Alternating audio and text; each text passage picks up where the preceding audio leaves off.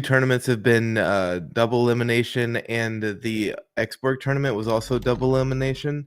So I'm not sure that these competitors are ready for this kind of pressure. You know, you lose one game, the single elimination, you're out. You don't get another chance. You don't get to fight through the losers bracket.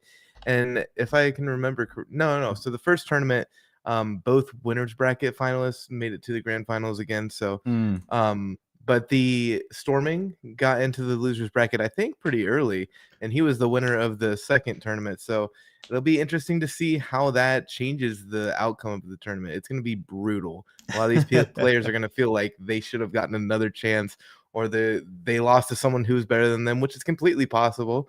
So yeah, I think the word is brutal. It's going to be brutal. Yeah, I think if we ever go to a tournament where we have like a $10,000, $20,000 prize pool or something like that, we will definitely do a double elim. But these things are weekly.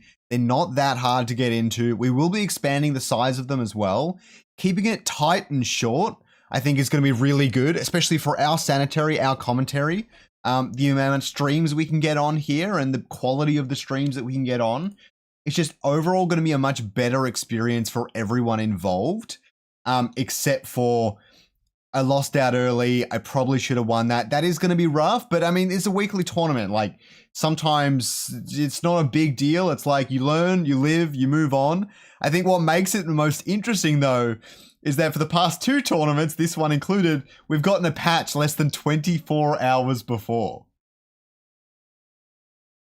Yeah, that was very interesting to me. I saw the patch came out and I was like, wow, they are not giving the Inferno contestants any like room, because like patch right before the last one, patch right before this one. I wouldn't be surprised if we got a patch right before the next one. I mean, these devs really just want to keep the competitors on their toes, I guess. I just thought that was such a funny coincidence, though, that like these players have been grinding ranked all week to get the perfect team comp for this tournament or that tournament, and just right before the tournament start date, their plans get a little messed up. But I don't think the changes were too rough. I mean, I think Harbinger Umber, right, got nerfed a little bit. No, not But at all. Oh, it didn't. Okay. So Harbinger didn't change at all. Steam got a slight nerf, and Umbre got a tiny nerf as well. So there's a little bit of adjustment, but not really. They just like tuned it down a little bit. But they didn't actually change anything that makes Umbre good. They didn't change any of that. Yeah. Okay. I mean, I think we're still going to be seeing a lot of the same stuff anyways. I think it's just a funny coincidence, and hopefully we see something just, out of left field. And yeah, it'll be fun to see. I mean, maybe I'll give $50 to someone who comes up with a really fun team comp, even if they don't win. I think that'd be a good thing moving forward if we can do stuff like that. I think that would be hype. But yeah, that'll be really interesting. So what I'm expecting to see is a lot of toxic Colossus mirrors. I really hope not. I'm actually very eager because I've been struggling against them a little bit myself on ladder. I've actually lost so many points and back down to silver. But I'm excited to watch someone find a huge counter build, a huge counter meta build to Toxic Colossus in particular. And then I'm like, hopefully that gives me inspiration to really build some cool teams. I have started building a little bit of Berserker stuff. They got a pretty big buff. Mud got quite a decent buff as well. So, and the other comp that I really want to start testing out is actually Spore. Spore got a pretty solid buff as well. And honestly, if you ask me, Adorius is slept on as hell. That thing is a good heal. Like, tankiness is already so meta right now, building 5 Bulwarks, Colossus, all that sort of stuff. You add the Adorius heal on top of that, and those things are unstoppable. The only problem is that you can't beat the other thing that got buffed, which is Invokers, which ramp up pretty quickly. Like, if they're into like their second and third cast, they're going to start shredding you like it's no tomorrow. Yeah, I was a little bit surprised to see a lot of people start using that Adorius, because we really haven't seen it at all that much until recently. But I think, as you said, with the introduction of these Toxic and Colossus units, it's much harder to get through that front line now. and you can much easier strategically place your Adorius to be safe so it can cast multiple times. Yeah, I'm not sure how I feel about the Adorius. I personally still feel like it could probably be a bit of a trap, a little too expensive, but I haven't used it that much. I haven't played against it too much, so I could have the wrong perspective, but we'll have to see. I'm an Adorius hater at the moment, so it'll be interesting to see if Why? it's What's wrong actually with pretty good. Adorius? I just think it costs too much for the Oh, value yeah. that you get from it. Yeah, Like it's 100 mastery points for one heal, and then it wouldn't be uncommon for if your opponent sets up in a specific way to just get through that Adorius instantly. I'm not a fan of healing Illuvials like that, like Adorius or even Ebb or whatever the stage 3 is of the fat guy. But yeah, I'm not a huge fan of healers, specifically Adorius. I think Ebb is a way better than Adorius, but I don't know. We'll have to see. Yeah, that's what's starting to bug me in general about Illuvium. Like I'm starting to become hypercritical of it. Where I mean, I love the game. I think the gameplay is great, but it still has a long way to go. And the one thing that's starting to rub me the wrong way is the really expensive Alluvials just feel really hard to get on the board. Those like a 7 fighter synergies and 6 rogues and stuff are just so much stronger that it does not justify your 90 or your 100 cost Alluvials. Obviously, I'm a little bit biased because I love Scoriox so much, but where it's interesting to me is like you have like your 30 cost Grocko or your let's say your 25 cost Grocko and your 90 cost Scoriox. And now maybe the Scoriox Omega is really, really great, but until the Scoriox Omegas or it has Arcanite and all the rest of it, it's not actually out damaging that Grocko by very much. It's doing 90 damage and attack or whatever, and Grocko is doing like 70. Like their mastery is so different, but in terms of max health, resistances, and just regular damage, they're comparable to stage 1 tier 0s, even after the nerf.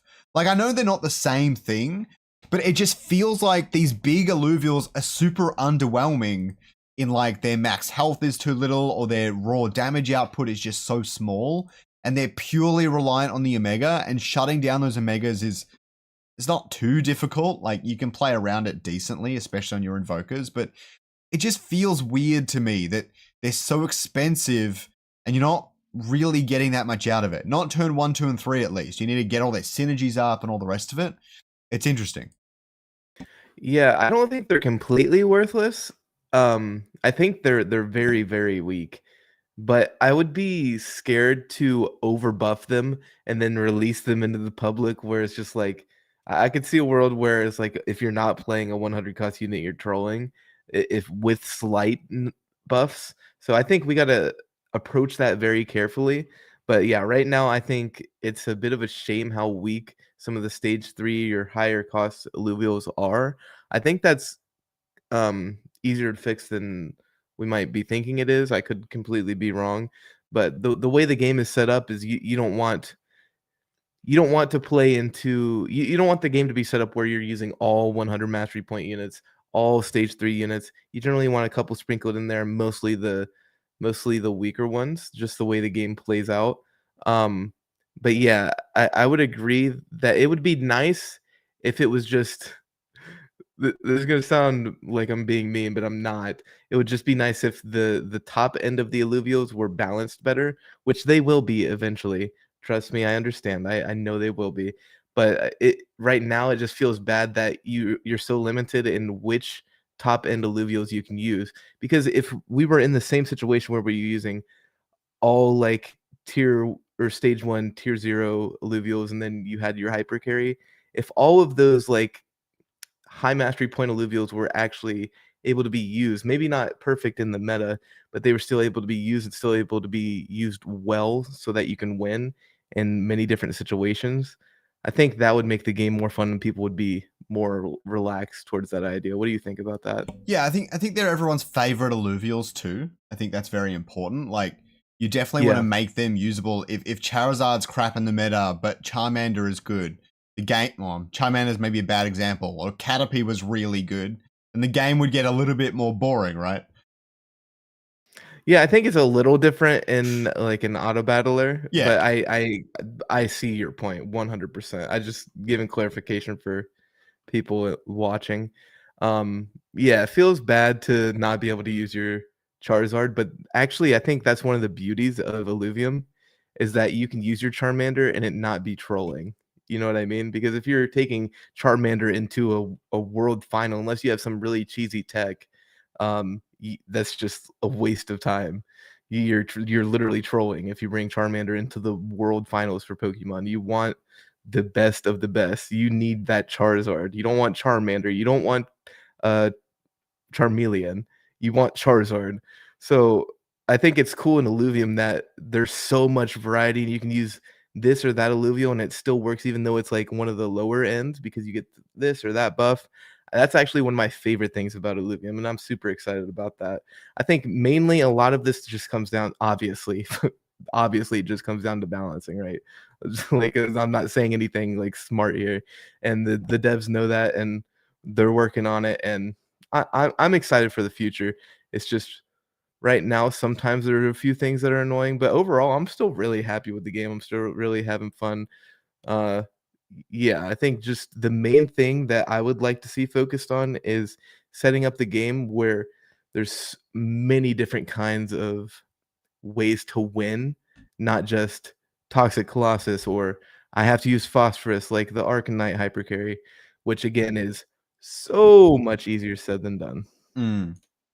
Yeah, they keep nerfing Phosphorus, but it's kind of funny. Phosphorus is what you need to beat up all the other stuff. So we do have a game up on the stream. We had a few issues. My original game I had planned ended up being a no-show. This is an insane game. I did not realize he was going up against Proto. This is Caveman up against Proto in game 1. Caveman, I believe, did win round 1.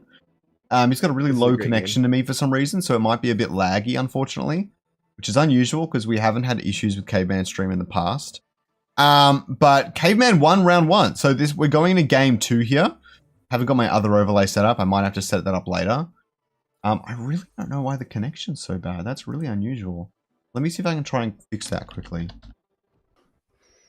Okay, so it looks like Caveman's going with that mud comp. I've actually saw a comedian playing this a couple of days ago. He was playing the Toxic Colossus Frontline Classic, and he was using mud. A little interesting addition here to Caveman's team. He has the Ebb in there for Tsunami and Mystic. It looks like, oh, he's got the quadruple Mystic. Okay, so this is actually much different from what I was thinking. But yeah, still, oh, no, he has the Frontline Colossus, so... But yeah, going for Mystic, and then he has some of the mud there. This looks like possibly an Overload team, which is an interesting choice, but we'll see. I'm sure it's good, but an interesting playstyle. I've been trying to make Mystic work myself, but it's been really hard to do because the allies that get the attack speed buff from Mystic have to stay shielded to maintain the attack speed buff.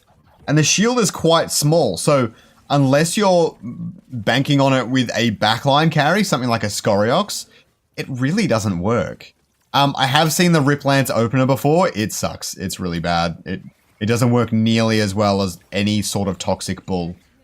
Looks like the connection's improving a little bit. I don't know why this stream is so laggy right now, but it's one of those things, I suppose. It looks like it's improved. The connection's improved. Maybe his Wi-Fi went dodgy for a bit.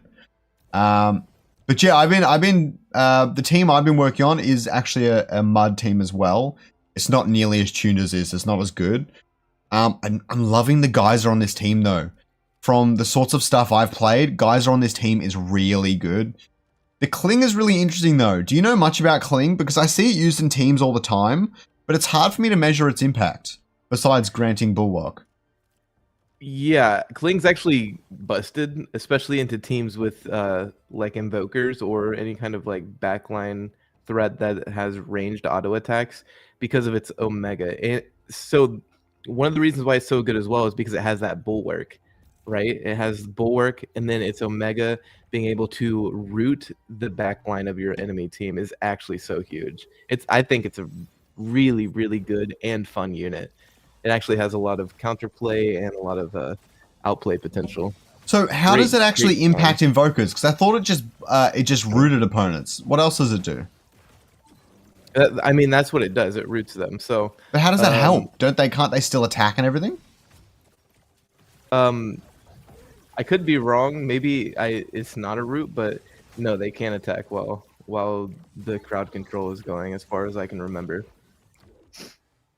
Plus, if they're using their Omega, which is the big thing, if they're using their Omega, it'll stop the Omega. Will it really? No way. Yes. Yes. Oh, that's insane. We do notice that Caveman's gone with the staff for the Mystic. He's given the Mystic and Mud to his Ranger. I like that. The interesting thing about this is that the staff was actually nerfed. It got a really big nerf in the latest patch. Clearly, Caveman's making it work pretty well, but it got a pretty solid nerf. I think it's actually different to Mystic, where everything hit with the staff gets the attack speed buff and doesn't lose it if the shield disappears, but I'm probably wrong. They probably need to keep the shield. But this is a strategy I was starting to work on it, because he's got the Berserker going. For anyone that doesn't know, every third attack, Berserkers deal extra damage. When you have two Berserkers like he has, it's like 150%. 3 Berserkers would be 200%. And then they also... what was it? They also gain permanent attack speed from doing this. Holy crap. Is that the Monkier at the front? Which one's that? The yellow one? That's Monkier, right? I'm not sure. I thought it was Gorilla, but I could be completely wrong. Regardless, he just got absolutely mollywopped. Because I've seen that before. I've seen that destroy teams before. It's really funny because it stacks the percentages in some weird way and makes it deal heaps of damage. Because for anyone who doesn't know, the Monkey, I believe it's every second or every third attack? I can't remember. Might be every second attack. Every second attack it does extra damage, 150%, which is a big buff from this patch. And then does an AoE thing that hits the back line, right? And if that just so happens to be the same attack as the every third attack for Berserker, then those two stack together and you get the 150% and the other 150%, or sometimes 200%. Then they stack together. And then if that stacks with a crit, I have no idea if that was the case this time, but if that were to stack with a crit, then all 3 of them stack together and you one-shot the other team, which is really funny. And I think that's pretty much just what we saw there. I don't know if there's a way to line them up really well, but if there is, I'm definitely going to find it. I think every 6th attack is probably where everything lines up. It's the crit you would need to line up if you want to get this 6th attack to crit. But that's crazy. Yeah, that was insane amounts of damage. It looks like he will be a little tankier here with his front line. He does have the 4 Mud and 3 Mystic. Yep.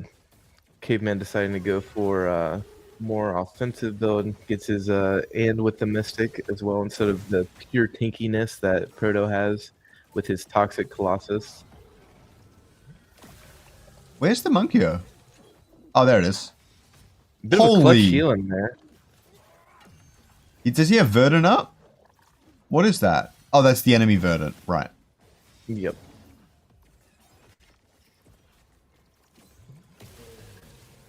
Oh, the heals. The heals are so good.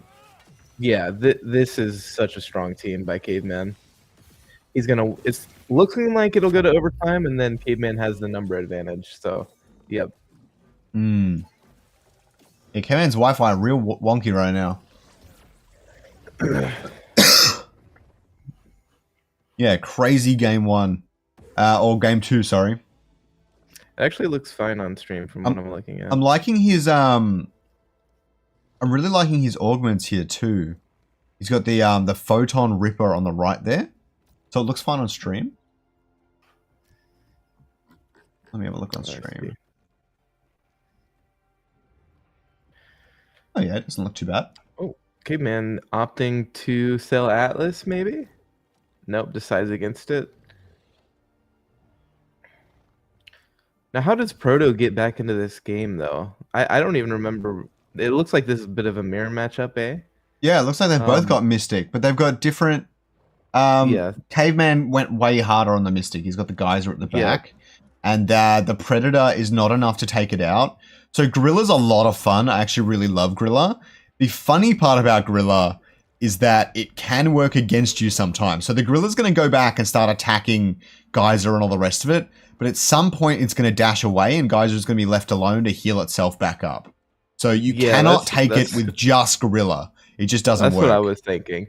And a good point to good thing to point out here real quick is just put pure attack damage on Riplance. That should tear through this front line. Pure attack damage super good through actual like beefy defense tanks, and Riplance in general is kind of a tank slayer to begin with. So let's see how that changes the impact of this round. He is getting absolutely demolished though. We'll see. He's still got his 2 Berserkers up. Yeah, that's true. And I'm not sure what that legendary augment Riplance has. Do you recognize how fast it? He shredded through that. That is insane. Oh, yeah. I cannot remember exactly what that is, I'll be honest. That gorilla is attacking so fast. What the hell? That 30% attack speed's crazy. The heal is too much. Oh, Proto's left on 40 HP. Oh, I forgot to do a replay. Let's jump into a replay here. Yeah, let's see that.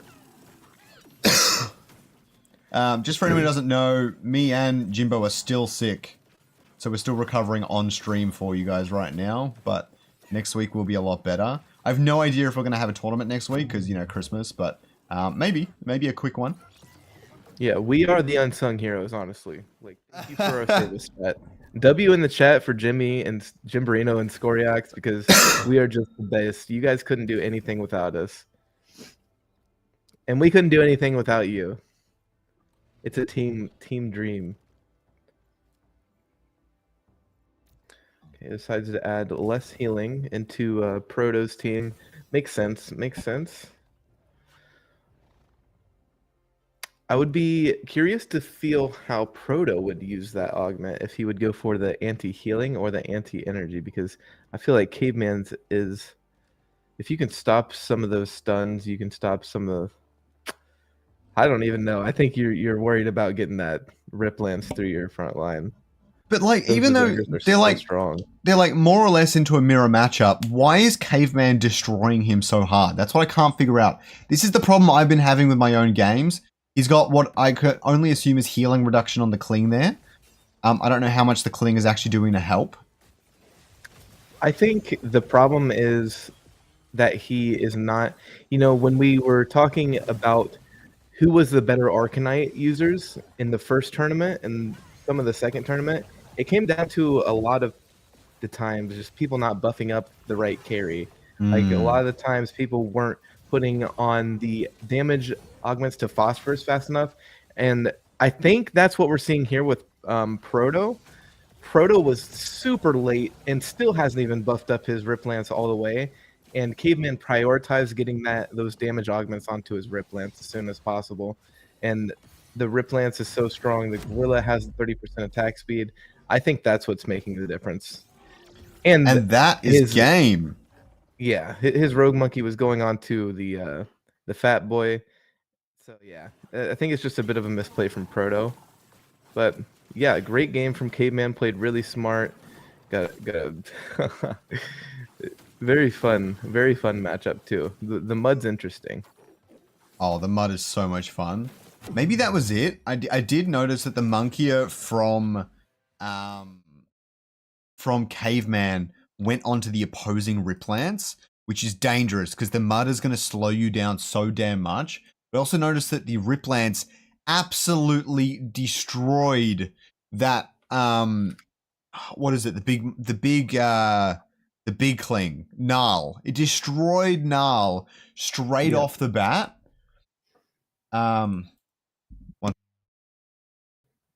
Yeah, destroyed Null because you have the Verdant and you have the Colossus, but on top of the toxic from Riplance and the pure attack damage, you can just shred through there. Now, the way there's like so many different ways to counter that, but the way that Proto's team was set up, he just didn't have the capabilities to take care of that Riplance. And also, it would have been hard to move around his units to a point where he could take care of the Riplance. If I were him, I'm not really sure how I would have taken care of this situation. I probably would have just tried to put my Rip Lance in a place where it was attacking his while his Rip Lance was attacking one of my tanks. Not sure. It's just a tough situation for Proto. I think Caveman came correct with his team. With that 4 Mystic is actually super strong. I think this is a bit of a team diff, but also a lot of positional errors on Proto side, a lot of errors on Proto side as far as just the team versus team dynamic. I just think Caveman came correct there. It'll be interesting to see how Proto tries to come back into the game if he uses a different team. Because no, that was 2-0. Caveman won. Oh, okay, yeah. Yep. Well, yep. RIP to Proto. Thank you for showing up, and great game, buddy. Thank you. Who we got here? Got a slightly weak connection on this one as well. I think it's because we got 3 different parts of the world, so it's having a bit of trouble. We have got Venmore up against, I have no idea. Venmore? Up against KK Invest from LOL Guild. LOL Guild. That's a name I haven't heard of a lot. Yeah, Zod's from LOL. Started. Yeah. There's quite a few. Yeah, there's quite a few guilds that I didn't even know existed until these tournaments started kicking off. It's been quite interesting. It's super cool though. Like, I'm super hyped to see, like, I've said this a million times, but I love like the guild wars between Xborg and Hype, or Phantom and this guild. So it's cool to see another one come in. And I've played against Zod. He's pretty good. But yeah, I don't think I've seen any player from this guild that sticks out too much. So we'll see if we can. And I saw that there was a bunch signed up. So we'll see if they can make a name for themselves during this tournament. Going for the classic toxic. We've got some weird bugginess in the start.gg bracket and stuff, so we're getting held up a little bit round 1. I think they're getting through it. It's just going to take us a little bit, but yeah. Just bear with us. Is this round 2 or round 1? This is round 1, I think. Cool. Yeah, Venmore, an interesting player. Not really known for being like the esports pro gamer guy, a lot into the tokenomics, but obviously very smart, intelligent player, as he surprised me and many others in the first Illuvium Inferno. And yeah, I think he's improved so much. I know he was playing a lot of teamfight tactics leading up to the release of PvP. I don't know if that was just for fun or he wanted to be ready for tournaments, but you can tell that this guy, compared to where he was before, like playing PB2, this is a completely different player. And he's found his place. He's above the rest. Yeah, he's found his place in Thingo. I've actually you went double Berserker. Interesting. Yeah, this is interesting. I can't believe the Ranger beat the Bull that last round. That was insane. I've never seen that before. Yeah, that extra. I think he had the armor that gave extra attack damage. I could be wrong, but that could have been the difference there. And then this is really, I love this play. I really think this is a good play, because if Invest goes for the other 2 tanks, the Archelion and the Sloth, he's going to shred through them. Yep, this is going to be very good for Venmore. I like how he put them onto the Bull. Yep. Like, you would normally think that why would you put Rip Lance onto the Bull, because then the Thorns are going to take you out and everything, right? But what I've found is that the taunt is just too good. Like, if those things are attacking the Null and then get taunted away onto the Bull later, you lose so much and they get so much healing. Yeah, absolutely. This is a Giga Brain play from Venmore too. If you look the way he placed his monkey for its what's it called when I can't remember the name for it. The way its second auto attack. No, the monkey, its second auto attack hits him like a cone. Yeah. Oh, yeah. He got the angle on it. What is that effect called though? Oh, it's just his Omega. It's too early for this. It's his Omega. I'm sorry. It's his Omega effect. Venmore's killing it with the positioning. My positioning is not this good. Yeah, you can tell. And him and Zeptile are really close. I wouldn't be surprised if him and Zeptile have been practicing together. Both really good players. Zeptile has former experience in esports with Pokemon and stuff. He has, as Estro pointed out in the last tournament, he has that like that Pokemon esport mindset that really shows up when he's playing Illuvium, and there's like so much comparison, and that from Estrad says anyways, I would tend to agree with him. And yeah, I think Venmore's it's not just because Zeptile. Venmore is actually a really good player, but those two, iron sharpens iron. Those two playing together, practicing together. I'm sure there's like a huge result there, and we're seeing it. Like the positioning from Venmore is so intelligent. Interesting play from Invest here. I didn't even see that he had the Squid Alluvial on his team.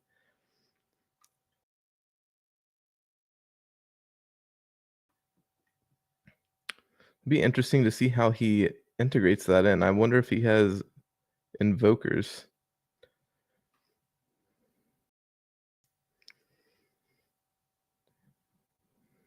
The Verdant Healing not getting on anyone, unfortunately, till the very end here.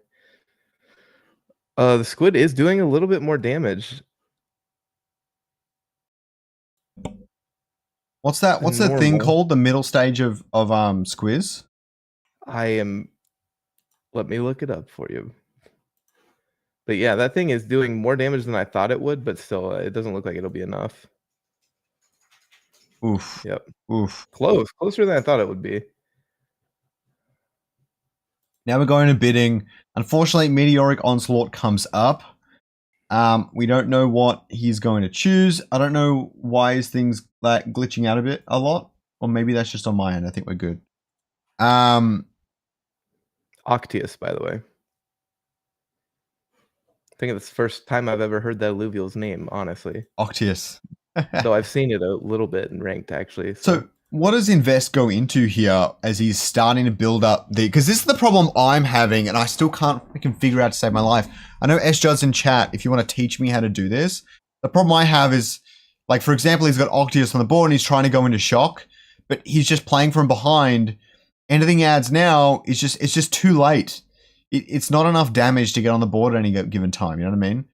This Venmore play is insane, though, with the 3 fire Scion.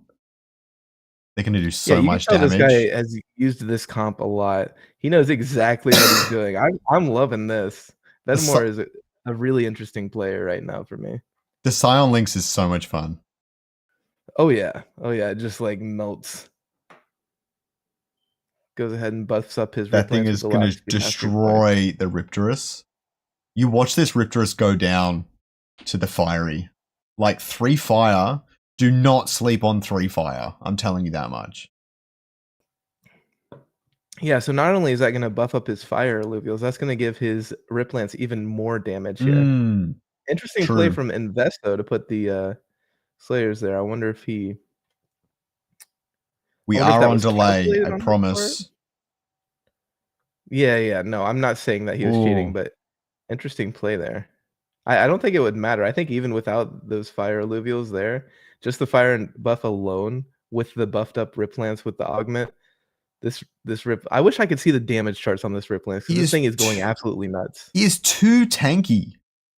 He is just so tanky right now. I'm going to have to watch back this game, because this is the sort of team I was trying to build and having no luck.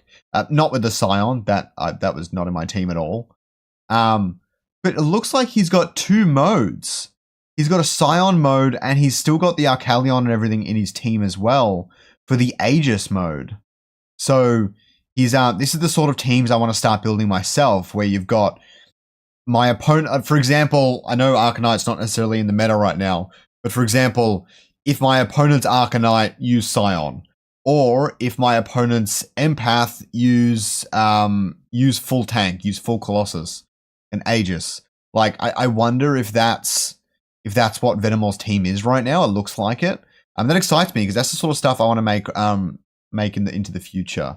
I'm looking forward to it. It's what I'm having trouble with is which augments do and don't I need. I'm not really optimizing them particularly well. But yeah, so it's clear this Gyro is going to have even less luck now with the Titan Ore back there. So this is going to be interesting. And the Titan Ore Omega is huge here. Like, you know how much work that thing's putting on in this angle right now? Yeah, I'm not sure that those rogues will aggro onto Titan Ore. We'll see. Well, they get pushed off to the right because there's no space for them, which always kind of bugs me. I'd like them to change the way that works. Okay. But yeah, they get pushed off. They're kind of shredding through that Titan Orb, but yeah, that Rip Lance is getting through his front line. So, great play by Venmore again. So he's got the Umbra on the board, but he's 1 round too short of abusing it, I think. It's not going to do anything this round, and next round it would have started to become a problem. Whether or not it would have mattered, I don't know. But he just didn't have enough health left, and we'll see game 1 go to vet. Clean sweep from Venmore, just another impressive showing from Venmore. We'll see if he can continue that for this next game or next 2 games. But yeah, just another, like every single time he plays something, it was obviously intentional. Every time he made a placement or an augment placed on this or that alluvial, it was very intentional, very cerebral, very intelligent. Again, I can't say enough about Venmore's play recently, and it's just been really fun to watch.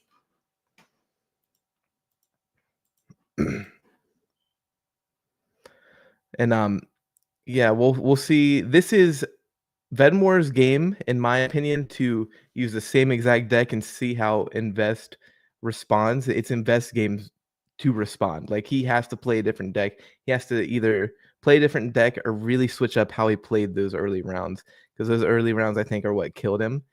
And the round 2 where Venmore put in the Berserkers and Invest put in his Colossus and tanks, that was huge. That was huge. I mean, it's a common sense play, but when you're playing hundreds of games, and sometimes these are things that you don't think about, because generally the right move is to put in your Colossus the round 2, put in your tanks round 2. Generally, that's the right move. It's almost always the right move. But when you have a Rip Lance and you have the other monkey that gives you the Berserker bonus, that Rip Lance is going to tear through your team so fast, so fast. And the way Venmore set up the positioning on his monkey to get the Omega off on multiple targets on that round 2, that was the deciding point for me that let me know Venmore is a little bit above the competition. I'm not saying he's going to win this. I'm not even saying he's better than Invest. I'm just saying that those are the signs of a player who knows what they're doing, and a player who is really thinking and not on autopilot. So let's jump into game 2. Looks like he's up against the same team from Invest. Yeah. Let's see if he runs down the Umbre faster. I don't think it'll make a difference. God, I love Warp Wave Assault so much. The Slayer. He doesn't have Slayer, does he? Oh, he's trying to... He would need to prevent it from... Yeah. Ooh, interesting. Yeah, it looks like he's not even going to try it, because it more than likely, right, he's just going to triple bet on that Slayer because he had so much trouble in the last game. I think if he gets... Oh, wow, he didn't go for it. No, because there's no way he can... He's given up Warp Wave. It's game over. Should we just, like, give Venom all the points? There's nothing... You cannot... Warp Wave counters Umbre and Gyro so much specifically, and it benefits the 3 Scions so much. Like, this is... I don't even know what that other augment does, but I don't need to. I don't know how you stop this.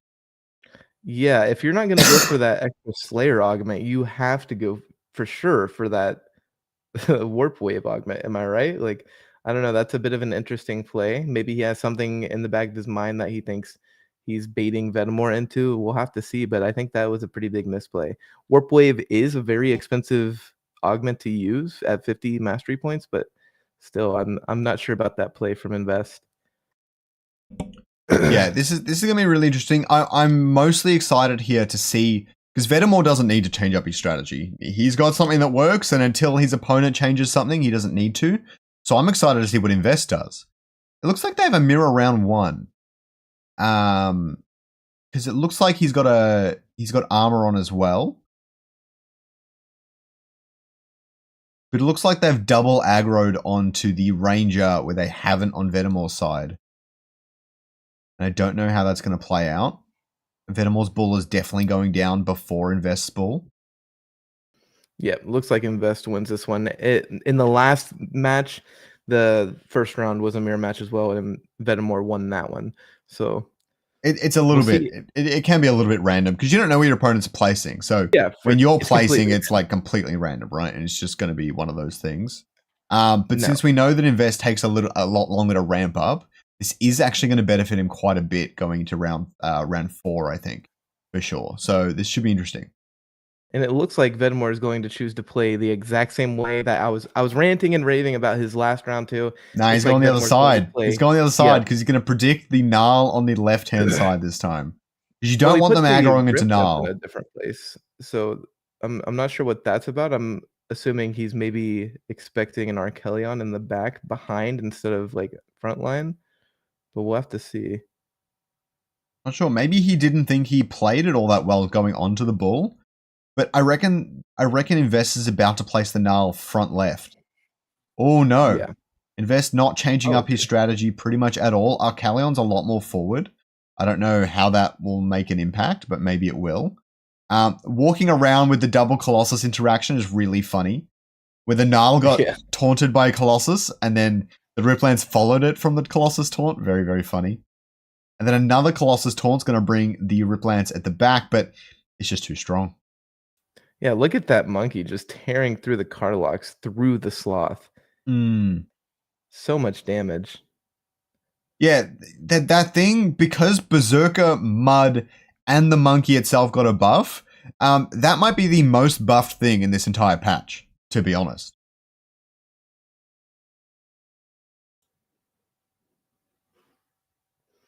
Yeah, I don't know why Invest didn't either change up decks or change that round 2. Or at least, if I was Invest, I would have just let him win that round 2 with just my Cardelux on the board. I know that's a lot of damage, but it's only round 2, so it's not too much. But then you can see where Venmore placed all of his stuff, because you know he's going to win that round 2 no matter what. If you don't have an answer to it, he's going to win no matter what. You might as well just take the hit, because you didn't really kill any to begin with, so just take the hit and then see where Venmore's positioning is, and then you can play accordingly. That's how I would have done it, but who knows? I'm not sure Invest team comp can win against Venmore's regardless. It just looks super strong. Venmore, I think, would have to make a pretty big mistake to lose this game. We saw Vet change up round 3. He definitely dropped the 3 Fire Scion on round 3, but this time he just dropped the Flish, and he added, I think, Null to the board. Yes. So you can see where his flowchart is diverging, and I was really excited to see that in the play today, in today's stream. Where this is interesting is maybe he did this because he was predicting the Gyro Umbre, or the Gyro, or whatever it was last time, and that didn't come out. Invest also adjusted his strategy and doubled down with the Riptorus, but it didn't quite pay off. What is also interesting is the Octius was an easy prediction in the back right, and I don't know if Venmore was thinking it was going to come back left, or was intentionally making sure Flish didn't go for it. But I'm not sure. I don't know how much damage these Flish do. These Flish don't seem to do much damage on their own, but yeah. So the Thorns augment's pretty huge here. I'm surprised he didn't go for Berserker imprint at all. Yeah, I was as well, but I'm assuming that maybe he just values those other augments because he already has the 2 Berserker. It would go from 150% additional damage, 5% attack speed, to just 6% attack speed with 200% with an extra 50% additional damage. That is a lot, but if you add those augments that buff up your tanks or give more damage directly to your carries compared to what they would otherwise. So yeah, see, he gets the Thorns. I think I honestly would value that more than just one simple extra. Well, Berserker. I mean, you say that, but I'm just imagining what Berserker looks like on Fiery. Fiery with the fire damage buff, the Scion. They did buff the Fiery line a little bit, where I think it gets... I don't know, they nerfed it a bit, but it shouldn't have affected Fiery too much. Could you imagine a Fiery with Berserker, how fast its attack speed could get up with, because it already boosts its attack speed with a Mega? No, I agree. I think that would be like cool to see or interesting. It's definitely risky. But the thing is, though, is Venmore is only using these fire units to buff up his Riplance and his Berserkers, right? So he's using it to get the extra additional damage, because this Fury, while it is going to be doing a lot of damage here, right? Invest has those Slayers, so he can get onto that Fury pretty easily. He can put the Titanor down, right? But the main damage dealer is going to be his Riplance here. So yeah, it's I agree. It's definitely more risky. It's up to like how you want to play as a player, I guess. I do think Fury is a little bit more risky of a play to put the Berserker on him there. I want to look at this Lynx Omega. If you watch this, it does like 40% of the bull's health there. I don't know if you saw that. Insane. I was too busy yapping. What was Blood yapping about?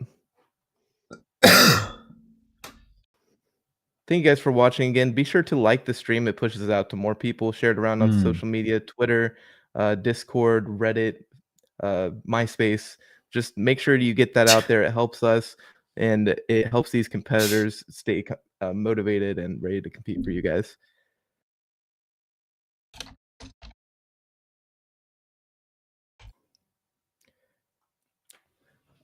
I wonder what the move is here from Vest from that Octius. I wonder why he has that in his deck. It doesn't seem like it's doing all that much. Yeah, it seems a little bit weird. It seems like he just needs damage to help take out backline scions and stuff like that, but without grabbing the double... He does have the double shock with the... So it looks like he's going Slayer Shock on the Ranger, which just feels weird. They did buff the daggers. That's maybe partly where this is coming from. But there goes the Warp Wave Assault. Oh my god. Yeah, Venmore is also a really good player, so it's possible he's just not letting Invest get off what he needs to do. I saw Invest did have 2 other Scions. Maybe he was trying to buff up some of the Omega power for his Umber, but I don't see it. Well, the other thing with Shock is something they actually changed in this patch. Something they added in this patch is Shock not only goes on the lowest energy resist opponent, but it actually lowers their energy resistance now. And it's about 7 per hit, so you could probably drop something's energy resistance about 20-30 by 10 seconds in. But the problem is that it's just not that much, especially against Colossus units. It's just not that much. So I think that energy resistance debuff is really underwhelming. You have 2 shock units, so it's not too bad, but I just think it's mostly pretty underwhelming. So yeah, maybe that's what he was trying there, where the shock debuffs their energy resistance, so Umber gets an even easier Omega. But Umber's not really benefiting on takedown or anything like that, so I don't see the extra advantage. Yeah, I like the outside of the box thinking. Very much appreciate it. I'm sure chat loves it, but just not really coming together. And I say that because I don't want to discourage people from coming up with these weird slightly off meta builds where they use this or that alluvial to try and throw off their opponent. I actually think that's very, very smart. So kudos to you, Invest. Just unlucky playing into someone who's such a seasoned player. I mean, been playing Illuvium for years now. But yeah, I think that's a bit of an unlucky matchup in your first round. Invest, please sign up again. Love to see the interesting builds. And yeah, thank you for competing. We're moving into this next game, which I think is who, Scoriox? I already had Zalith in the wing, so I really wanted to try that. And she, I have no idea if it's a girl or not. They are about to come up against Venmore in round 2. So it looks like we're watching Venmore again, but from the other perspective this time. I'm looking forward to that. Very nice. Yeah. Again, can't say enough about... Let me just organize that. You keep going. Yeah. Can't say enough about Venmore's play. Venmore as a person, really don't like him. Wish he would just like leave. Really cute though. I would kiss him on the mouth. No, Venmore's a great person. Good guy. Love him. And it's cool to see him really kind of stepping up in these tournaments.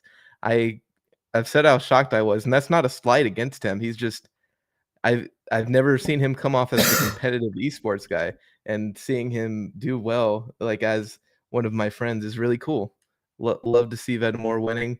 Love to see the OG Illuvium community on top, and we'll see if Zalith, another OG community member, can show up here, maybe take out Venmore. And yeah, I'm just really enjoying the tournament so far. It's been so much fun. Like, I was super sick all week, and Scoriox was like, "Do you think we should even do it?" I was like, "Nah, bro. I'll come here if I'm in the hospital. I'll have my webcam up. I'll be commentating from the hospital. Between them putting needles in my arms and surgery, we'll be here." All right, looks like we're going into the game. Venmore coming out with the same exact team comp. We've actually got all of round 2 started as well, by the way. So looking forward. Very nice. So we're doing well so far. Good job, round 1 organizers. Yeah, round 1 was a little bit rocky, but we got there and we're in. Okay, it looks like he's gonna go for that Power Descent, Vaporwave Assault. 2 really good S tier augments. Power Descent, simply because it's so cheap, I think is pretty good, especially on alluvials that are trying to cast, you know, so that'll be good for his scions. Vaporwave Assault, obviously you get the stun, obviously you get the energy. Really good, always a good augment. And it looks like they're just going to cancel each other out. Makes sense. It's all good. Those were really the only 2 augments that worked here. So what team does Xaeleth have? Oh, it's actually a mirror. What? It's almost identical. Is this a meta team I've just never seen before? It definitely looks like a meta team because that was so well thought out of a team comp. So, who invented it? I wouldn't be shocked if Venmore invented it. Yet. I'm not sure. I've not seen it yet. So, I'm pleasantly surprised though. It's been fun to watch and an interesting way to play. Chat is going off about something I said. You know, this is just like a common occurrence. I say something crazy, chat goes off, and I forget what I even said. It is what it is. I think you said. I think it might have been something about you hosting from the hospital and all that. So Xaeleth played this quite differently, placing the Ranger at the back, which dragged in the opponents at a slight delay, because Colossus actually kicks off 1 second after match start, I believe, right?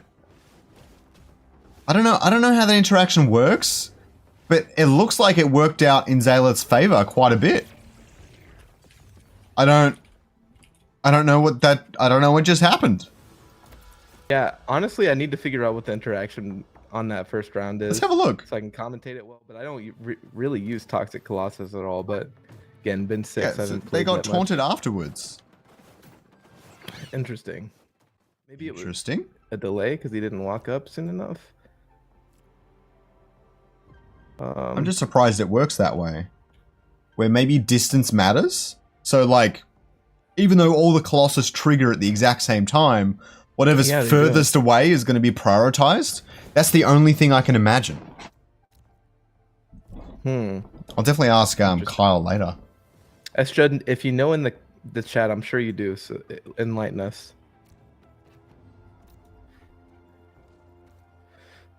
Okay, Venmore going to switch from his previous play where he was using Rip Lance on round 2. This is not Venmore, remember, we're watching Xaeleth. Oh, sorry. But Venmore did switch from his play and he went 3 Scion. Yeah, interesting choice here. I'm not sure he can win this, but we'll see if he can shred through those tanks.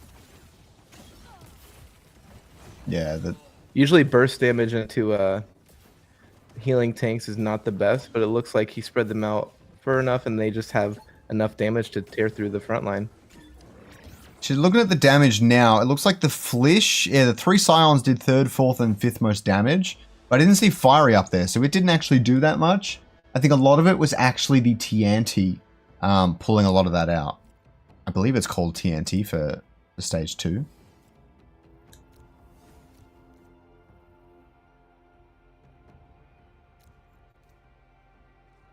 I've had such a busy day, guys. I'm sorry I was a little bit behind on organization for this one. I had my mic muted. I was talking that whole time. I was like, what is happening? Anyways, yeah, TNT C4, that whole line except for maybe the stage 1, they do so much damage because they get their Omegas off so fast that like even if you kill them 20 seconds in, they've gotten their Omega off twice or 3 times. So yeah, I think those are huge. Yeah, I think the beauty is they naturally protect their last Omega from going off. Because I don't know if you're super across this, but especially on the stage 3, it's something like 70 or 80% damage reduction while casting. So even though it takes a little while to cast, even if you got like half your team attacking them, it's not going down. And then you could give it Indomitable, but it actually, the benefit of it is it actually saves your Indomitable for something else. So you got the 5 Scion combo. So this is probably a very specific combo against this team. That was so satisfying to watch too. Like it just melted their team. It's good angles. Yeah. Especially the flish at the back right, getting the straight line. Yeah, it's like Venmore's playing 40 chess right now. Yeah. So Venmore just told me that Zeptile made this team.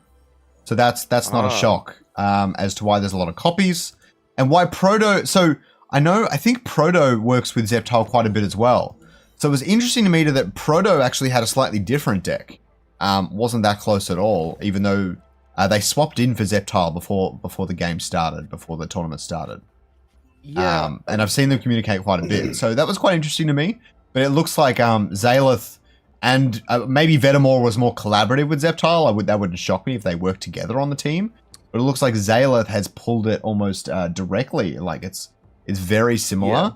Yeah. But clearly Venmore's piloting it much better so far. So we'll see how this pans out. I'm eager for round 2. Yeah. Yeah, we say like this or that person made the deck, but a lot of the times these players go in and change 1 or 2 things, and even that really does change the whole outcome of a match over the entire length. When you change this or that into the team, those make huge differences. So, I mean, maybe one person has the main idea for the foundation of the deck, but you know, that final team comp really makes the difference when you add in this or that augment that lets you just win that or this or that round perfectly. So the Omega, if we watch the replay, the Omega diff on this Titanor is insane. This is what separates your 1800 players and your 2000 players. Like, it's literally this. Look at the Omega cast from Zaleth's Titanor, missing everything and going in the back left. And then from Venmore, goes through the entire team, takes out the back right-hand corner, allowing his Venmore Scions to cast off a whole extra time to just decimate these teams. So a big diff there in the way they piloted that team.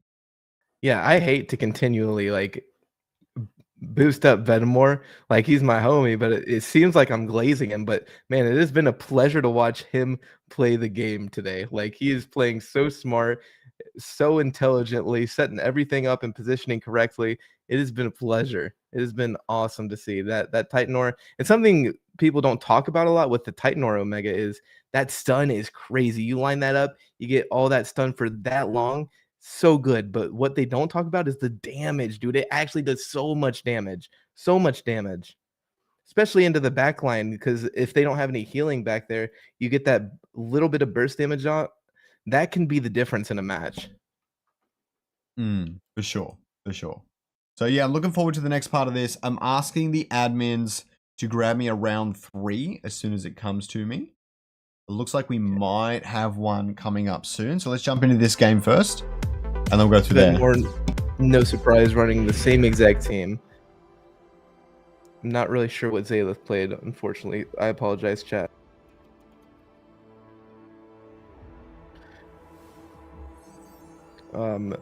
Looks like they have, if it was the Arcanite meta still, that would be pretty big. Vase of Healing, Energy Reservoir, Vampiric Price, Vase of Veiling, obviously the best choice here. Interesting to see he didn't go for Void Energy Reservoir. Is Vampiric good on one of his carries? I'm not sure.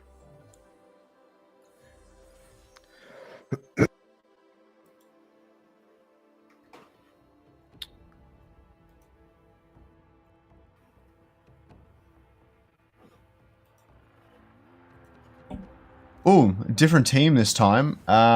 Much more common Umbre team. Yes. Okay. I think it's going to be a little bit slow to ramp up, but we'll see if Zaleth can pilot it to the win. Yeah, this round 1 isn't too bad. This is very similar to a team that I came up with really early into PvP. You got the Water Bulwarks there. Water Bulwarks, they just have really good alluvials for that. Oh yeah. I'm not sure he wins this though. I think he does. I think he wins. I think he wins this. But yeah, classic Steam water build. I've never seen the daggers though. Yeah, I think that's specifically for round 1, especially with the buff there. And also, you got the dagger, and you have the the gauntlet so that you can bond to either Umber or Dwelleth. Sorry, chat. Yeah, Umber or Dwelleth. So he can bond to either one of those depending on the situation. But yeah, here he will put in either his Umber or his Dwelleth. Looks like he's opting into the Dwelleth. Wants to put it up, not in the back line, because he wants to be able to react to any rogues that Venmore throws in there to get onto his Dwelleth. So you can see he puts it in about in the middle, but it's like middle back, and then he puts the Ranger behind. This is to drag in aggro if there's rogues that can jump onto the Dwelleth, because if it doesn't get its cast off, you pretty much just wasted 100 mastery points. You have to get your cast off on Dwelleth. Those auto attacks just are not going to be enough. It is a waste of mastery points. That Omega power has to be gotten. And he's got the 3 water, so he gets the energy regen as well, so he should be able to get it off here.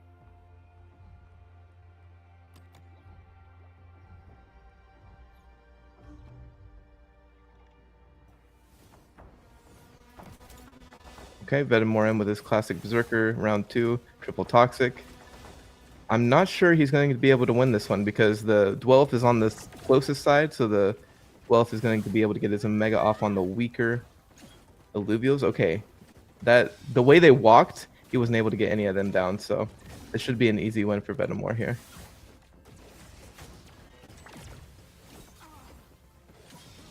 Nope. Lined up really well. We'll see if the Thorns will be enough on this Cardilox, or if Dwelleth can get his Omega. This is going to be really close. Ooh, if that taunt canceled the Omega, it was a free win, but it looks like...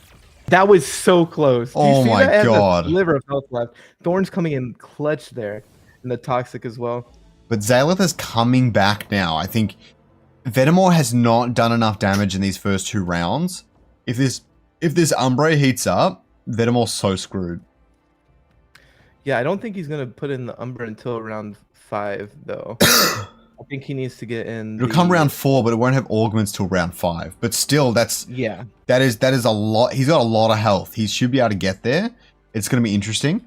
Vet, I don't know if he has any rogues on his team, but maybe the Flish and stuff is enough to take out the Dwelleth, or at least slow it down. I don't think Fire Flish does lethargic or anything, though, does it? Oh, maybe it does. I'm not sure, but the thing is that Zaleth moving his Ranger is not good because of those Scions. They're going to burst the Dwelleth, especially if Venmore puts it on his left side. If I was Zaleth, I would have put my Ranger back there so the Venmore Scions aggroed onto the Ranger instead of Dwelleth. It's a bit of a misplay, but Venmore had to sell his Berserkers there. I'm not sure if you saw that. He really did a full transition. I'm surprised he put the Flish on the back left. But maybe it's to avoid it getting taken out by Dwelleth. But this big switch up of his strategy has really cost him. It's going to be really hard for Venmore to come back after he's put himself so far behind. I am very surprised he sold off the Berserkers, to be honest. And I was completely wrong, chat, by the way. The Ranger placement is fine. I guess it just being in the back there was far enough away for the Scions to aggro onto it. So actually, really good placement by Zaleth. Oh, for sure. Yeah, so he got the Goliath, Granite, Goliath C4 in this round 3. Now is when we should see him either put in Gyro, Mephisto, or Umber. It'll be interesting to see which one he chooses. Goes for the Umber, wants to take out that Flish. Makes sense. So why would you place it so far forward? Zaleth was really thinking about that. Is there a chance Umbre could get taunted here by that? No, they couldn't because it blinks. No. So I don't know why you would place it so far forward. Maybe you want to put a Fisto in that spot back there? Yeah, my theory is that he wants to be able to put Invokers in the back line. Interesting. He wants the freedom to be able to move in the back line however he wants. Because, right, it's an Invoker-heavy team. He wants the freedom to, if he has to move his positioning, to be able to move it wherever he wants. If he has the Umber all the way in the back, that only hurts him. Yeah, there's no risk doing it this way. He brings back in the Berserkers, which is insane to me. Yeah, and that placement's pretty good, actually, because they're going to get through that front line Yeah, Ooh. but they copped the dual F beam, which sucks. Yeah, that was not good. You might be able to take out the Umbra and take a bit less damage. Nah. Yep. Oh my god. Great play from Zalith. This is a fun series. Good job, Zalith. Oh damn. I think a bit of misplays from Venmore and on that round 3, but even still, great back and forth here.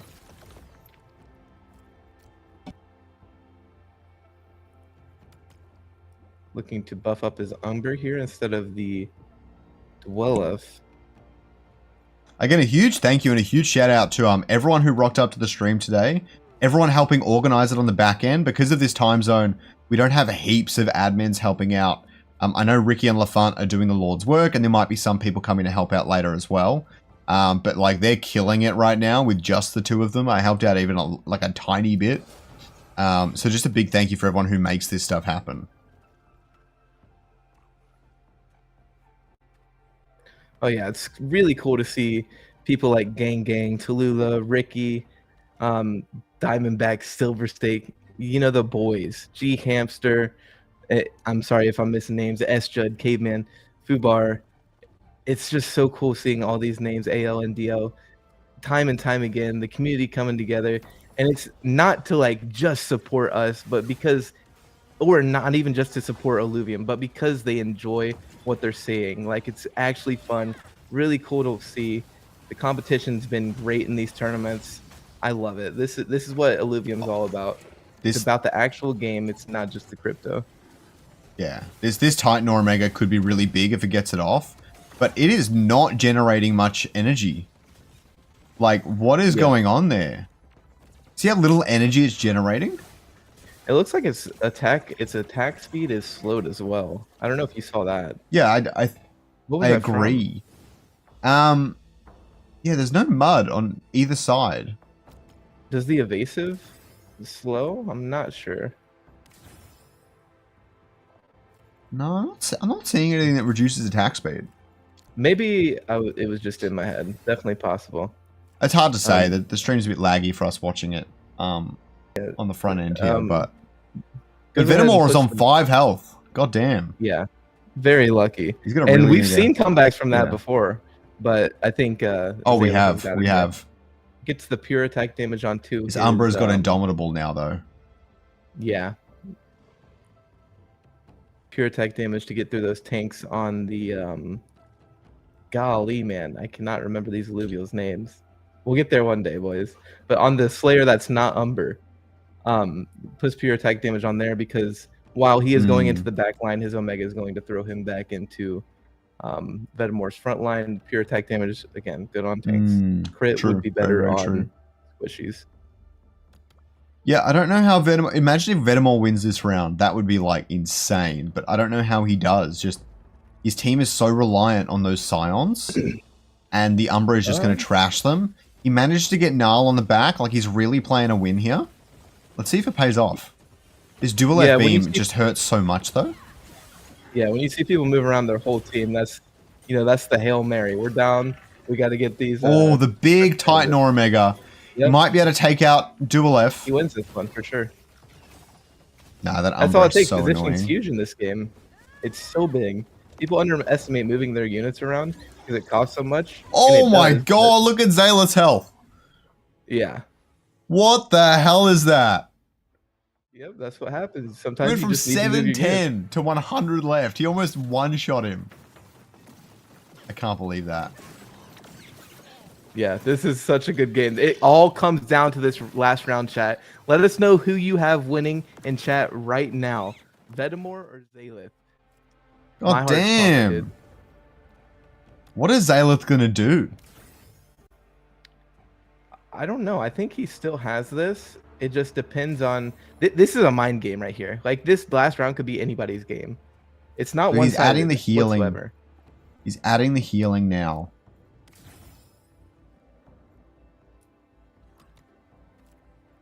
He's adding the energy to dual F, which is going to make a big difference. Indomitable and the Indomitable, which is going to save it for maybe an extra cast. Exactly. There's no big like Inferno or anything to take it out at any given time. And then Zayleth, full with the Gnarl, outplaying the Umbra and Gyro there. I had a feeling that was going to happen, and I'm still very excited that it did. Zayleth goes for less energy instead of less healing, which I think is smart. Dualef is gone. Ooh. No idea how. He had Indomitable on it too. You know Just what? Unlucky. You know how it died? It ended up attacking the Thorns Cardulox. Oh, I see. We're going to replay that, make sure we catch it again. But I'm pretty confident that's what happened. And it looks like Venmore is going to take the series. That's absolutely so rough. Insane. We said when he got on to 5 health left, we said, we've seen people come back from this before. You have to make sure you finish that job if you want to win. You leave your opponent on 5 health, it ain't over till the beautiful lady sings, you know what I mean? So yeah. Dualef took a lot of Thorns damage there. And a bunch from, I think he has two flishes. So the blue flish, the water flish, ended up going onto the Dualef at one point. It didn't look like Indomitable did a whole lot there on the Dualef, which surprised me quite a bit. But maybe the timings were just that good. Hard to say. Yeah, I think that was probably just a little bit. I doubt Venmore timed that in his head and calculated it, but I think that was just a little bit unlucky. I think the Indomitable just barely went out on that last auto attack. So even if it didn't, I still think Venmore would have gotten that pretty easily. He got both Slayers on the tanks, didn't really buff up his Dwellif, or Zayleth didn't buff up the Dwellif enough for that to be the carry. He had all of his attack damage augments on his Slayer rogues, and they all just aggroed onto that Sloth the entire time. So they weren't able to do anything. They were pretty much worthless. So we've got the GG to both players. I think that was a really awesome game. We are coming into the end of game 1 for Caveman versus Brian the Brave. And this is really interesting. I think it's got the mystic variation on Caveman's side, yeah. He's got a Dorius and Geyser in his team. Interesting. The Firiox is moving to the other side. Hard carry with the Arcanite.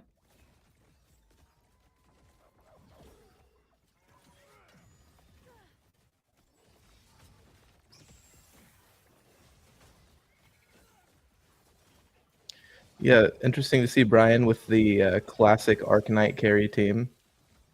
It looks like that Firiox is going to go down to the Gorilla. Oh, you hate to see it. You do, but that Phosphorus is still up, and we know how annoying Phosphorus can be. But it'll probably go into overtime. It's getting slowed down quite a lot. But that Mud's going to go onto it. That Mud's going to destroy its attack speed. Bit of a hard counter. Oh my god! Looks like he's still got it. Oh damn!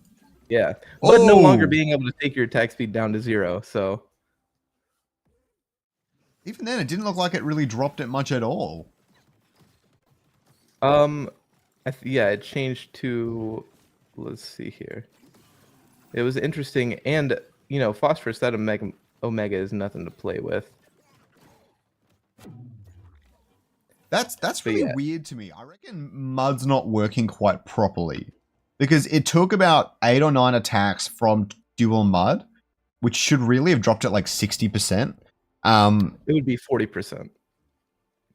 No, they buffed it up. He's got 4. Speed. Oh, is it really? Yeah, 4% attack speed reduction. Okay, and he's already got the 30% attack speed buff from the augment there. No, he hasn't. Oh, he's got cleanse. He's got the cleanse augment on, so every time it omegas, it's going to cleanse all of that attack speed drops. Oh, okay. Yeah, so that's not going to touch him. That's not going to touch him. Yeah, very nice strategy there. I guess that's kind of common sense, but yeah, very nice by Brian the Brave. We'll see how Caveman responds here. He puts in his Adorius, right? He didn't have that in last round. I know that it's not really the Mystics that are going to be huge here. Again, I don't give that much agency to Mystic itself. But the healing here is going to make a big impact. But if he doesn't take out the Phosphorus, we're going to see the same thing we saw last time. It is not going to make a difference. Oh, that Phosphorus is going to destroy the Berserkers straight away. I have no idea how it's attacking through them right now. But that Rip Lance is going to go down really fast. That's really stressful for Caveman. Yeah, that's one of the big main damage dealers that you don't want to die, but and that Phosphorus is just tearing through. Immune to the stun, so it doesn't even get stunned there. Yeah, and you couldn't take out the Furiox either. It looks like this is game for round 1. Brian the Brave putting in some serious work in this match 1. I'm looking forward to match 2. Let me put it that way. Yeah, 2 really good players. I think Brian Brave, and when we talk about hype, we talk about people like Soda, who came second in the last tournament. We talk about people like Mindia, who's always been known as a really good player. But Brian the Brave, I think, is a little underrated as a player. As far as hype members go, definitely underrated player.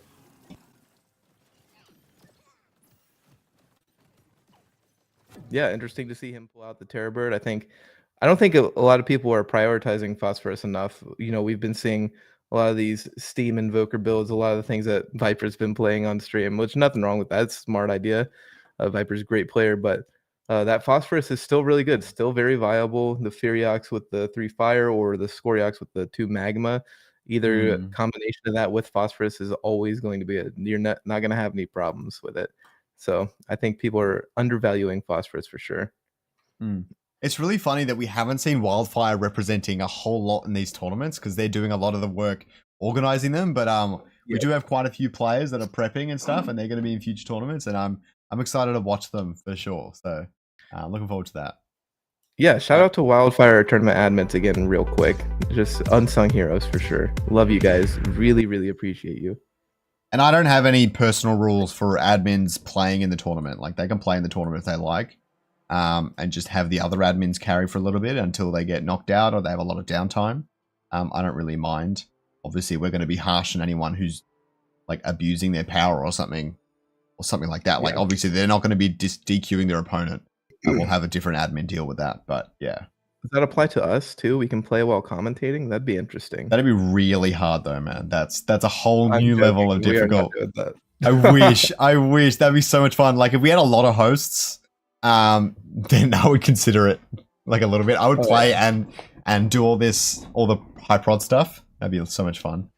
All right, that'd be hard as heck to do. So this is the same team, isn't it? Yeah. Yep. Brian, I think no, he brought the same team as well. Maybe Caveman just feels like he messed up on some of the earlier rounds and he could have taken it. Definitely possible, but oh yeah, we missed them. But Phosphorus carries pretty hard. we missed them, but that's definitely possible. It's insane that it's max 10 stacks, right, on Mud, or does it not have a max stacks? Max stack is 10, yes. Yeah, Dan, that's rough. Yeah, they don't steal energy, which would have been a good counter to that augment that Phosphorus had, where it gets cleansed with its Omega, but they gain energy as well. So maybe he can get some stuns in or something quicker. We'll have to see. The thing is, Monkey doesn't benefit from the energy gain. Gorilla benefits pretty decently. And the Mystic one, Apon, benefits quite a bit as well. This is something I'm just really confused about. I don't know why players do this. Like, why even place a unit down if you know that you can't win it and you're going to lose all of your HP anyways? You might as well just not place anything down the first round, lose, see where their positioning is, and then adjust accordingly. Maybe that's just me, but I don't know. I would like to see players trying that out a little bit more. And then you have the mind games of who's going to use one alluvial just to win that first round. I think that's an underrated tactic that people aren't using to the best of their ability right now. Yeah, he's not getting a whole lot of synergies up on round 2, which is really impactful. Why did he think he was going to be able to get Riplance on? Or I'm really not sure what's happening here, but I don't like it. Yeah, I don't know what the game plan is here. Definitely possible that it's just a lose first 2 rounds and then, scale late game. But again, if you're going to do that, why put all of your units down when you could, see what positioning they have? Brian going for the classic Arcanite hyper carry on round 2, putting in that Phosphorus. Little tanked up from the... Oh, this is actually a really interesting thing I didn't think of. He has that augment on Omega that cleanses him, but he also has 3 water bulwark instead of the classic just Grocko bulwarks to buff up your Terror Bird. That's going to give him energy so he can get his Omega off and cleanse faster. Very smart play by Brian, actually. That's actually really, really smart. I like that a lot. So, what were you saying? Who is the water bulwark? Brian, yeah, so right? Brian has 3 water and 3 for his bulwarks. You know, with the classic Arcanite hyper carry, you have like a bunch of bulwarks. Sometimes you mix in some other stuff, but Brian goes for the 3 water because in the meta right now, and maybe just because he knows Caveman's deck has mud to slow the attack speed. Brian has that water so he can get energy regen faster onto his Phosphorus, and he has the Omega that, or he has the augment that gives cleanse on Omega, so that way he can cleanse when Phosphorus gets his Omega off, and that water is just giving him energy, so he can constantly cleanse. Super, super smart play. Oh, for sure. There's not a cooldown on the cleanse, is there? No, I don't believe so. So no, what I have been trying the other day is there is another augment that we don't see it used a whole lot, but it's on Omega gain, I believe the highest one is 20 energy. And Riplance is like 50 energy for a cast, and with water and everything, you can actually make Riplance cast back-to-back, pretty much straight casts. Now, it's not necessarily all that good. Like, its Omega is fun because it does 8% max health damage, but unless you buff its Omega power, it doesn't do a whole lot. But it is pretty funny to watch Riplance cast every auto attack. It's really funny. Recommend. Is that Phosphorus going down? How's he taking it down? It doesn't have any... He does have Bloom. Yeah, it's healing up here. He got taunted away. What taunted him away? Doesn't have the cleanse yet, so this is just going to be a naturally stronger round for Caveman. I think Caveman might have a good round 4 as well, giving... We just need to see Brian the Brave scale up a little bit, but if Caveman wins these next 2 rounds, Brian the Brave might not even have a chance to play. So we'll have to see how Caveman decides to play, how Brian reacts. That's good. Caveman coming back a little bit. We'll see it. We'll see if he can really go hard with the rest of his setup. Whoops. Wait. Let's go back to the thing and just watch this first. And then we'll go to the replay, because I really want to see how he was taking out Phosphorus so consistently. Because Phosphorus is so tanky, especially with 3 Bloom. I want to see what taunted it away too. I like that when I miss stuff, I can go to replay. Replay is a great feature. Production value is a W thanks to Scoriox. Scoriox is the man for Illuvium Inferno. Like, I just sit here, look pretty, commentate. If it wasn't for Scoriox, this whole thing goes under. Scoriox is the man. I'm not even playing. Love this guy. I'm so busy. This thing's going to go under at some point. We're going to get more people in here. All right. Let's go to the replay quickly. I really want to see how that shaped up. Okay, decides to put in 3 Mystic. So I didn't catch the start of it. That's all good. Whoops. Yep, all good. Caveman puts in 3 Mystic here. He has the 4 mud now. And again, I think Brian might lose this round, but he gets the cleanse augment this round or next round, and his Terror Bird will be fully buffed up. And from there, it's gonna be hard for Caveman. From there, it's all positioning for Caveman. If he doesn't position and come correct, he's got to come correct or he's gonna lose. So how does Brian respond?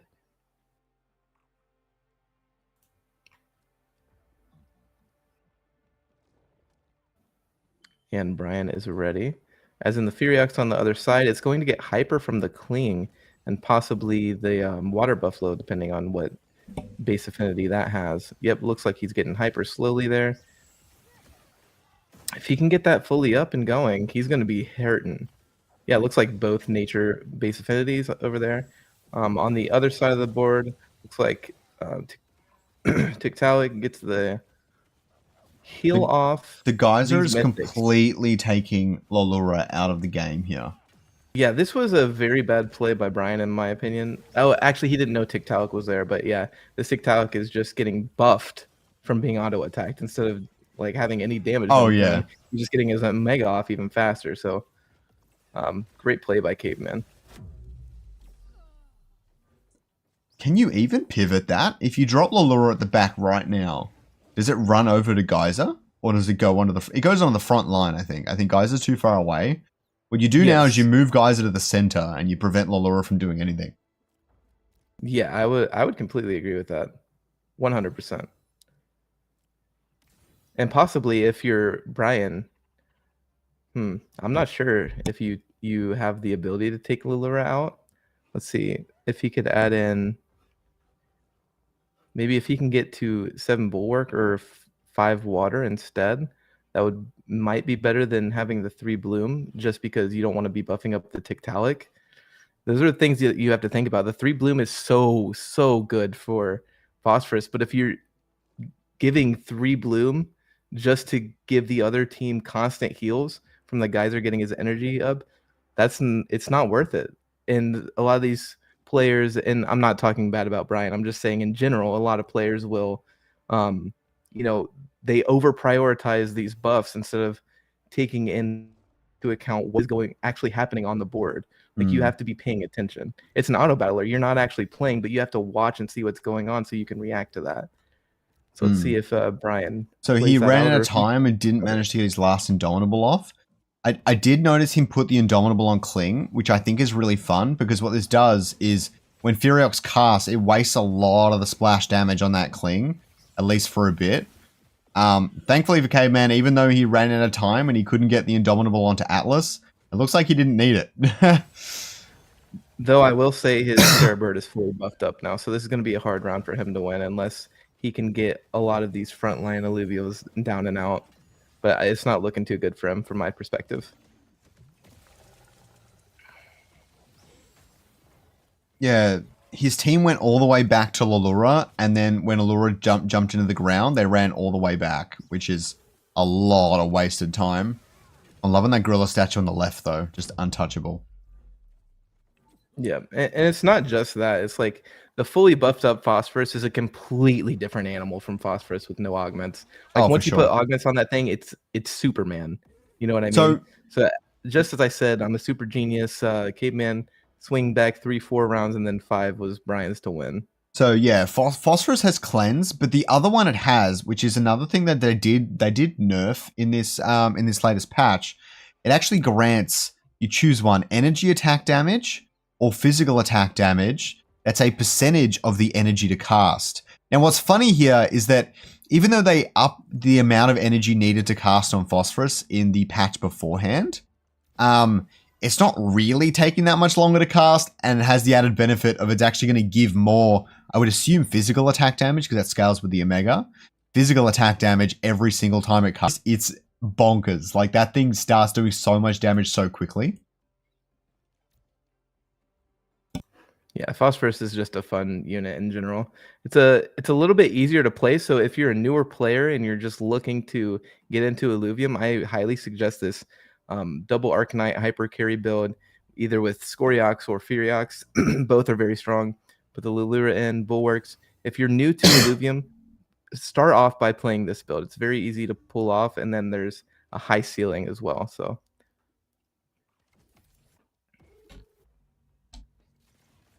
okay, this is still anyone's game.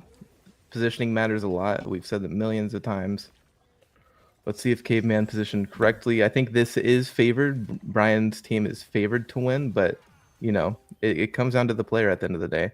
Gorilla just can't Gorilla cannot outdamage that Furiox. Although the taunt from the statue, and the statue gets a shield and healed from the Adorius, which is insane. Hyper, though. He's shredding through the team. Oh my god! I'll be honest. He has 10 seconds till overtime. Did he give it healing with Omnivamp? I missed it.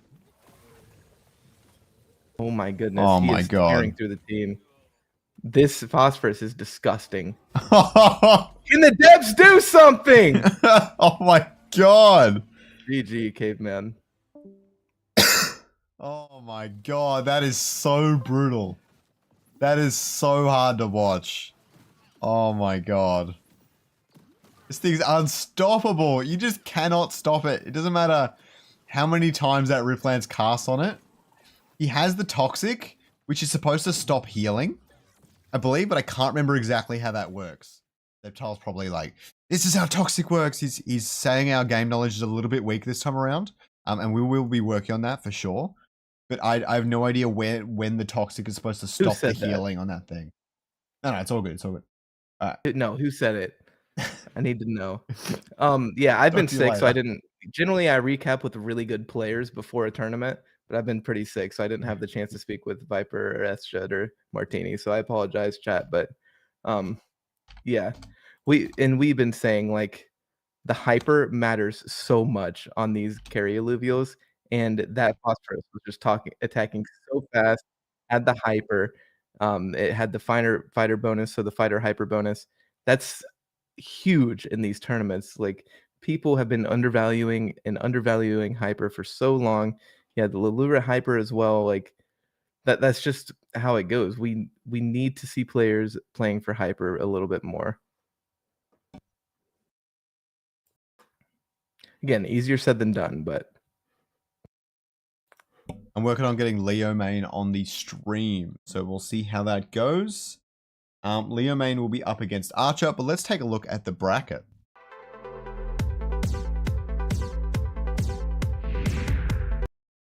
So we can see that we've got, oh my god, I can barely see it.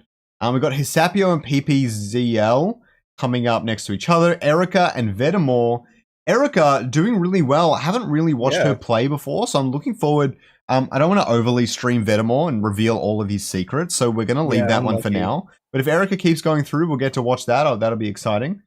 Sandbirdie waiting for an opponent. Ramza also waiting for an opponent, waiting on beat out 2 Haze, unfortunately, and Caveman. So Ramza will come up against Brian. We've got Sandbirdie who will come up against whoever the victor of LOL Gear and Last B is. Archer and Leo main, which I'm hopefully getting on screen right this moment. And then we've got Ligeron and Mabsy, which should be really cool. And Hisoka and Hetbone. Hey, I definitely pronounced that wrong. But Hisoka has actually had double DQ up to this point. So this will be Hisoka's first match in round 3. This is his first match. Easy, calculated. Calculated. Someone I'm interested to see if he can keep moving forward is Nixitar, bit of a classic Illuvium community member. I've been seeing him in all of these tournaments move through like 3-4 rounds, but it seems like he hits a wall once he gets past 3 or 4. It'll be fun to see if he can break through and get some airtime, get further into the tournament than he has before. Yeah, who's this for? Who were you talking about? Sorry. Nixitar. Oh yeah, I haven't seen him play. Yeah, I don't think we've seen him play at all, but I've seen him, and when we look through the brackets, right, and he always seems to get through like 3 or 4 rounds, but from there it seems like either a bit of choking or competition gets a little too rough at that point. Yeah, it'll be interesting to see here. What's your opinion on the team comps that we've been seeing so far? I actually think that we've been seeing a healthy amount of different comps. You know, we're seeing we saw the Arcanite build, we saw the Mud, and then Mud with the Toxic Colossus, and then we saw Toxic Colossus with Invokers. So here we go, Toxic Colossus again. It looks like Toxic Colossus frontline is very standard for right now. Oh yeah, a lot of people enjoying that Mystic. Yeah, we've seen a little bit of diversity, but we have seen Toxic Colossus in every single game. I'm pretty sure on both teams. So you can see what's working. I don't know why. I know some team didn't have that on there. True. That was the one exception. But like I know people are gonna rib me like this and this and this is why. I'm not exactly sure why Colossus is so good personally. The max health seems pretty good, but I wouldn't say it's like amazing. I think it's the resistances that are just insane. They don't do a whole lot against auto attacks. Well, I mean they do a solid amount, but not heaps and heaps. But they do stop out Omegas quite a bit, like big Omegas. I'm not talking like a dual left beam. That's what it doesn't stop. But things like a Ramfire Omega. But we haven't seen many Ramfires. Maybe it's just them being in the meta is scaring it off a lot. But they're just so hard to break. They're such a reliable front line. And with the taunt at the start as well, you can't really avoid them. Even though they did drop the radius in the latest patch. Yeah, I think a lot of people are just playing Toxic Colossus. You know, a lot of it is just due to the high ranked players playing it, like Viper, and I think I've been seeing the god of PB2 and PB3 using it a lot. And I think it's just pretty easy to use too, kind of like the Phosphorus deck. Unless you're playing Invoker, seems kind of hard to use, but oh yeah, Invoker's tough in general. Just a solid front line. For sure. I'm really liking the fire shield here. I have no idea what the fire shield goes into. What do you do? Colossus fire? What does that go into? He doesn't have Umbre, does he? I don't actually know what he's doing here with the fire shield. Maybe that's just for round 1. Yeah, maybe that's a meme. I will say though that in the last Inferno 2, Leo main versus Storming, great showdown. It was a mirror matchup for the hyper carry Arcanites, which is the Phosphorus Scoriox or Phosphorus Fireox. And we were saying Leo was the best Arcanite carry player in the world. And of course, Storming took offense to that, came back and won it. But yeah, Leo main's very, very, very, very good at playing this comp. So, and we just saw this comp beat the Toxic Colossus Mud comp last series. So, and Leo's one of the best Arcanite players in the world. So, yeah, it'll be interesting to see how he plays it. Yeah, I don't know if I've ever seen Archer play. What I'm asking myself now for personal use later on, asking for a friend, right, is how do you stop the Phosphorus? I don't think anything in the meta is really just destroying it. I mean, maybe Umbre can get to a point where it can one-shot Phosphorus, but besides that, how is Archer going to stop this thing? I think when it comes to Phosphorus, you have to position properly. And the problem with that is the person using Phosphorus doesn't have to think about their positioning as much. You know what I mean? So it's kind of just a really hard team to play against because the level of knowledge that you need to use it, I think, is lower compared to some of the other team comps. But in general, Leo main, as we said, is one of the best players at using this comp. So even still, and he oh my god, that overload, that was so insane. Funny. That is so funny. You hate to see it, but it's so funny. Okay, goes ahead and opts into using double Arcanite on this turn and getting in the triple bloom. Not bad, not bad. Then he has the triple water bulwarks in the front. I'm not gonna lie, I'm loving single-elimination. I feel bad for everyone that got knocked out early and stuff, but like we're almost near the end. I'm just excited that it's going so smooth, so easy, and we're gonna have a really compact, concise stream at the end of this too, which I'm excited for. But yes, and we got a lot of people tuning in, so I think the shorter stream time is a big thing for them as well.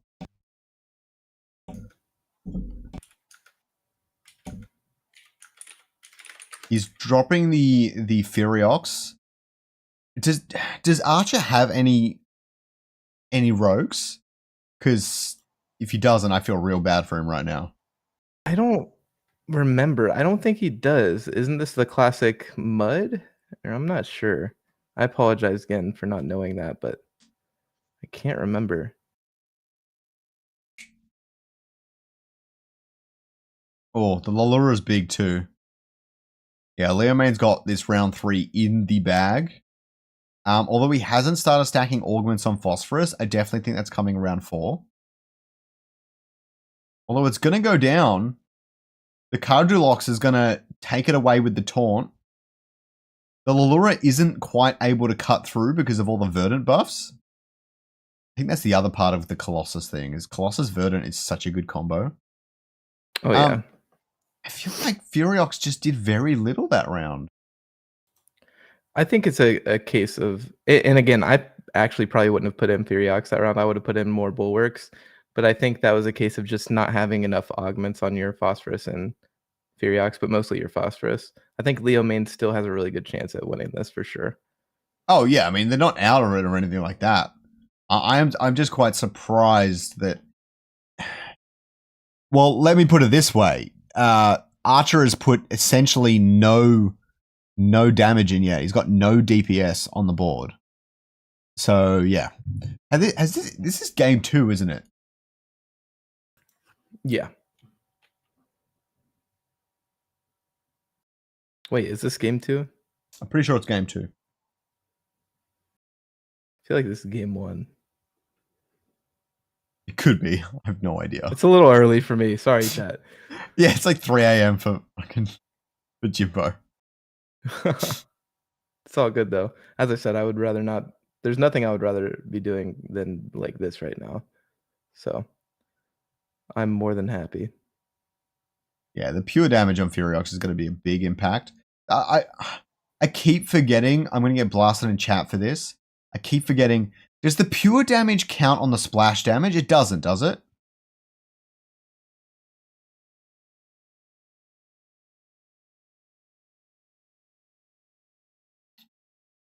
You're muted if you're talking.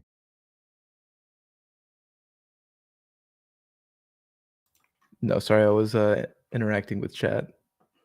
That's all good. I'm pretty sure the pure damage, it might count in the splash damage, meaning Furiox actually gets to do pure damage to a lot of different opponents. But I'm not entirely sure. Yeah, I'm not sure either. I think it does though, because when we had that bug with the infinite critting on Scoriox and Furiox, that was taking into account the AoE. So I'm pretty sure AoE, the buffs apply to the AoE as well. I don't know why they wouldn't. Okay, puts Cardelox to catch the Lilura in there to keep his Dwelleth safe. That's going to be really good for him. Unfortunately, I don't think the Dwelleth is going to last long enough to use its next ultimate, though. This Phosphorus is just tearing through the front lines as well as the Furiox. Why is Cardelox at the back? That's to keep the Lilura off Dwelleth, but I think he just used his biggest piece to waste on Lilura. Yeah, I don't agree with that either. I think if you want to play something spicy like that, or you need to protect your Dwelleth like that bad, just put it on the other side. Like, of course, it's going to cost a lot when you have to move it the next turn, but you're kind of in a situation where your back's up against the wall regardless. Yeah, Riptorus goes down straight away. Dualev does some okay damage, but it's just not enough. It needs to cast 2 or 3 times, and it couldn't do that. Yeah, you need Cardelox at the back. The Thorns, Toxic, and Colossus and everything is just too much to waste it.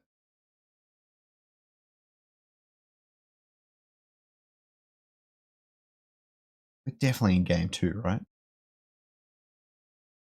No idea. No, maybe we are game 1. Yeah, this is game 1. I'm almost positive. This is game 1. Yeah. It feels like game 2 because the last series had a lot of the same units, but the difference here is Archer is using Toxic Colossus, except he's using the Invokers. Yeah, well, which I think is actually worse into this comp. I don't know. I disagree. If you can get Invokers off and protect them long enough, they're definitely the one way to beat Phosphorus or consistently beat Phosphorus. He's got the attack speed debuff on top of Titanor now. That Phosphorus is going to cleanse, so it's not going to do anything. I agree, but it just seems like it's so hard to protect your carries in this situation because, like, look, he's just melting through the front line regardless. We actually saw Phosphorus become immune to that Titanor cast, which was really cool. Because not only does it cleanse on Omega, but it becomes immune for several seconds. And what happened was Phosphorus was immune when the Titanor Omega'd, and it did not get stunned, which is really cool to see. I haven't actually quite seen that sort of interaction yet. I think that's going to be game. No, not quite. Yeah, could have been game, but that round was a lot closer than the previous one for Archer. But again, Leo, one of the best players of this Arcanite carry in the world. Well, we saw if the Dualev can get enough casts on. The only problem is it's not casting on Phosphorus, which it really needs to do. But if it gets enough casts off, it does some serious work. He's stacking energy reduction now on Leo main's side. He's going full into augments. So Archer's going to need to really put on some energy augments onto Duvalef, or it's not going to cast enough this round. Yeah, I don't know how Archer comes back here. I think if you're playing into this team comp and they have a Lilura that can sneak in there and, you know, stun your Invoker carries, you kind of want to back up everything into the corner. Just because in a lot of the times you don't want to do that because the faster movement speed bulwarks will run up forward and then the rogues can just get back there. But with these slower, big, tanky guys, you could have just put your carries in the back, but that's something you have to play for at the very beginning of the game because now it's going to cost way too much to move all those super, super, super expensive units around in a back corner. I still think the card locks at the back is destroying him. He's moved to the front now. He's added in Adorius, which feels the Mystic ad here feels really out of place. There's no other invokers. I don't think he has. He does have 2 invoker. Must be from the Ranger. The Cardiolox is going to go down pretty early, but it definitely lasted a lot longer than some of his other units have before. The Duvalev has a really big cast coming off if it doesn't get stunned by Lolura. And the heals are keeping him in the game a lot longer too. I agree. And this does look better for Archer, but remember, like, even though Leo's front line is completely down, he's still got the... Ooh. And the Phosphorus goes down. This Leo... The Dualev does take it out, but Phosphorus is hit... Furiox, sorry, is hitting on the back line. Oh, no. It seems like you got to pick one or the other. You can't take them both out. Yeah, that's rough. And even though Dwarf got the hyper, which was huge, it was pretty big, but again, it's just not enough with these Arcanite teams, man. Just shredding through the front line, and then the AoE from that Fury. Look at that damage. That is disgusting. That is disgusting. Mom, get the camera. Yeah. Mom, when that was crazy. When that thing gets onto a stack of units, like its Furiox isn't actually that big of a threat when it's hitting only one target at a time, especially if that target's one of your big Colossus. But if it gets on a group of your units, it's going to shred them very quickly. And it was definitely ramping in some way. I wasn't paying heaps of attention to its augments, but it was doing something to ramp its damage and just causing havoc for sure. Oh yeah. The Dwellif, I think it's a really good unit right now, but this Arcanite team still seems to be on top. It's possible that again, I keep saying this, but I don't want the chat to underestimate how true this is. Leo Main is one of the best Arcanite players in the world. Probably only second to Storming. Probably only second to Storming. One of the best in the world. So it's definitely possible that he is just piloting this team perfectly. I think Archer did make a few mistakes there, not clumping up his invokers in the back line, keeping that Lilura off of them. Invoker would be able to get off more Omegas, etc., etc. I think definitely could have played it better, but these Arcanites are just super strong, and it seems like so far that the Arcanite team comps are better than the Toxic Colossus. But again, we'll have to wait and see. We saw the Mud Mystic, we saw the Invoker against it. What do you think people can do to beat these Arcanite teams? I don't think that was full Invoker. I think that was the problem. I think it didn't lean hard enough into Invoker. I'd like to see proper Invoker against it. I think that can do surprisingly well with a really optimized team. Besides that, I can't really think of anything. Maybe there's a Phosphorus offsuit with Toxic Colossus that works really well. This team does have its own Toxic Colossus, but not nearly as much. It's got the Furiox as well. I reckon like a really hard tanky Phosphorus could beat a normal Phosphorus and Furiox, but it's hard to say. Or Aegis. Aegis does really well. Because the Komodo Dragon, we haven't seen come up against them yet. The Komodo Dragon does really well against Furiox in particular, but Phosphorus a bit as well. Since even if Furiox hits anything in the cloud, it gets blinded. And it's losing out on a lot of its potential Omega power, its Omega and things like that. So we haven't seen a Komodo Dragon appear yet. I found it a little bit underwhelming. Like it's good, but it just dies so fast. Maybe it just doesn't have enough max health. I'm not sure.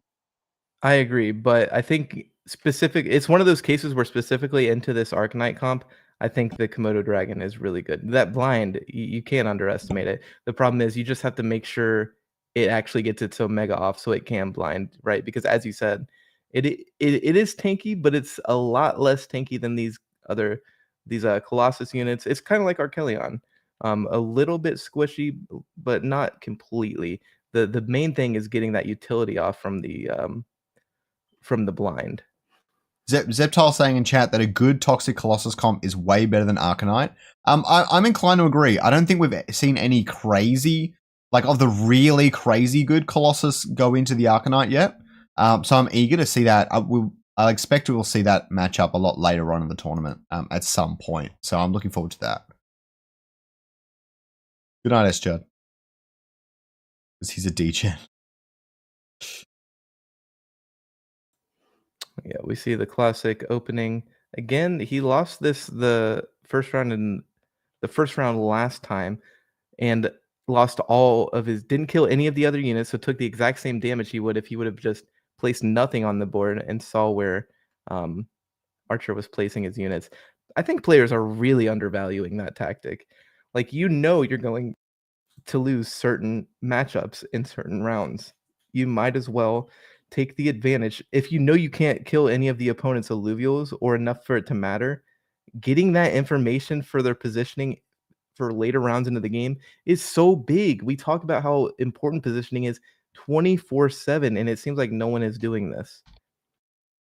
Yeah, I'd never really thought to do it myself, to be honest, but I'm not particularly good at the game at the moment. I'm having a bit of trouble with my team building. So yeah, I think you're right. I think you're right. And I never really thought about it. So maybe it's just not that obvious. At the same time, how different is your Atlas, Caribou, and Grocko placement actually going to be? Yeah, that's true. But even the smallest amount of intel, I guess it's a numbers game. It just depends on how you want to play, depends on your play style, and depends on what the opponent's playing. I think for me, I still would have wanted to see even this round. I think it was still smart to put in the Phosphorus. You don't want to take all that damage, but yeah.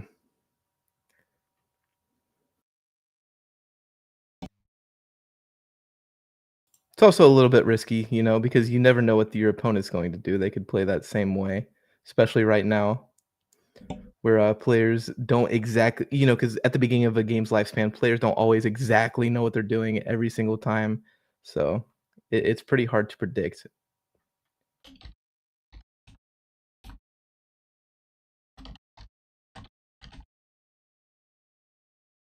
Goes ahead and opts into the Furiox and Lelura again on this third round. And I think he lost this third round the last time. Who Should lost? be able to take out that Riptor pretty fast, though, which I think is going to be the most damage from Archer, right? He did not take it out that quickly last time. He's got the Furiox on it now. But I was surprised how well Riptor has actually held up against Phosphorus. Just very surprised. There's not really much more I have to say on that. Yeah, but he definitely should have placed Riptorus back a little bit and just let the Ranger taunt it with Colossus. I completely agree. That's another thing we've been harping on a ton is these melee carries. Put them a little bit behind your front line so that they're not automatically aggroing onto the carries. Yeah, he's going to lose it for nothing. That's rough. Well, the double F beam goes on Phosphorus, though. Yeah, I will say, though, that I think no matter what, he probably lost this round, even if the Riptor was in the back a little bit. But still, those are those small things that add up, especially into the later rounds. That Terrorbird just survived on nothing for so long, fighting those thorns. That was really good for him. That's 3 Bloom for you. They did nerf the regen on Bloom and the max health gained. Max health gained a bit less so, but the regen was a pretty okay nerf. I don't think it's wholly noticeable. I think you'd notice it a lot more on 2 Bloom, but on 3 Bloom, it's still pretty solid. I don't think you're really going to see it. Stellar Devourer would be huge. This is a pretty big lineup for the legendaries, but I definitely think Stellar Devourer on Phosphorus is game over. Oh no, on Lolura actually, is game over. You drain the energy from that dual F. Oh my god. Here we go.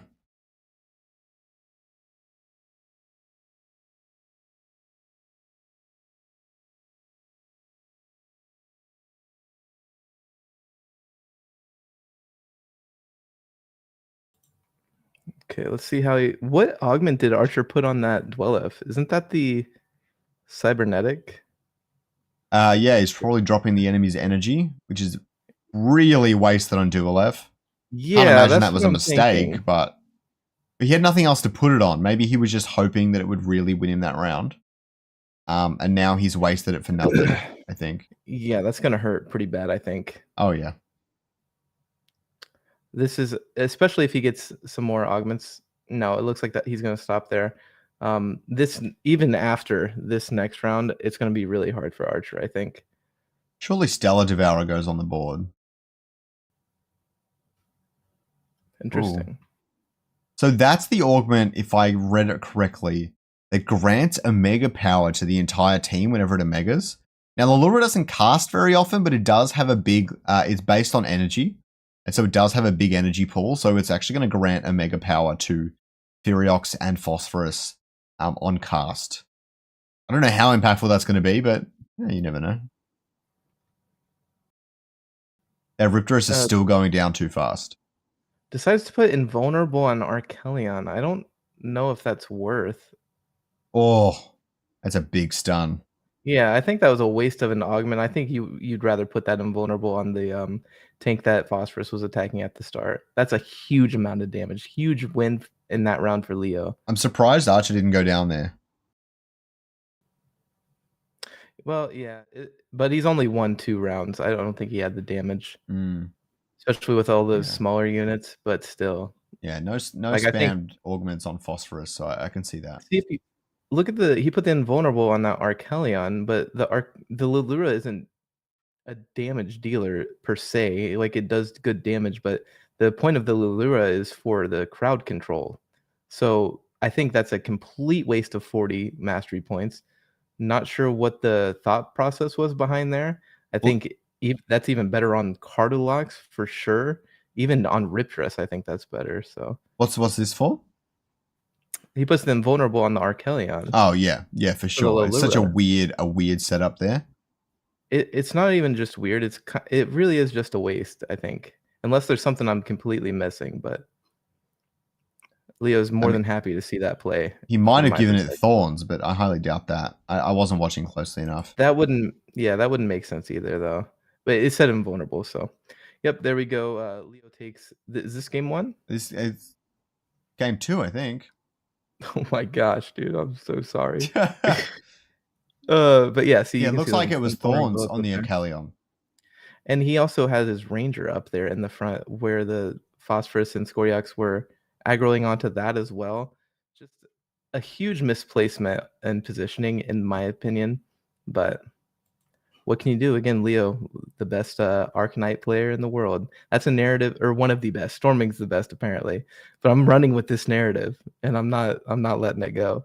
He's the best in the world in this tournament. Storming in chat, we see you, buddy. Took a little too many drinks to play this tournament, but appreciate Storming, our Inferno number 2 first place winner. Crazy player, Portuguese streamer, really solid dude from what I can tell. And yeah, Leo and Storming, I think they play together all the time. 2 Brazilian champions. The Brazilian boys are on top right now, it seems. I'm still not sure how I feel about that Adorius. I still think Adorius might be a little overhyped right now. I'm not a fan at all. I'd like to see them buff the heal. The heal's good, but I think it's a little bit underwhelming. Yes, I think the heal needs either to be able to get off faster or just more in general. I think it gets off plenty fast, to be honest. I think it definitely just needs to be like fill up 3 allies to full health. Doesn't even matter what they were before. Bring them to full. Full health.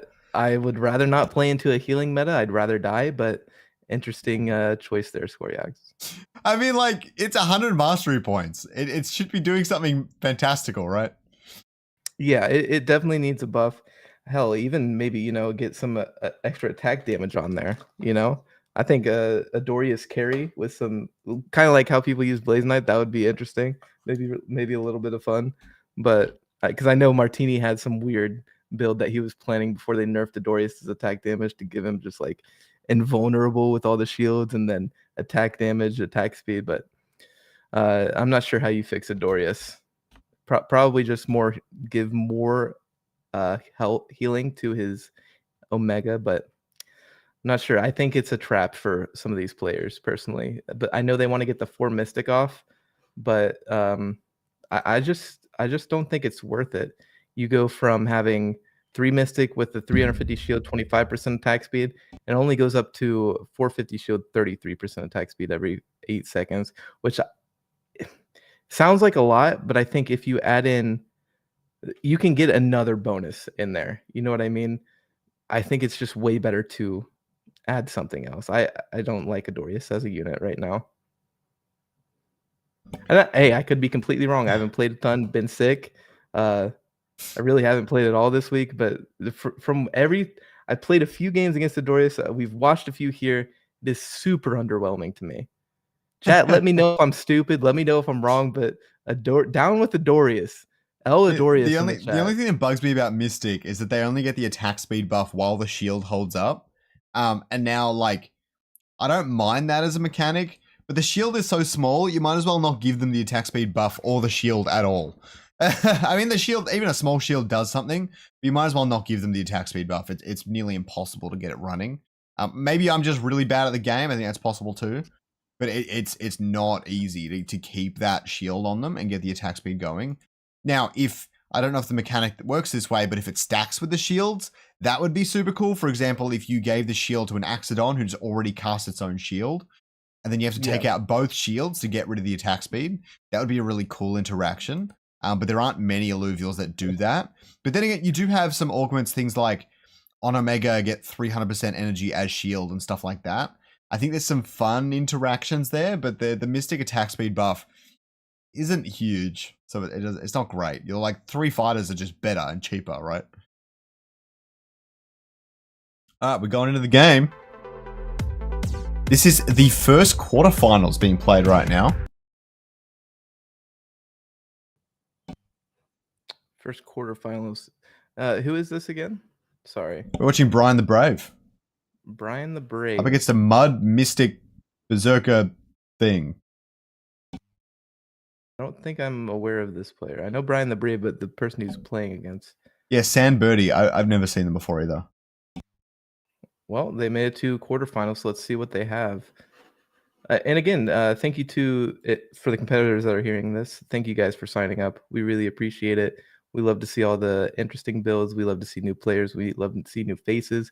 We love growing this community. So appreciate you guys and you guys in chat as well. Again, if you haven't liked yet, go ahead and like the stream. It helps put it out to more players or more viewers, grow this community, and share on social media, Twitter, X, Facebook, MySpace, your Zynga. Show it wherever you can. Help us grow this community. And if you're enjoying the stream, make sure to like that thing. Brian the Brave, again, pulling out the classic 3 water bulwark here. Looks like a lot of people are playing this water bulwark opening with the Arcanite now. Makes sense. There's so much mud, you kind of have to, right? Get those cleanses off. I don't know if we've seen anyone open Monkia. Yeah, I was thinking the same thing. It's a bit of an interesting tactic. That's good damage, though. He does have 2 Berserker, 2 Mud on round 1. Yeah, but I think Mud is more of a mid-game trait. I don't think it works here because you can only stack it onto one person at a time, right? And if you have 4 different allies or 4 different enemy units attacking you, it's just not the best. I think it's really smart to go into Phosphorus here. I think Phosphorus just does so much damage, it overwhelms anything that isn't Colossus. And like, I want to talk about this Bulwark water front line just for a second. The funny thing about this is all 3 of them have the most complementary freaking abilities ever. The Caribou Taunt and Thorns, and so it drags things away, gives extra time to erect your tanks and all the rest of it. The Grocko drains energy. It got a big nerf though, thank God for that. It was pretty ridiculous before. And Atlas with the shield just becomes a lot harder to take out. So those 3 as a combo is so bonkers. I really like the Verdant and the Arcalion healing here, but it's going to get out damaged by Phosphorus. Yeah, I think a bit of a misplay on Sandbirdie's part. I think he could have won this round too if he went for the classic opening. But as we saw previously, that didn't really work late into the game. You know, we had great player and third place finisher Zeptile from he was fourth place in the second tournament, saying that he thinks Toxic Colossus is very strong. And again, haven't played much, so I'm not sure. But opens with Verdant instead. Sambirdie doesn't really have anything here. Yeah, I'm not sure what the move is here.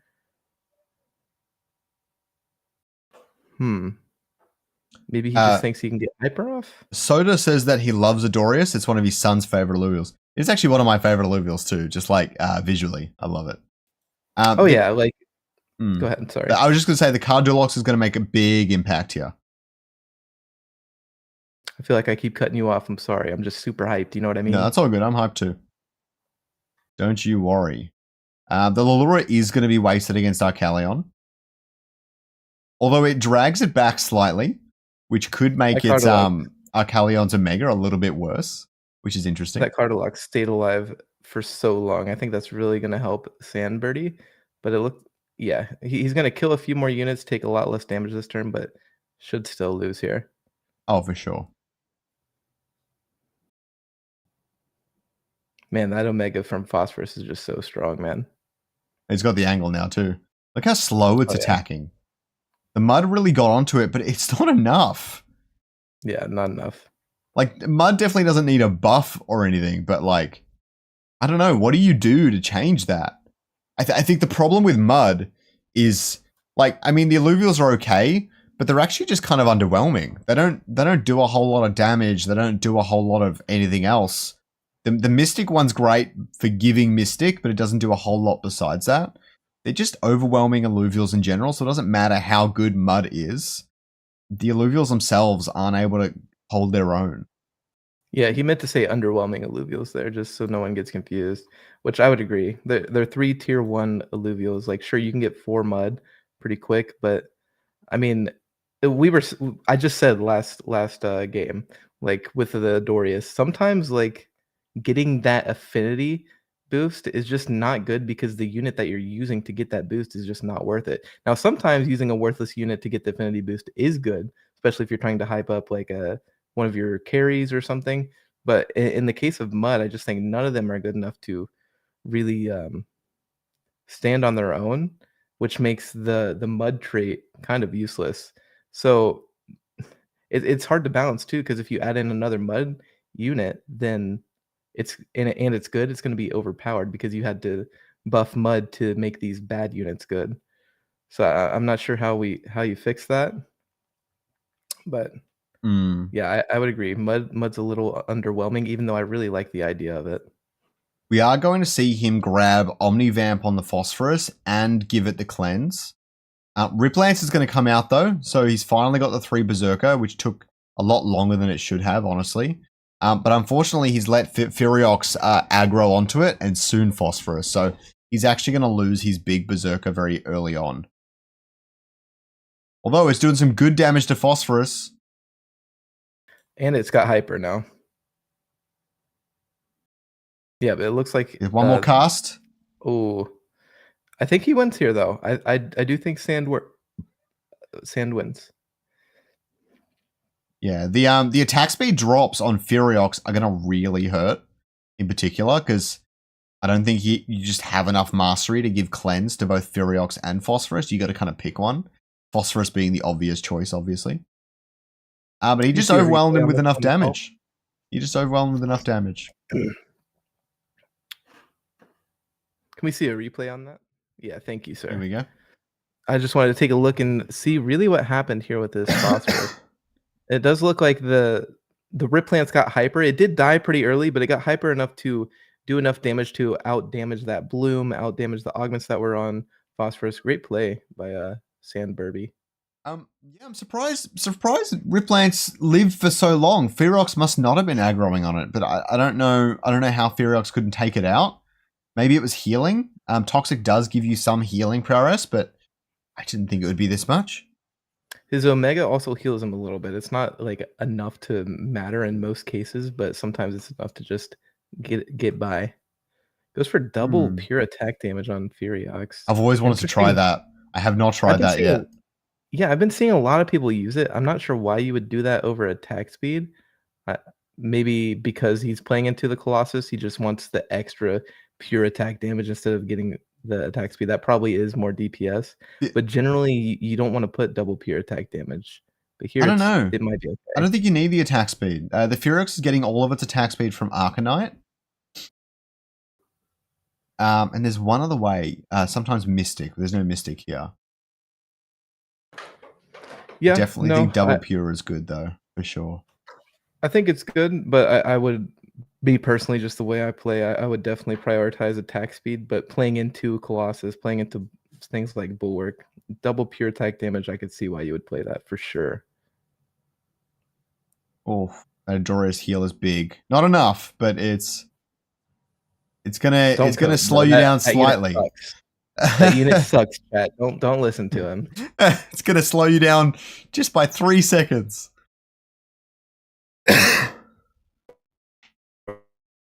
Soda hopes Adorius is going to see enough play now. No, it's not going to. It's just, I don't know. It's just, it costs too much when you'd rather have your 100 mastery cost alluvial be some sort of big DPS.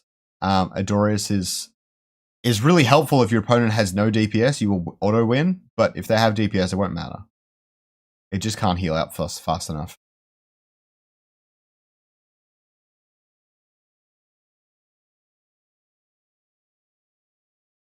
A big switch for a lot of things. He's going to keep the Mystic Monkey alive quite a bit longer, and hopefully the mud it will apply will be really good here.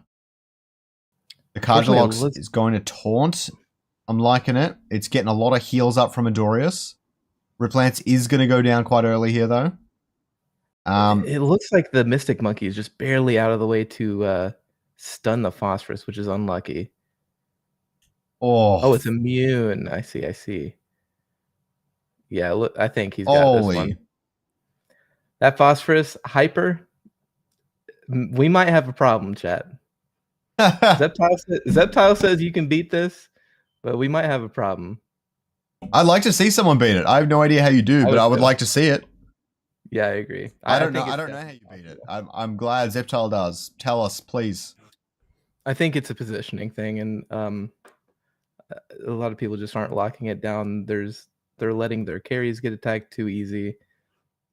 I think it's a bit of a player gap. I still don't see how Toxic Colossus beats this Arcanite team, especially with the pure attack damage augments just chewing through the front line. But I definitely think it's not unwinnable. It's definitely a skill matchup. Oh, for sure. From my perspective. You've got to... But the team has no DPS. Most of the really good Toxic Colossus we've seen have got some sort of Invoker off core or... I don't really know what else. Or like a really good Berserker. He's got the Berserker DPS, but it's so hard to get them to aggro, right? I think you actually put the Berserker on the left. They take out all the tanks really quickly. And then the Berserkers take out Phosphorus while Cardiolox slows them down. But we just haven't seen them do that yet, which is kind of weird. Yeah, I actually think putting the Riplance on this side is a bit of a mistake. Like we saw it work out for him on round 4, which is generally before Phosphorus gets all of its augments on it, and then it turns into like something completely different, right? I think Riplance, like you were saying, on the other side, being able to chew through the front line would really, really help. But man, this Phosphorus, once it gets hyper, it is so good, man. Phosphorus with hyper is a different animal, man. I did not realize the next game had started. Oh, good. I wish we could see the team comp that Sandbirdie brought into this. Be right back here. It's got the Umbre, so he's got the Invoker, the heavy Invoker Umbre comp, which we haven't seen someone use in full force this tournament yet. So I'm looking forward to this. The Grocko at the back in preparation for that Umbre, I really like that. I really like that.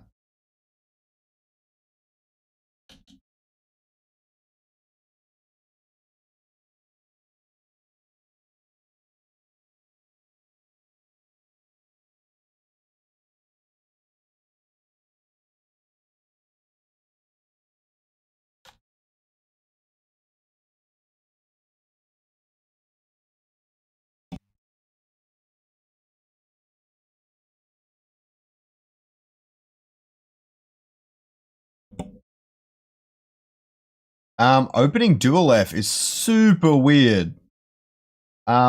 He probably knew he was going to lose that round, but I don't know how that's going to pay off. I have tried and seen things like this in the past. It doesn't really work. You have to be really confident in your turn 3-4. But the dual F opener here is hilarious. So let's see how that plays out. He definitely has to get a second invoker and some sort of front line on the board, or it's not going to last very long. And he's going to lose a lot of health. Ooh, I don't like that Dwellef play round 1. That to me tells me he's going for Hail Mary round 1 because he doesn't know how to play this matchup. That seems like a very desperate move because super expensive unit, super fragile, if that makes sense, in the sense that like you place, if he even places his Phosphorus on the other side with this Sloth here, it'll just walk to that Dwellef. Like I know that's not the best way to play it, but and the dual F beam is completely wasted. Oh god. Yeah. You're taking a lot of damage here. I wish you luck. Yeah, Dwellef round 1 placement. It costs so much to move. You let people know it's kind of like revealing your hand at the beginning of the game, you know what I mean? Just an interesting play, not trying to flame, just something I wouldn't have done. It seems like he's a bit lost. I think it definitely scales into it pretty well. I don't think you last long enough. Yeah, Brian playing really smart here. Another really enjoyable player to watch for me personally. Brian's been doing really well. I think, as I said before earlier into the tournament, I think he's an underhyped hype player. Dude's actually pretty solid. I wonder how Sandburby is going to respond. Okay, puts in double Invoker and gets the double Colossus in.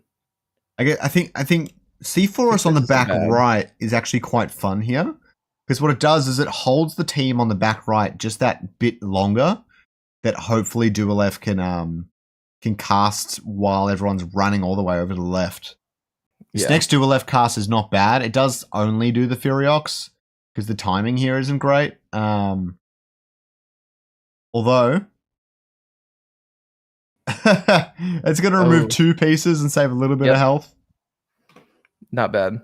But even if he got that second Omega off a little bit faster, it would have only gotten the Furiox. Phosphorus would have been fine. Oh, yeah.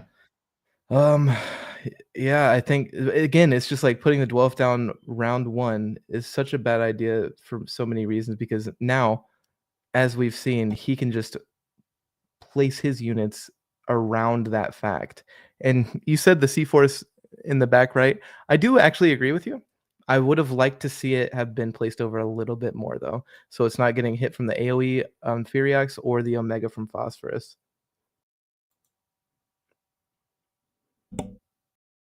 He's going to keep going. He's got the 3 fire now. I'd like to see some augments go onto the carries here. I would agree. Although he knows he probably doesn't have to yet. But he would be playing... If he does it now, he might be able to try and go for the finisher on round 4. I actually agree. I think if I personally wouldn't, I would play it safe here just because I'm up so much. Yeah, I don't know. I think... I don't know, actually. I probably would have. Just to end him now. Put him out of his misery. Yeah, you should have put some pure damage on Furiox, but you know that the Furiox might go down to the Dual F at some point. So maybe that's smart you don't. The Umbra is actually going to make a big difference here. If he can remove some backline and give Dual F a better cast, I'm liking that. Yeah, actually, you know, I was saying Sam Birdie has been making a lot of mistakes here positioning wise, going for like Hail Marys, and I do think that is true, but I like him. he didn't go down without a fight. You know, he tried a bunch of different things to see if he could work it out. You could see he's not a dumb player, very smart. But you know, just trying a bunch of different things, seeing what he can do. I completely respect that. Not just going down without a fight. That Umbra got really unlucky here. You can see that it got one cast off, which was pretty good, and boosted up its Omega for the next cast. But it managed to go down just before casting, which actually could have swung that game. He might not have won that round, but he definitely would have survived for future rounds. So that's really unfortunate. All right, now I need to find a new stream. Yeah, I agree. Kind of unlucky. He might have been able to survive that round and then been able to buff up his Umber or Dwellif so that the next round he could have won potentially, but I'm not sure. Regardless, thank you for playing in the tournament, and also thank you for not just giving up and dying. Love seeing the out of the box thinking, you know, Hail Mary, go for it, why not? That's a Chad play. Thank you for signing up, Sandbirdie.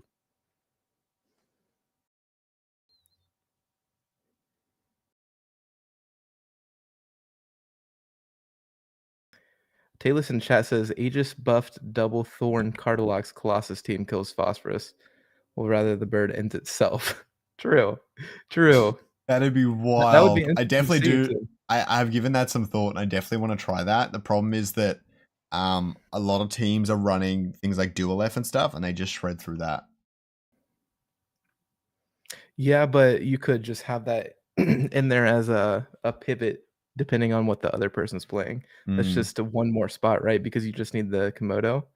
So you get that double Aegis, and then if you don't need the Komodo, just don't use it. But you get one less extra augment, but you can also, you know, win against Arcanite carries. So that was the very first quarterfinal. And the other three being played right now. Vet actually managed to take out Erica 2-1, so we're going to go to the bracket now.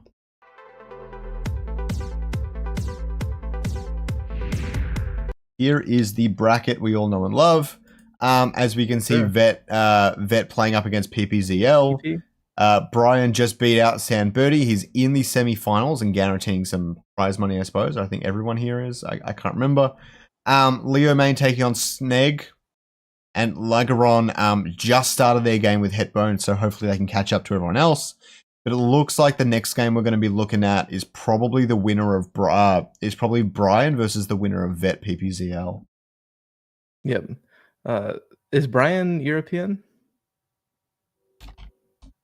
I have no idea. I believe Brian's European. I could be completely wrong. So it looks like we could. And Lagiron, I think, was another really good Brazilian player that's been practicing with Leo and why can I not remember his name when he was just in chat? Storming. Leo and Storming. Correct me if I'm wrong on that, chat, if you guys know, or Scoriax, but I think he's another really strong player. We could see a Europe versus Europe semifinal, then Brazilian versus Brazilian semifinal, then EU versus Brazil in the finals. That would be pretty interesting. They'll have to pull through though. I'm going to continue to view the bracket here real quick.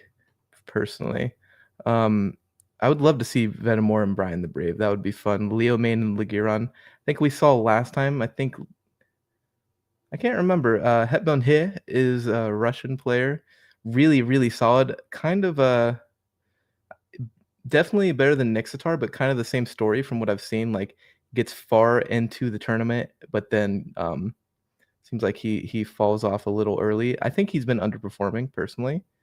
He seems to be a decent player. Nixitar again gets knocked out in that third round. Unfortunate, sir. Soda dropping out in the first round against Nixitar. Bit of an underperformance from Soda, it seems. Well, I think single elim, I mean, it's a completely different meta. I think we can 100%. Kind of throw everything out the window, right? Like no one was necessarily fully prepared for this. Some probably better than others. So I think this is a true test of like how well you can adapt to a new patch. Really, it's quite interesting. We're definitely seeing no Blazer Knights, so the team buried Blazer Knight, and we're just holding their funeral today. Yeah, such a shame that we're not seeing those empath No, it's not. matchups. It's not a shame. You know, I always love to see just overtime, and just see nothing but Omegas on my screen healing and healing and healing, nothing dying. Really enjoy that meta. Obviously, I'm joking. The down with the empath, death to empath. If you use empath, you have high estrogen. But no, I think empath, if they were just like okay and not the best, I think that's a healthy place for them to be, especially using them as like a counter matchup into something you think somebody's going to play in a best of series. I think that's fine, but seeing empath over and over again is just awful. So glad to see that. It would be cool to see someone bring it out for 1 or 2 games. I think that would be fun, but that Zeptile team comp that we saw in the second Inferno, where he got 4th place, the water, I think it was 5 water and Tsunami double invoker with his ranger and the Sinalf. That was super fun to watch. But we haven't seen anybody play anything like that. Maybe it gets countered too easily, but I thought it was super fun. It's really good into the empath team comps as well. That's probably why we're not seeing it as much. But seeing the Sinalf get his energy buffed up by the water alluvials and their omegas was really cool to see. Very fun, unique team comp. Again, shout out to Zeptile for making cool team comps that we always get to see. Looks like everybody in chat's really hyping up Brian. Yeah, Brian, as I said, I've been saying it all day. Brian is an undervalued, underhyped player. He is good. He is good. Where are you seeing this chat? I'm not getting chat update on my thing. That's so annoying. All right. Oh yeah, I'm just watching YouTube. Yeah, let me grab it back. Hopefully I'll get that back. He is UK, okay, so my restream chat bugged out. And are you able to pull up the bracket until we get back in? Yeah, let's do it. Whenever you get the chance. It should come up. PPZL, I feel like I've seen him before, right? Is that Pan? I have no idea. That name sounds so familiar, but I might not know him.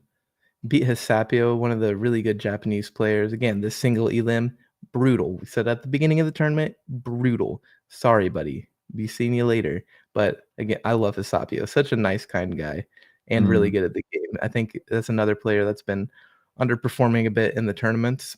But again, it's a completely different ballgame when you're in a tournament compared to just ranked or like 1v1s in general. Yeah, I think the problem with this tournament, something we didn't see much of in the previous, or we saw a lot of in the previous tournaments, is we don't have as much of the rock, paper, scissors this time around. Yeah, true. I think we have everything's Colossus, and the 3 teams we're seeing is Colossus Invoker, Colossus Umbre, Arcanite, which doesn't really have the Colossus core, and then the last one is Colossus Berserker. And it just seems like Arcanite's kind of dominating. It probably doesn't beat Colossus Invoker. We haven't seen a whole lot of, but there's not a whole lot of rock, paper, scissors. I think every team can more or less beat every other team if they play it right, and they outplay. So yeah. Yeah, but again, the problem is it's harder to play, right? Like that Arcanite build, super simple. Like there is some strategy involved, right? It's an auto battler game. There's going to be strategy, but compared to the other team comps, I don't know if you would agree, but I think the Arcanite is way easier to play compared to like, and of course Invoker. I think Invoker is really hard to play the way rogues are set up, but I think a lot of these team comps are harder. I think Arcanite maybe is easier to play in a certain sense, but it also gives you a lot less control. Like, once your Furiox is placed, even when you move it, it's not going to change a whole lot. And it's pretty easy to set something up to take all the Furiox's aggro, to set up rogues to take it out. So even though it is easier to play, it's easier to play heavy strategies against it to try and take it out. But at the same time, I mean, that's a lot easier said than done, right? If it has so much raw power that you can't necessarily beat it. Now we are going to take a look at Leo Main's game, where Leo Main is currently playing up against Sneg. Yep. Leo Main, as I said, can't say enough good things about this player. Love to watch him play I didn't see what team comp he brought in. I'm assuming that Arcanite. He's playing into Sneg. I don't think we've watched Sneg yet, so I'm not sure what team comp he's playing. Hopefully, Leo gives us a bit of a look into their team on round 1. Maybe we should start telling players to do that if they come on stream, to at least sometime during the first round show the other team on round 1 again. But all good, all good. We'll see it eventually. Yep, it looks like he's going for that same triple water, triple fire, triple bloom Arcanite build. Triple Arcanite actually as well. It's good. It's definitely well optimized, and it's so cheap. That's the only hard thing about those 100 costs like Phosphorus, is the rest of your team needs to be really cheap for you to be able to get it on the board and get it with augments sooner rather than later. Oh yeah. With that being said, how do you feel about the cheaper units? Like they nerfed them, but they still seem super strong. But I mean, we are seeing the Colossus. Do you think they nerfed them enough? Do you think they're in a good place in the meta? We're seeing a lot less of the T0. We're seeing the cheaper units like Atlas and Carablue shine through a lot more. I definitely think they weren't nerfed, and I don't think they need to be. I think they're fine. Sometimes we're seeing a lot of the T0s. I've come across quite a few 5 Flesh, which does get outscaled a bit, but I just want the game to be slowed down a tiny bit. It's a little bit too easy to beat someone out in round 4 if you've got like a really aggressive setup. And I'd like it to become a little bit harder if you need to win out round 5 as well. Or need a lot of damage on round 4 to take them out, which is my only concern. We're seeing a big rogue. I'm looking forward to this. Yep. First rogue deck that we've seen live on stream. The classic, I think this is going to be the classic 3-fighter 4 rogue with the Ramfire carry. It looks like Leo main says, okay, I'm going to put all of my carries in the back, or put my Furiox in the back. Puts the Cardulo over to walk over and then taunt. That's interesting. This is 1-1, by the way. I forgot to mention. This is 1-1 right now. Oh, okay. That makes it more interesting. That's probably why we're seeing a out of the box deck then, compared to what we've been seeing. Quite possibly. Okay, he's got the Trip Fighter. I love it. This thing is so bonkers. Oh yeah. 6 Bulwark is good though. Yeah, I think I favor Leo's deck, but I think if Sneg can win by, obviously if he wins by round 4, he just wins the game, but I think he needs to win all of these games in a row to actually have a chance. If it gets past round 4, probably not looking good for Leo. So it's early versus late game. I'm surprised so many units remained alive till the end of that one. It's insane to me. Oh yeah. He just like got so unlucky that he didn't like hit any one of them with more than one unit. Yeah, you could also chalk that up to positional error, right? Like, but he wants to set it up in a way where he can have the strongest late game possible. But again, as I said, you want to win that round 4 for sure. Like he can lose this round, but if he loses the next one, that's game over.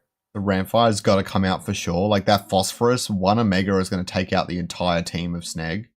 He needs a Ramfire to clean this up this round. There it is. He's going to put Inferno and Phantom on it. Ramfire is in a really good position. You got like the perfect blink there. It's going to probably pull off the cast. The Water Rocco does slow it down. Takes away Omega as well a little bit, but enough to get it off still. It does not do much damage to Phosphorus though. God damn, the 5 Bulwark. It's just hard counters. Not only that, he has the Earth dominant Phosphorus, so it's getting hyper. It's just doing way too much damage. If he gets this arc, that's really unlucky. Yeah, he has to 3-cost that Arcanite augment, or he just loses. Now this game just got so much harder for Sneg, because his round 3 is going to be naturally weaker. But I think he has to win these next 2 rounds or he loses, and winning round 5 is going to be very, very hard. We're going to have to see him really try and come up with something to outplay Leo here. I I don't think you can beat Arcanite with this rogue team. Unless you can take out the Phosphorus on the first cast. Phosphorus is going to heal up, and that Ramfire is a Mega. You can't boost it to Mega damage. The only way to do it's Harbinger, and he doesn't have that. And he has no Scion. There's just no way to boost it.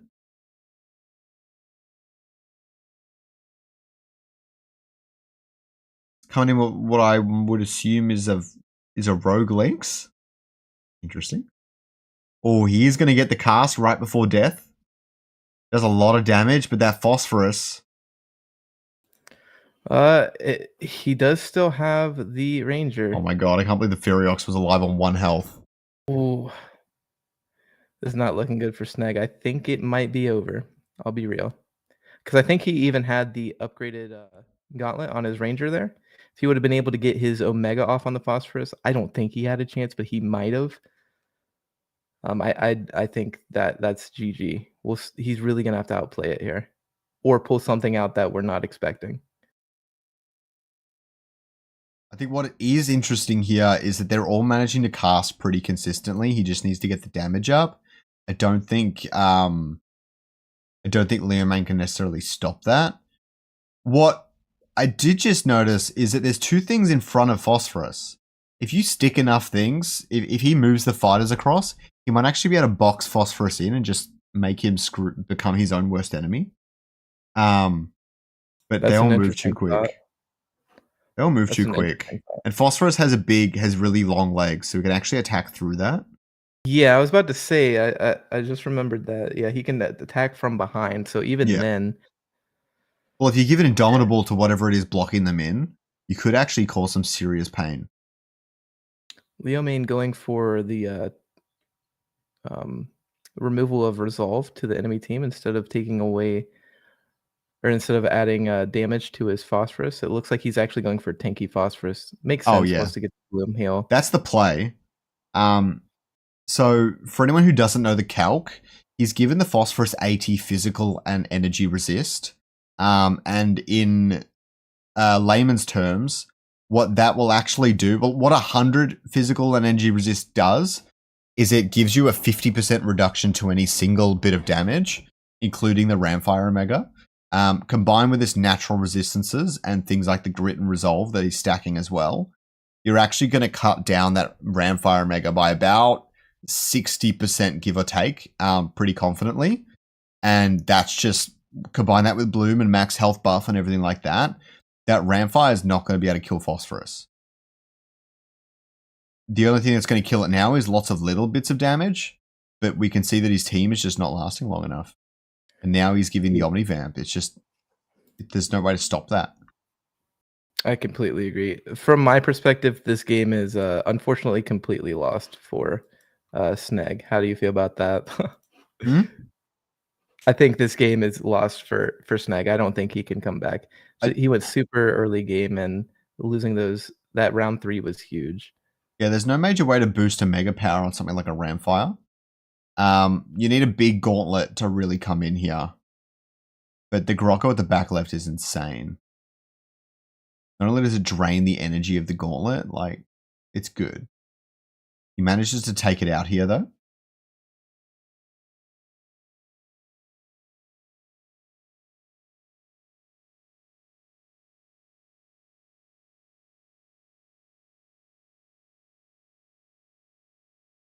No, he doesn't get the gauntlet off, and Leomane actually takes this game. Yeah, as we said, when you're playing this rogue deck with the Ramfire, you want to win early. You have to win early, at least by round 5, and usually by round 4. It's a very early game deck. If your opponent can outsurvive you past round 5, that's GG. I think the other thing there is that Ramfire, even though its cast is its really big thing, it actually does a whole lot more than that. Because of the Inferno and Phantom, it actually does a lot of damage after that cast on the auto attacks, on the Inferno, and all the rest of it.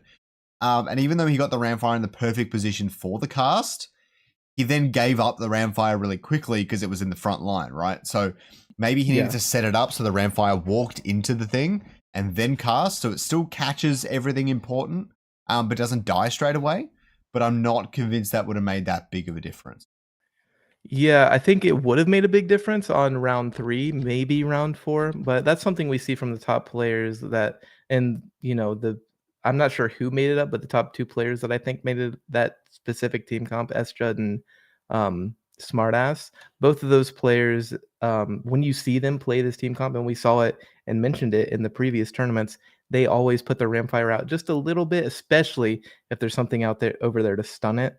But they put it out just a little bit so that all of the aggro moves over to the other rogues, and Ramfire can build up its energy and get some auto attacks off before it dies. Because Ramfire is not tanky whatsoever. It will die on you very, very quickly, and it's kind of a hard unit to use actually, especially in that sense. I think people underestimate. They just see big bird go up, big bird do tons of damage.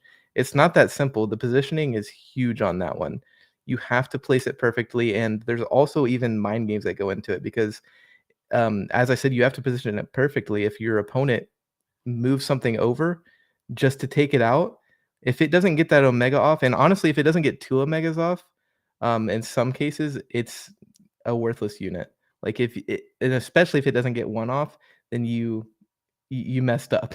If it doesn't get 1 Omega off, you lost the game. You cannot win. Yeah, for sure, for sure. So we're just waiting on some next games to finish up.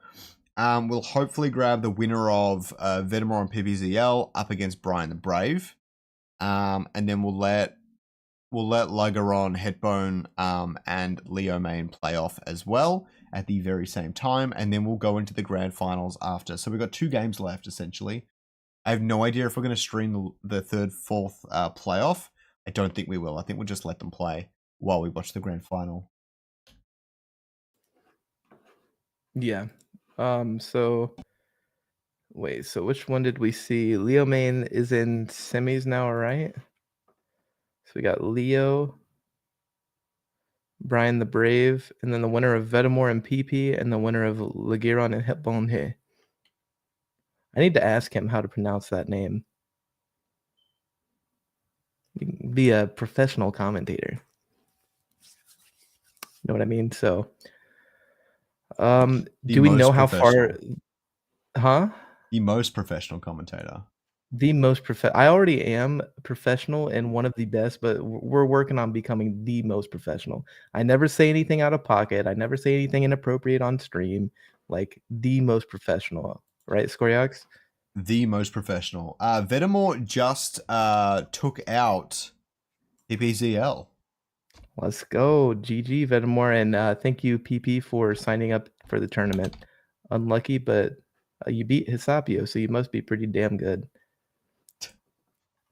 Yeah. Yeah, well, we're gonna get that EU semifinal. We'll see if we can get Storming, can you confirm in chat, is Legiron Brazilian? He's like one of the people you play with? Because I'm pretty sure he is. I could be completely wrong on that though. But again, creating that narrative, we got the EU semifinal, the Brazil semifinal, and then it's EU versus Brazil. That's gonna be fun. Love to see, I just love seeing like the different countries or regions come together and battling it out and seeing which country is the best. That's like what I live for. It reminds me of like, holy shit, I'm sorry about that, chat.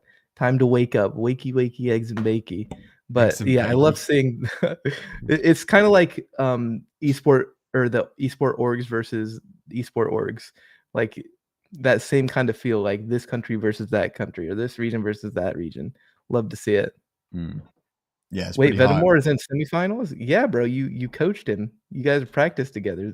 Venmore, I've been saying it over and over, guys. Listen to me. If you're playing against Venmore, be careful. That boy, he got that dog in him. He got that dog in him.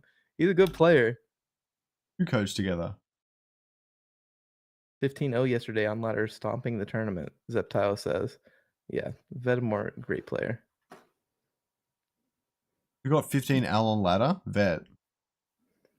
Yep. That's been like my streak. I've got like 15 L straight probably as well. No, he's 15-0. Sorry, not 15-0. 15-0. Yeah, I'm getting 15 L. 0-15. Yeah, baby. Shout out Gang Gaming chat. This guy gets it. This guy, the moist. The moist professional.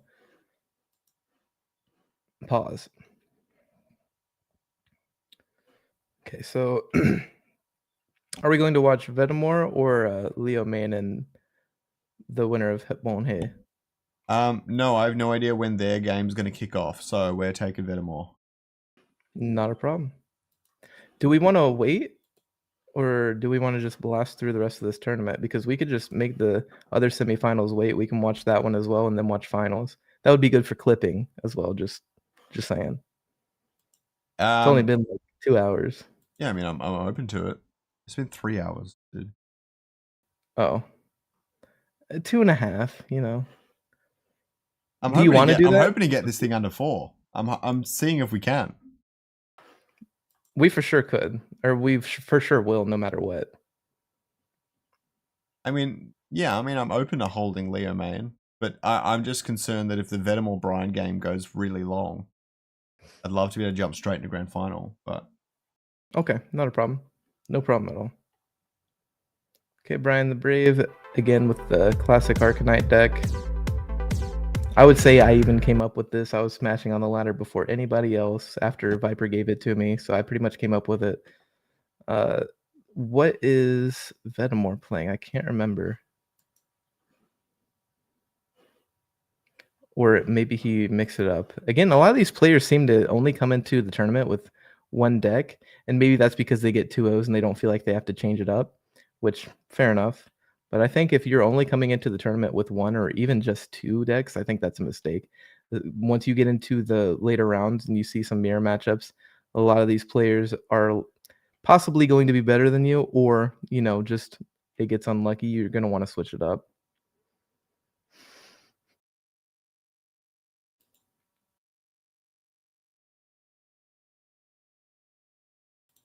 Okay, Venmore rocking the... I don't think we saw him play this team comp yet. Oh, no, we have, yeah. So he's got the Scions, he's got the Toxic Colossus.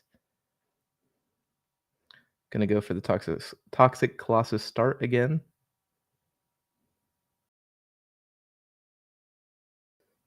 Goes for the 10 gold shield.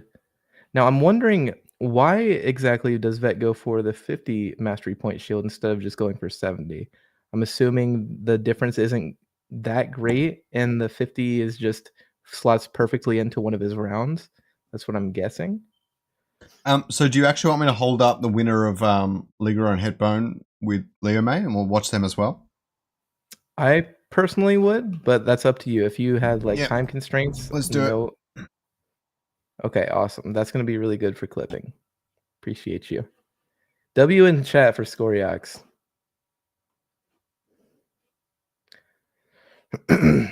We up to semis? Yeah, we have an EU versus EU semis in Brazil. Well, I don't think I know what it is, actually. We don't know yet. But it would be Brazil versus Russia or Brazil versus Brazil. Come to Brazil.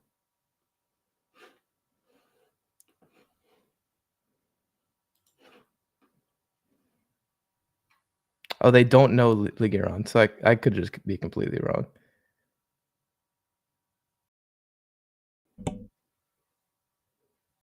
He got that MF 5 HP on Mzalis says. Yeah, that was unlucky, bro. GG though. Thank you for showing up for the tournament. It was really fun to watch you, Zaleth. So is Venmore going to be the one that breaks Arcanite? I don't think we've seen Arcanite drop a game yet. I'm looking forward to this.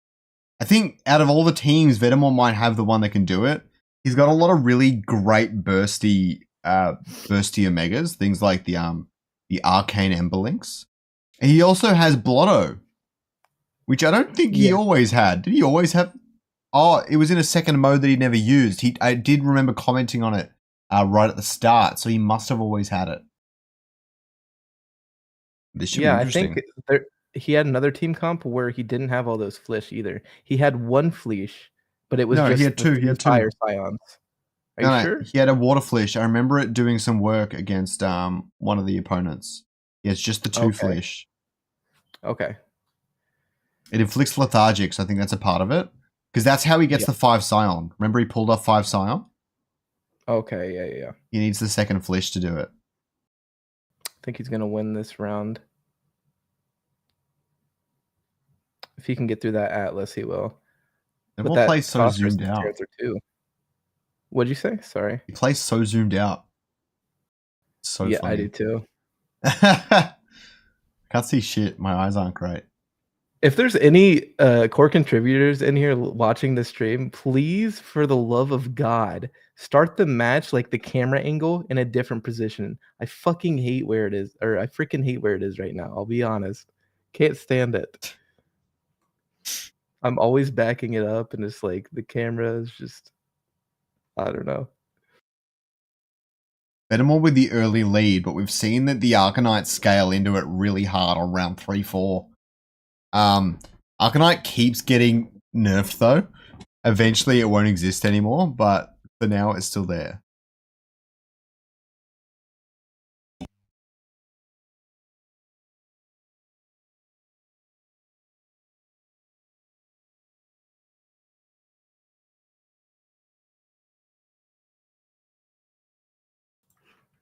Okay, so Venmore, again, as we said, and Zeptile seems super confident, so I'm not surprised to see Venmore's team comp work well into this right now. Places the Lura down without seeing where he places his Scions, I think is a mistake. I know he wants to get that bloom buff, but I'm not sure how I feel about that. You can't not place it that round. He's just going to have to move the Lura afterwards. I think a crazy play here is Venmore predicting that, but we'll see what happens. I'm surprised. We've seen Phosphorus's melt down Gnarls in like 2 seconds. I don't know what's so different about Venmore's that his Gnarl is just not going down. Or it took a long time to go down. Might just be placement. Oh my gosh. How did you even have that link, TSG? Yeah, this guy just like showed up without saying anything. What's up, TSG? How you doing, boy? No one can hear him yet. Hold on. Oh, okay. TSG is about to join the stream. All right, you should be good. Hey. You won't be on the main host panel yet, but you're good for now. Great. Yeah, good. I don't know about Skoriax, but I feel like my commentary, like when it's like an 8-12 hour tournament, it dips down. Your brain turns into mush. Never. Right now, I'm still like full blast, feeling good. So. Oh wow, I'm loving we're pretty much at the end anyway.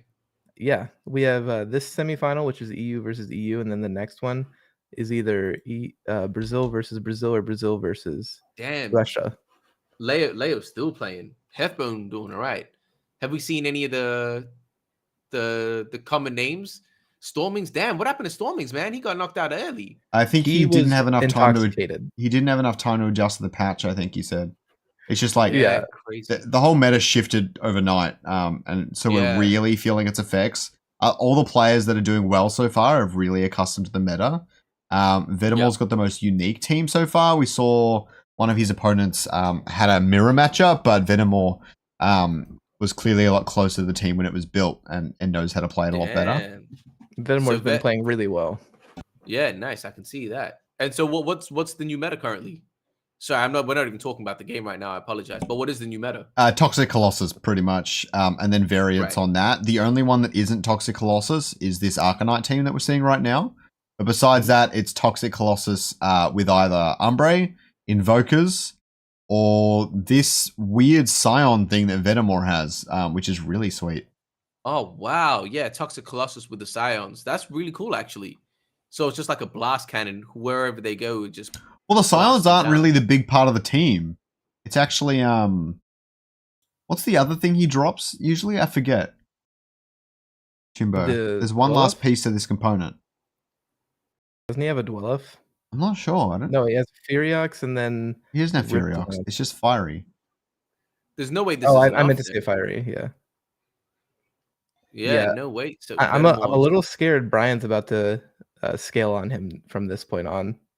Yeah, it's the Rip Lance, yeah. So this is like a Berserker one with the Scion offsuit. So he chooses either Scion or Berserker, in some sense. Cool. Yo, I've been playing a Monkier build, a mud build. Monkier is pretty solid, man. Once he gets going. Yeah, Monkier is good. Yeah. We've been seeing a lot of that as well. Toxic Colossus and Mud. Yeah, he's been throwing out damage. It's just too bad the other three muds suck shit. Except Grilla's fun, but he doesn't do a whole lot of damage. Stormings. I'm just reading the chats now. That's pretty funny. Yeah, I think that's a fair exception.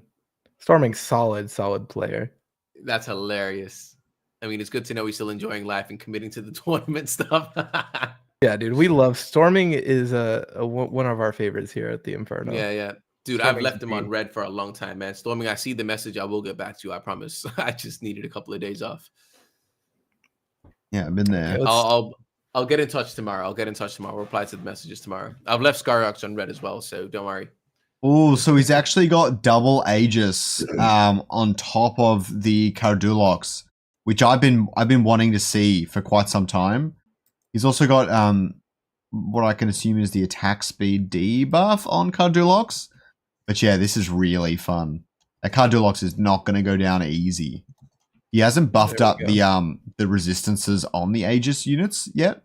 But now he's got the 4 Colossus with stacked resistances on Cardulox. And oh no, that's actually extra thorns, and he's got the extra thorns on it. So this is what someone was suggesting in the chat to beat Phosphorus. Let's see if Phosphorus kills itself. Yo, is that a question mark price pool? They said they needed the double on there. So we love the question mark price pool. We've said it's 500. Oh yeah, cool. That's funny as hell. Yeah, that was my fault. I did a lot of things super last second just because this is actually the first I've felt good in a long time today. Nah, that's cool. So you guys were going hard. I think everyone was going hard behind the scenes with the team. You guys, I could have done better. Just thinking, yeah. Ah, man, it's fine. You know, expect it to be 100% all the time. If he stacks more resistances on Cardulox, I think he's got it. And he's got his water fleece over here to get the hyper. That's smart. I really like Venmore. This is the first time I've seen Venmore compete, right? All the other times were really tough for him. He got top 8. He's actually been performing really well. I think he's a super underhyped player because everybody knows him as the tokenomics guy, right? But yeah, he's pretty good. Like especially with him and Zeptile have been playing together, and Zeptile's super genius at coming up with these weird comps that are really good. And Zep's solid. Love Zep in this space, like the esports space, where he's coming up with these wacky different team comps that actually work but are also different and fun to watch. Love Zep in this space. Yeah, he brought the water he kicked off water tsunami thing last week. Yeah, that was fun. He kicked off the Harbinger. It'll be interesting to see if this Lilura aggroes onto the Archelion or these Scions over here. That would be really bad. It'll be the Archelion. I think it will be too. No. Oh. Yep, that's not good for him, but I don't think it's terrible. Nah, it's all right. It should be fine. Yeah, it might cancel some Blish Beams at some point, but it hasn't this time, so. Yeah, it was on like 100 forever, so that's good for that. Right. It's a big stun from Titanor. Probably the main reason he brought it left. Yeah, that stun is underrated. Oh, that Furiox lives with just a sliver of health. That's gonna make a difference. Oh yeah, that's huge. I think the toxic got to it. Yeah, the thorns. The thorns. It might have been the thorns, correct? Yeah. It's got the thorns augment on it, so not a shock. Yeah, that's solid. Okay. And now, look, I think be able to take out. Nah, he'll win in overtime. He'll win. He might win in overtime. The Colossus max health is pretty huge. No, super close. Just the extra units. Damn. Man, this is close. Venmore taking the first 3 rounds and now losing the next 3. This is. Let's see if he can pull this one back. So Zeptile said this team comp specifically did counter the Arcanite, or was better than Arcanite. Like he said 100%, but he said that's you have to put double thorns on Cardulox. And I don't think Venmore even has double thorns in his team No, he doesn't have any resistance augments either. He goes pure attack damage on Fleesh, which is interesting. It's really fun. I don't know if that's the right play or not. I freaking love it. I don't think there's anything else he can put on it though, is the problem. Yeah. Plus the way it ended up last time, and this shouldn't change. The Furiox lived with a sliver of health. Damn, why is he going reduce healing? He should be going. No, he's doing reduce. He's doing reduce energy. The Phosphorus, and which is pretty much on every Phosphorus nowadays. It actually has the cleanse the cleanse augment. So the first time it Omegas, it's going to remove any attack speed debuffs. Yep. There is no point doing that. You might as well just you might as well just slow down the energy gain across the board, just a little bit. I don't know if putting the now there is the right thing to do. What do you guys think? Hard to say. We've seen it do pretty well with the 4 Colossus. But I mean, without the Aegis or anything like that. I think you'd be surprised. I mean, it's definitely going to die first, but it doesn't actually do a whole lot otherwise. You actually want to preserve the Cardilox till the very end, so that it doesn't die too fast and it gets extra Thorns damage off on the Phosphorus. And if you see, he just buffed up this Fleesh, and it was able to kill the Fearox because of that. It had just a little bit of health left. Did just enough for those Thorns to kill it before it could do too much damage late into this round. It isn't. This isn't looking good, though. I'm not gonna lie. You just can't kill it. Looks like it's Brian's game to win. Yeah, between the Vamp and everything, you just can't stop it. Yeah. Tough. Super tough. Really unlucky. Is that 1-0 for Brian? Well played to Brian. I think that's 1-0, yeah. Yeah, and I don't like I've been saying this about Venmore, but and I've said it a lot on stream, but I don't know if you heard TSG. We talk about hype and the best players in hype, and we talk about people like Mendia, people like Soda. I think Brian is the most underrated hype player. Like, he's actually a very solid player from what I'm seeing. So yeah. No, that's cool to see. 2 underrated players going against each other. Battle of the underdogs. Yo, is your formation of the screen? Yeah, I was gonna say, am I covering half of you? No, that's right. I just had to center them because I didn't have a format for 2 people, but I can add that in later. All good. I mean, with something with 3 people, Scarux, you could probably put the actual. Oh no, you don't want to be streaming them choosing their team and stuff. Yep. I was gonna say you can share that, but yeah, not interesting. I'm glad I could make it, man. I apologize I couldn't be here from the start, but like I said, I'm happy to jump on here and there. But I want to let you guys kind of run it, and it's cool. It's cool to jump in right at the end. Yeah, just don't be late again. Like, don't let that happen. Don't be late again. You're my man. Damn, my boy looking cute right now. Look at you, big dog. Oh, bro, I need a haircut. I'm looking horrendous. My hat is outside. I forgot to bring it in. So no, it's all good. But yeah, we've been seeing a lot of Toxic Colossus, and then the interesting thing is it going to be Scion carry, or like the extra? Is it going to be Scion? Is it going to be Invoker carry, or is it going to be Slayer carry? Has there been a clear like number one out of that? Like, what's the kicker? What's the best kicker so far? Arcanite seems like really well. Yeah, what I'm saying is Arcanite Bulwark is still the best, especially when you have those cleanse augments, because in theory, Toxic Colossus you would think would counter this Arcanite build because it slows down the Phosphorus. It just doesn't slow it down enough, and it, like with the cleanse, the Phosphorus just keeps going as soon as it omegas. Right. So Brian the Brave going with the same team. Yeah, and Venmore went with the same team as well, I believe.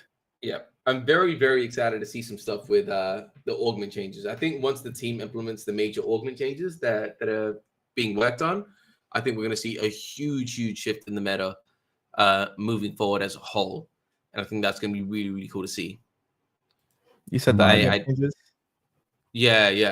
Yeah. I don't think that's going to come in this year, though. So we're going to have to sit with what we have until the start of next year. I might be wrong. Whole year? Yo, relax, bro. I'm just kidding. No, I agree, though. I'm a huge fan of that. I think it's actually going to flip the meta on its head. I don't think we're going to be playing the game even close to the way we were before. There's going to be so much more flexibility with extra alluvials. Correct. Less augments. Yeah, I'm a big fan of that change. A lot more reactivity and adaptability rather than permanent flowcharts, for sure. 100%. And not even just reactability. I think it'll add a lot more area for you to set your opponent up in a trap, which I don't think we have that as much at the moment. No, 100%. 100%. In the Twitch chat, Hetbone says that we will be surprised with the deck he's playing. I'm looking forward to seeing that. We'll be watching his game next up against Leo Main.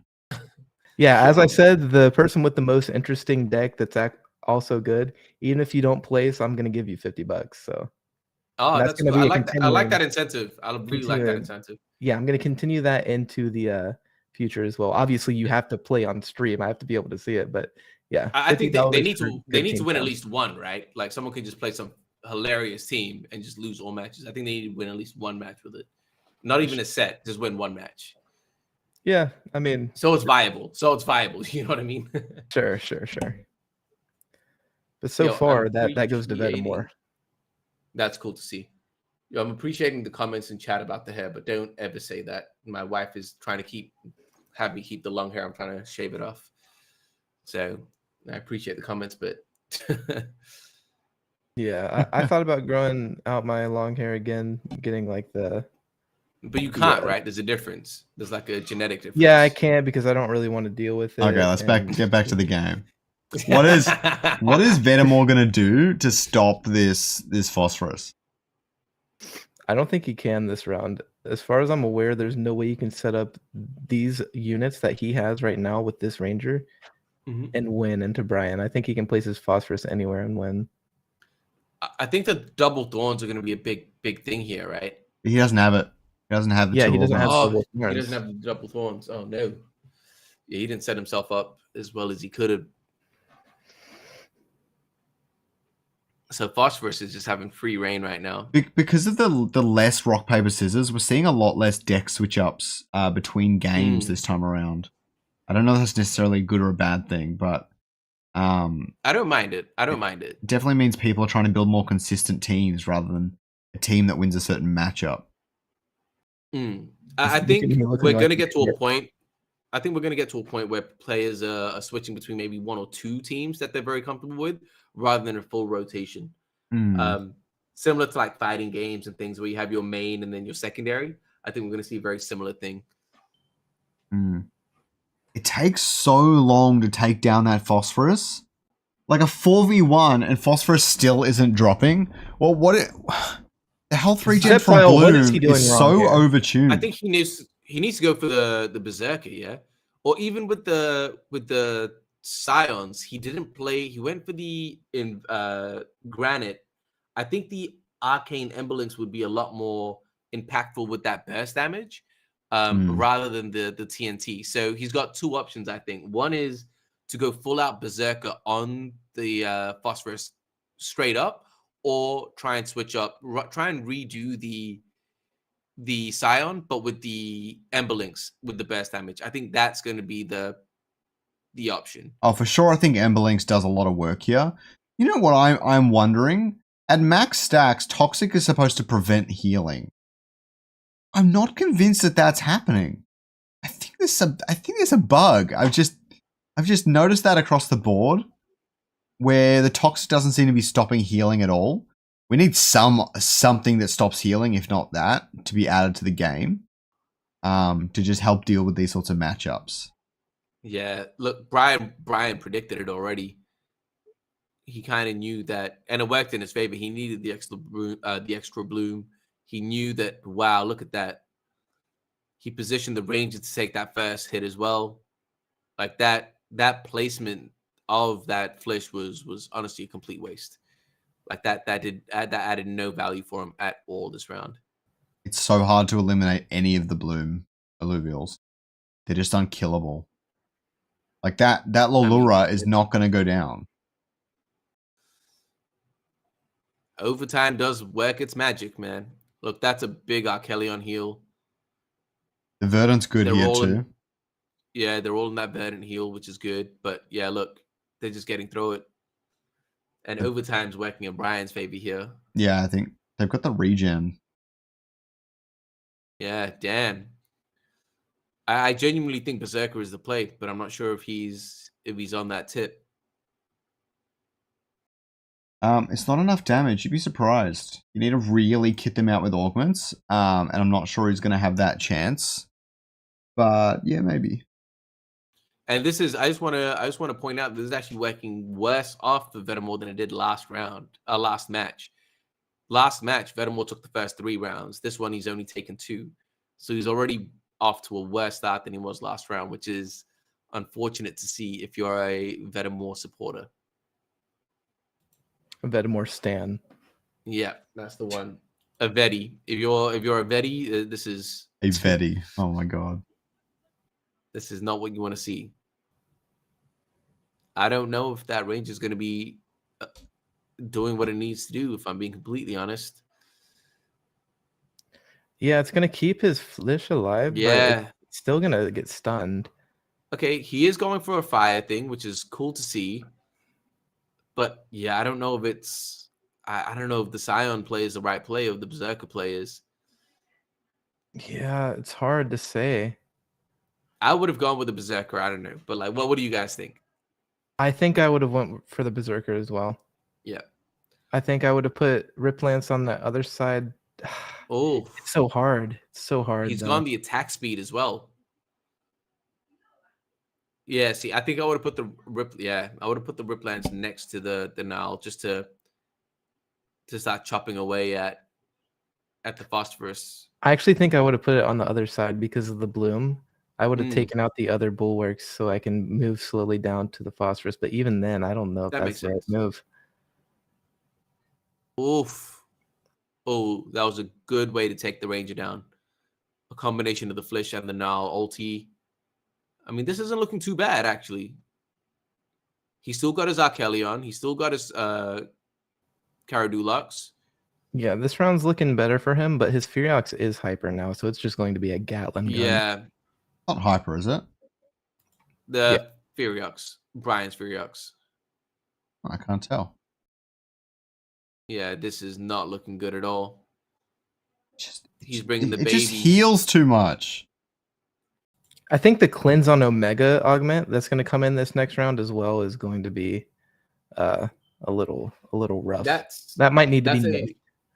That's a very good point by Zeptile. So Venmore is applying the flowchart and Brian is doing pattern recognition, which I think is, again, I think over time we're going to start seeing this in players where you have players that are just going flowchart and other players that are actually reacting, understanding, and predicting what's going to happen.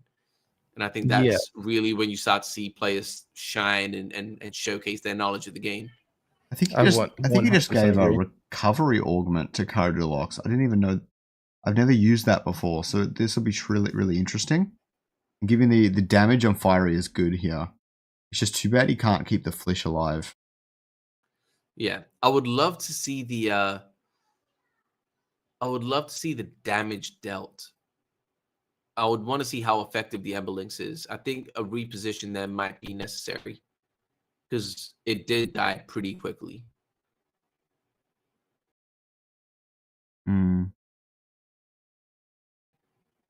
The problem here is that he's lining everything up for Phosphorus, and its Omega's going to cut straight through the Nile and hit the Fiery and everything, which is just, you've got to avoid that. That's exactly, yeah. So, and I'm pretty sure that's exactly how the Emberlynx died.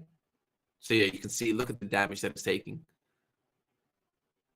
You're healing a lot from Verdant and Arcalion, though. The Emberlynx does. Yeah. Yeah, look at this. This is just going to... So essentially, the Emberlynx only got 2 Omegas off, which is not enough for what you want for something that does as much burst damage as that. Also unlucky that the Komodo got its blind off super far away from the Furiox and Phosphorus. I don't think that would have mattered in the grand scheme of things, but it definitely would have helped. Actually, it might have mattered. Now that I'm looking at this last play, it definitely would have mattered. Yeah, he's just given up too much. Rough. He's giving up too many little positioning things, and it's having a pretty negative impact. I do like Titanor here. It's a good Omega angle. This is a good stun, yeah. But he has to move the Fiery. He has to keep it alive longer. That's fun. You put more value on the Fiery than the Lynx? Well, both, but definitely Fiery is important. It's got the pure damage and the max health damage, which is just what he needs to be able to cut through the Phosphorus. Yeah. I definitely think the Lynx puts in work, though, for sure. The Lynx is more burst view, too, right? Like the Fury is going to do far more damage over time. The DPS is so much higher. Yeah, but in a good thing with this, where a lot of his like Brian's units are clumped up, I think the Fury, the Lynx's AOE or that cone angle that it shoots at, look at that, it just wiped out essentially took out the HP of 2 units. They're obviously still around because they have Indomitable, but now imagine if that had more time to keep doing what it was doing. Sure. Like that's serious best damage that shouldn't be overlooked. The Titano is putting in work though. And I think this is a very, very good angle if the Titano is able to get off another stun. But I think it will. It should stun the Phosphorus. Man, that's Fury tearing through him though. It doesn't matter. Phosphorus is immune. It won't actually get stunned. Just misses. Oh, right. Yo, unfortunate. A clean 2-0 for Brian. We will be giving out... We'll see what Hepbone Hay got. See what my boy is doing. Damn, that was unfortunate. Good matches. Venmore is going to be kicking himself because there was definitely things that he could have done differently, which could have shifted the result of that game. So I think he'll be happy with the placement, but still a little bit. I'm sure he would understand that a couple of different changes could have changed that outcome. Okay, wow. It seems like we're getting a lot of feedback about the single elimination as well, which is cool. Yeah, I also agree. I think singles on the weekly makes sense, and maybe once a quarter or some shit, once a month we do a big doubles. I think that somewhat makes sense when you do like a seasonal. I agree. I was thinking that too. Maybe even like winners of tournaments of the Inferno. Yeah, like and bringing them in for like a 32-man seasonal double elim or something. Yeah, I agree. Yeah, that would be cool. But I think we'll work on something like that and see what the community thinks about it. I think the big thing for me is actually the prize pool as well. If we have like a ginormous prize pool, double elim makes sense for that tournament. Make them really work for it. But for standard weeklies and stuff, also works better with my schedule and stuff as well. Like, I don't want to sound selfish with this, but like the simple idea that if you have a 4-hour tournament as opposed to 7 hours, you can put it in a lot more places. Instead of me going from 9 p.m. to 6 a.m., I'm going from 9 p.m. to like 2 a.m., which means that I can do that time slot. Whereas I might not be able to do that time slot with a longer tournament and stuff like that. So it's definitely more freedom, more flexibility. It makes sense. Makes sense. Now, well done. Well played to Brian. I'm sure Hype is, like we said, Brian is somewhat the slept-on player in Hype. So he's definitely doing Hype proud. And so we have, this is going to be interesting, Leomane and Hethbone. Hethbone, I don't know how to pronounce it. That's how you pronounce it. Wait, Venmore is part of a team as well. There's a toxic squad. Oh yeah, that makes sense. Aptly named.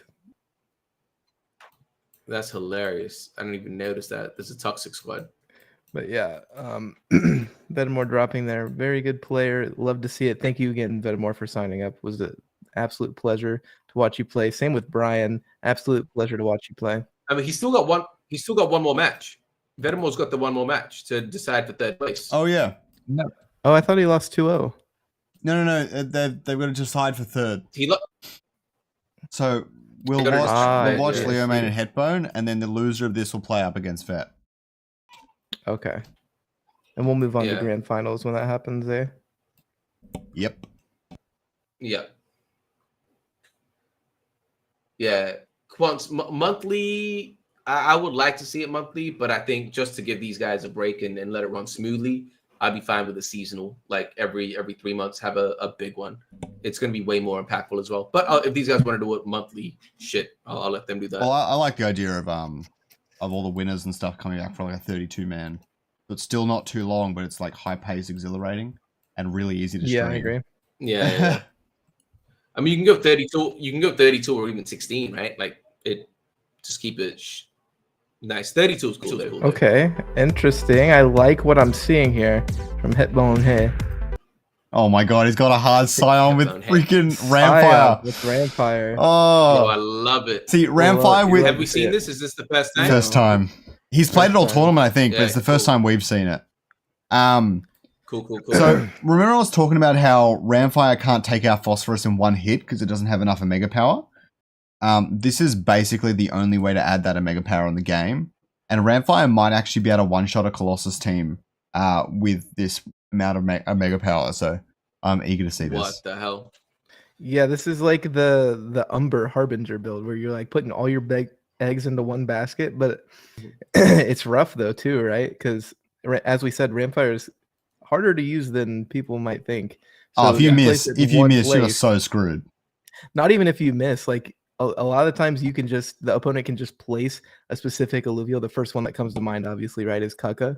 You just get completely destroyed because he's not tanky at all. He's super squishy. He's all about his Omega. And if you can't get it off once and possibly even twice, you kind of just lose instantly. And this it seems like a very high it's high risk, high reward. Yeah, this is a super high. This is even higher risk because he's got the Scions in there. And if his Ramfire doesn't get off once probably twice into the late game, he could lose pretty easily. I'm assuming he's going to want to win pretty early here. I'm loving it, though. Leomain's splitting his team, which I think is the right way to open here. You've got to make sure the Ramfire casts on one side of the board. You can't have a cast in the middle, and you can't have a cast on the important side either. I've seen this. It's so annoying. I've seen this team before. I've seen people open like this. Yeah, it falls off really hard though, but with the Ramfire, it'll be interesting to see how it actually works. Oh my god, it didn't actually take out Atlas. He managed to cast Shield. That's so funny. This is going to be funny. So yeah, the Bulwarks win round 1. Yeah, that's mad. Okay, that's cool. Flish, I mean, this is very acceptable. This is very acceptable. Flish copped the Omega nerf the most since it relies so much on its Omega. And so stage 3 Flish is still like okay, it's not that good. But stage 1 Flish is pretty useless.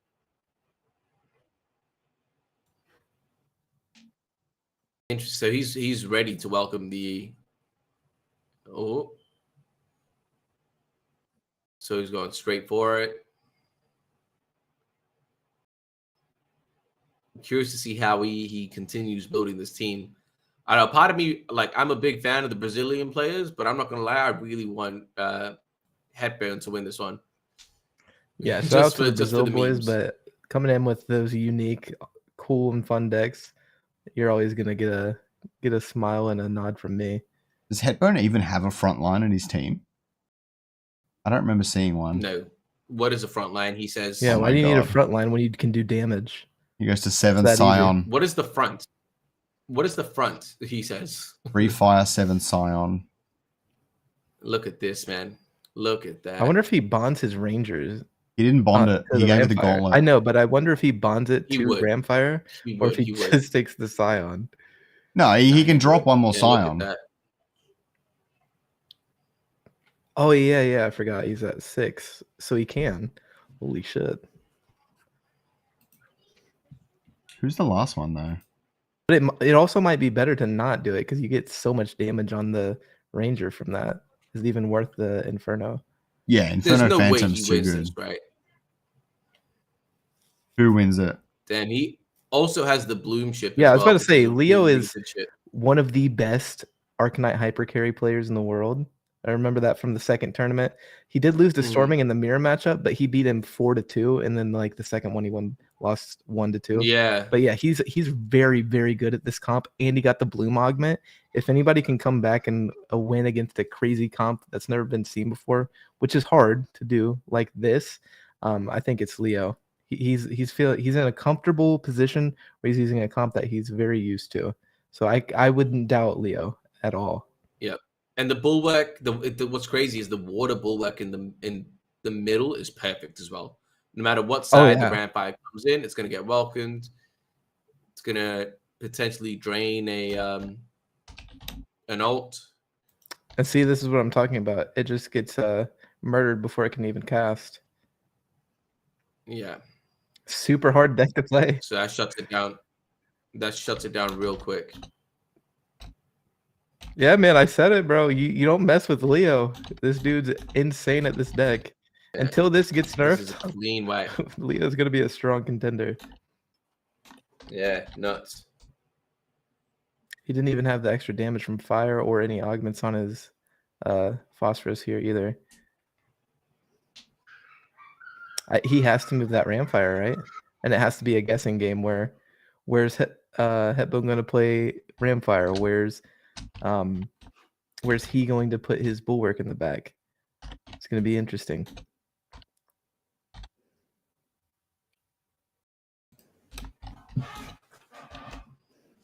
All right, going for the So I wasn't watching last round. What happened? Hetbone got wiped very, very quickly. Yeah, his Ramfire didn't get the chance to use his Omega. Really? What killed it? It got energy stolen somehow, and then it got stunned, so it wasn't able to do anything. Oh yeah, from the Water Grocco. Oh my god, Water Grocco. You know what? That's another thing Leo did right. Water Grocco takes away energy when it uses its stun. Yep. He put it. That's the one he put in the back for Ramfire. So that's what I'm saying. This dude's on another level. He's thinking 2 or 3 steps ahead. There's no way to get Ramfire to cast on the team. He set it up too well. It's hard. I mean, there actually is, but I don't think if there was an augment, a rogue augment, and given that to Ramfire, so he would double jump. That would have been the only way to get him to cast. He doesn't double jump, does he? Yeah, so you jump to the back, and then the additional rogue makes you jump to the back line again. So you'll have your Ramfire actually jump to your back line. No, it doesn't. I don't believe that for a second.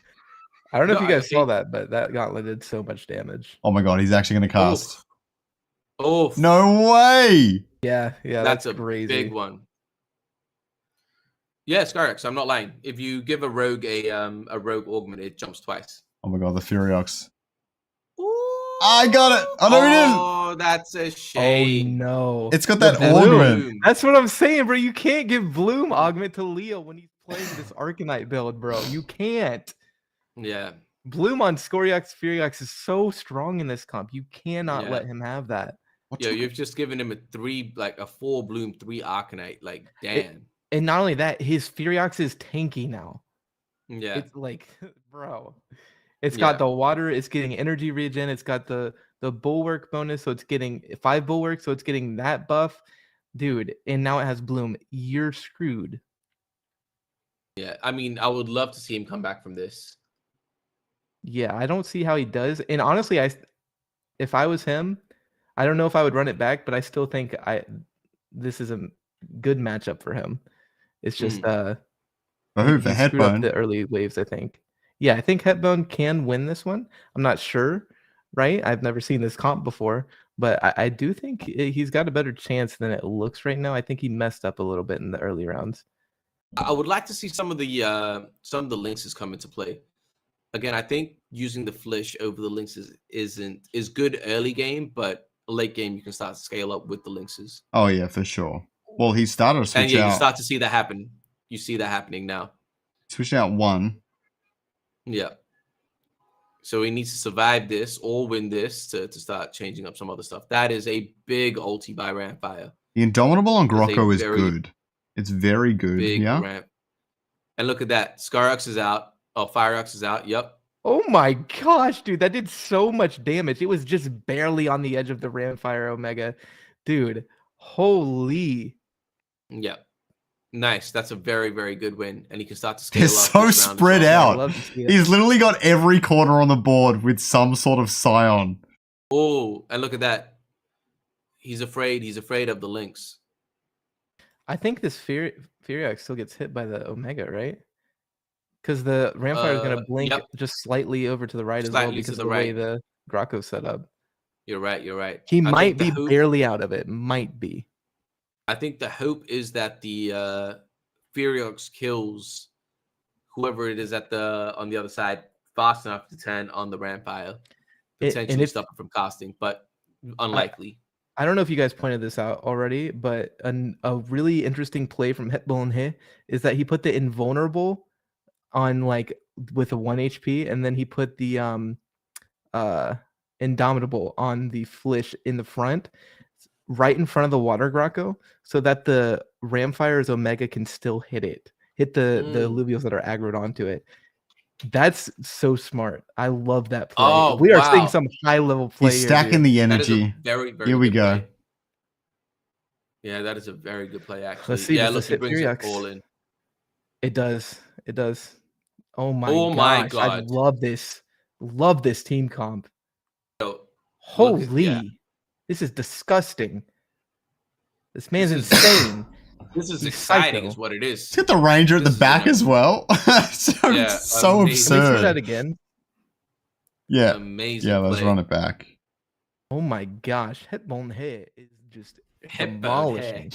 Yeah, you see he's got that Flish in there. It's got Invulnerable and Indomitable. It's not going to die right off the bat from this Phosphorus. Ramfire gets his Omega. Oh my gosh, look at that damage, boy. You're gone. We'll see you later.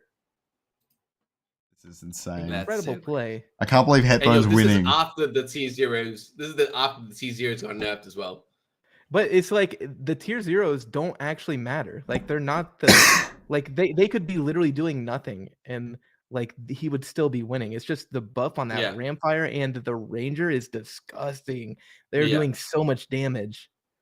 I think I if would he love wants to to see the win, numbers. yeah. And the problem too is like Ramfire does like a big AoE, so you would want to like move your alluvials over in a place where it can't hit it at all. But the problem is his Ranger is doing so much damage too, and that does an AoE as well. So like, how do you even? I like the way he moved his Furiax and Phosphorus over onto the other side. I think that's going to be really good for him. And he should win because the Ranger, unless he moves it over to the other side, won't attack them. But yeah, But the great play here. issue is he actually does. moved last round. Oh my God. He's got another Lynx in, and he's got an Alfie. Yeah, look at Yeah, this. Look at look. this damage onto the Furiax. What Holy- the hell? Oh! God damn. And this is the best situation for Leo too. Like the only other way this Yes. could got better if the Ranger was on the other side. Yo, Fireox is working though. Is it going to be enough? I don't think Yo, it Fireox, is. Look at that damage. Oh my God. That's What the I'm hell saying. killed it? I told you, bro. The Ranger is doing so much damage. Watch, it should take Oh. this out as well. Oh, Oh, it doesn't. He Oh. loses. Oh my Oh. gosh, Wow. so This close. is going. Yeah. This is See, going that's one of the straight to it. funniest parts of Phosphorus is it runs so fast. Look at this. Phosphorus is in the range of the Ramfire cast, and then gets out of the way really easily. Yeah, you know what the problem too is Leo main, if he didn't have the Lilura over onto the left side, the Hetbone his Ranger would have targeted onto the Furiox, which has so much. He has the Bloom, he has the attack speed, which is doing so much damage onto Hetbone's team. But because the aggro from the Ranger's Gauntlet is going on to the Lilura instead of onto the Furiox, he won that. The Are we Furiox had gonna 3 see? damage. Are we gonna see more Lynxes out this round? I know he's got a couple in his pocket still. Does he really? Yeah, Oh, so he puts in the Fleece and then upgrades them late game. That's interesting. I think that's the play. Yeah, because Flish's late game don't do anything. Yeah, plus you only lose 4 gold from that, right? For each Mm. Fleece that you sell, you only lose 4 gold. That's not So that's not really a bad trade. 100%. This is a team that I'd love to try out. For sure. Very, very interested with this team. I have been very tempted to he's- do five Scion Links. That sounds like so much fun. I don't know if I would use it with the bro. Ramfire. I would use it probably with something else, but I think it would be Oh. crazy. Here we go. I don't know how I feel about this one. He's got a Dominable on Alfie. This is not a good one. So he did take out the Ranger. Is it enough? Yeah, that's a pretty good takeout as well, because he did just upgrade his Ranger's Gauntlet, I believe. Yeah. So look, can they take out this Phosphorus though? Oh, that's 2 Omegas. No, but the With the Ranger has the Ramfire. Omega, so Oh, he didn't. It's going to run too fast. It's too Yeah. fast. Oh man, that Phosphorus and Damn. oh Leo. my hyper. Goodness, that was a very close game.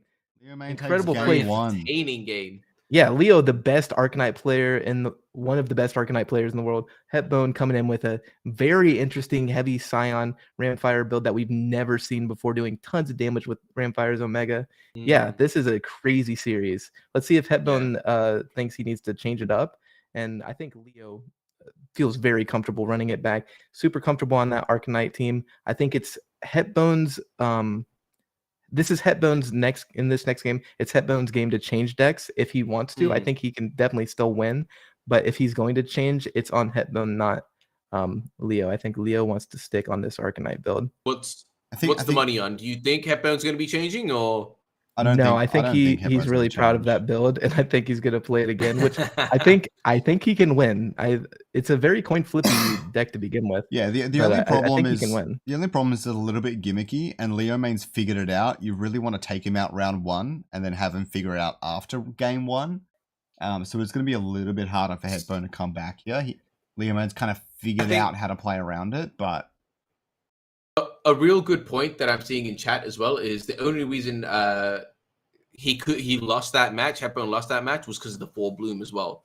So that is obviously something to consider, that the 4 bloom's already going to come into action very rarely. So potentially without that 4th bloom, it could have gone differently. I mean, it was very, very close. Yeah, that's a very good point.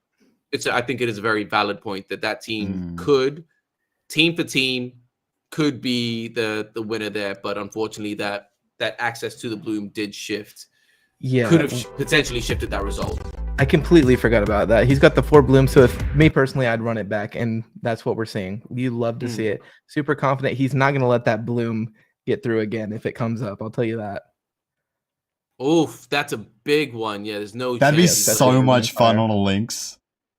Like, imagine the Fire Lynx casting twice. Man, you want that on the Ramfire. Nah, I don't care. Nah.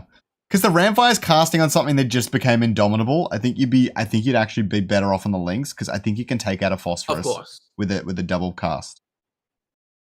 Yeah. Okay, so I think he knows what to expect round 1, which is the straight Scions at the back. Do you think it actually makes sense to split your team up if you were Leo right now, or just go all in on one side? I don't know. You definitely take more damage from the flish if they're overlapping, and you get a lot of that if you don't split them.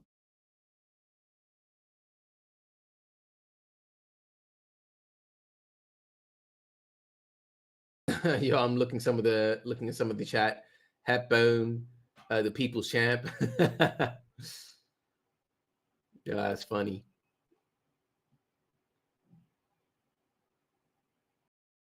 Yeah, I think Brian was playing a lot of Arcanite, so if Leo wins, it is going to likely be an Arcanite mirror, which should be interesting.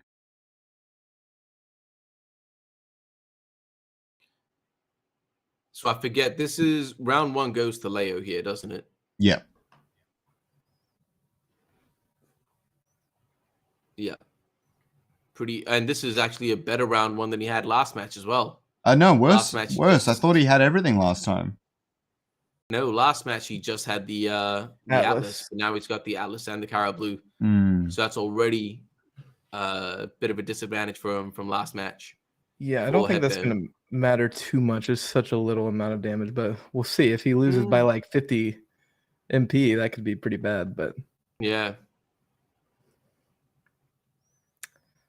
Okay, goes ahead and puts in the Phosphorus. I think he loses this one. He lost it last time. Yeah, unless something dramatically changes here. That we're not seeing. The water flish at the very front with the thorns and indomitable is such a smart play, man. Oh yeah, and what was also a smart play is Leo saving his Water Grocko for the back to steal energy from the Ramfire. So it's like these guys are big braining it. Like they're playing on a level that a lot of people aren't seeing. They're 100% optimizing their team, like in a way that the casual play just doesn't think about, which is very, very cool to see. Also, really big point here. Leo on this round actually made his Phosphorus hyper, which was the difference. Wow. Yeah, I mean, last time it wasn't these hyper, and then he got the attack speed. Huge. these points are adding up. I'll say that Atlas survived, the Ranger survived as well. Like these points are adding up. Is Leo really adapting that quickly to a team that I would have thought actually had the advantage over here?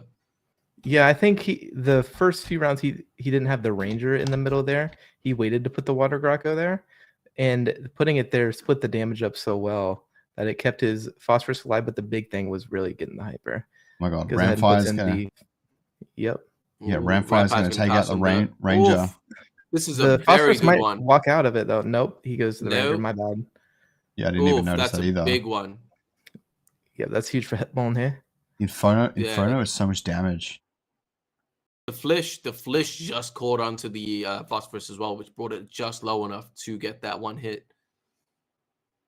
Oof. Not a whole lot. Making a dent. Not a whole lot of damage. He is making a dent. It's decent.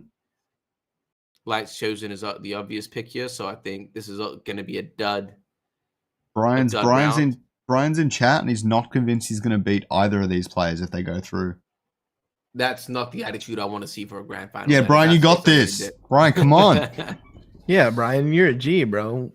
We saw what you did to Venmore. Bro, can you imagine being in the finals and be like, yeah, I don't think I got this. Nah, you got this, big dog. We're going to say the exact same thing to the other guy, too, but yeah, you got this. 100%, yeah, for sure. I'd like to see Brian take that back in chat, actually. Like, I think he should be talking some smack. Leo's going different. He's going with the Fire Gruckle at the back now. I wonder what the plan is, what the idea is. I'm not sure. Maybe he didn't intentionally put Water Grotto back there to save energy, and that was just a coincidence. Very lucky misplay. Yeah, very lucky misplay.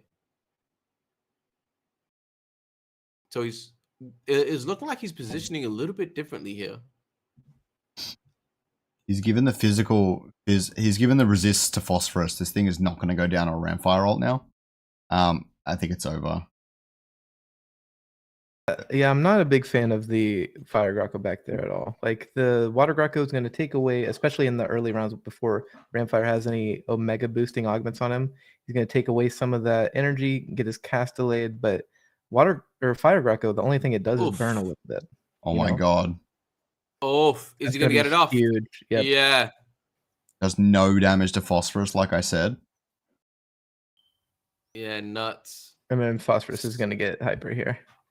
Yeah. It's very back and forth. Yeah. That's one of my favorite techs, and one that I've used quite a bit is like, do you put damaging stuff on Phosphorus, or do you have your defensive techs against something like a Ramfire? It just makes it so good.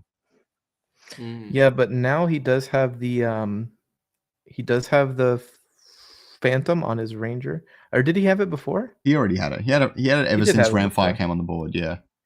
Yeah, I think he wants, I don't know. I was thinking maybe put the Ranger over to the left from our point of view of the behind the Phosphorus.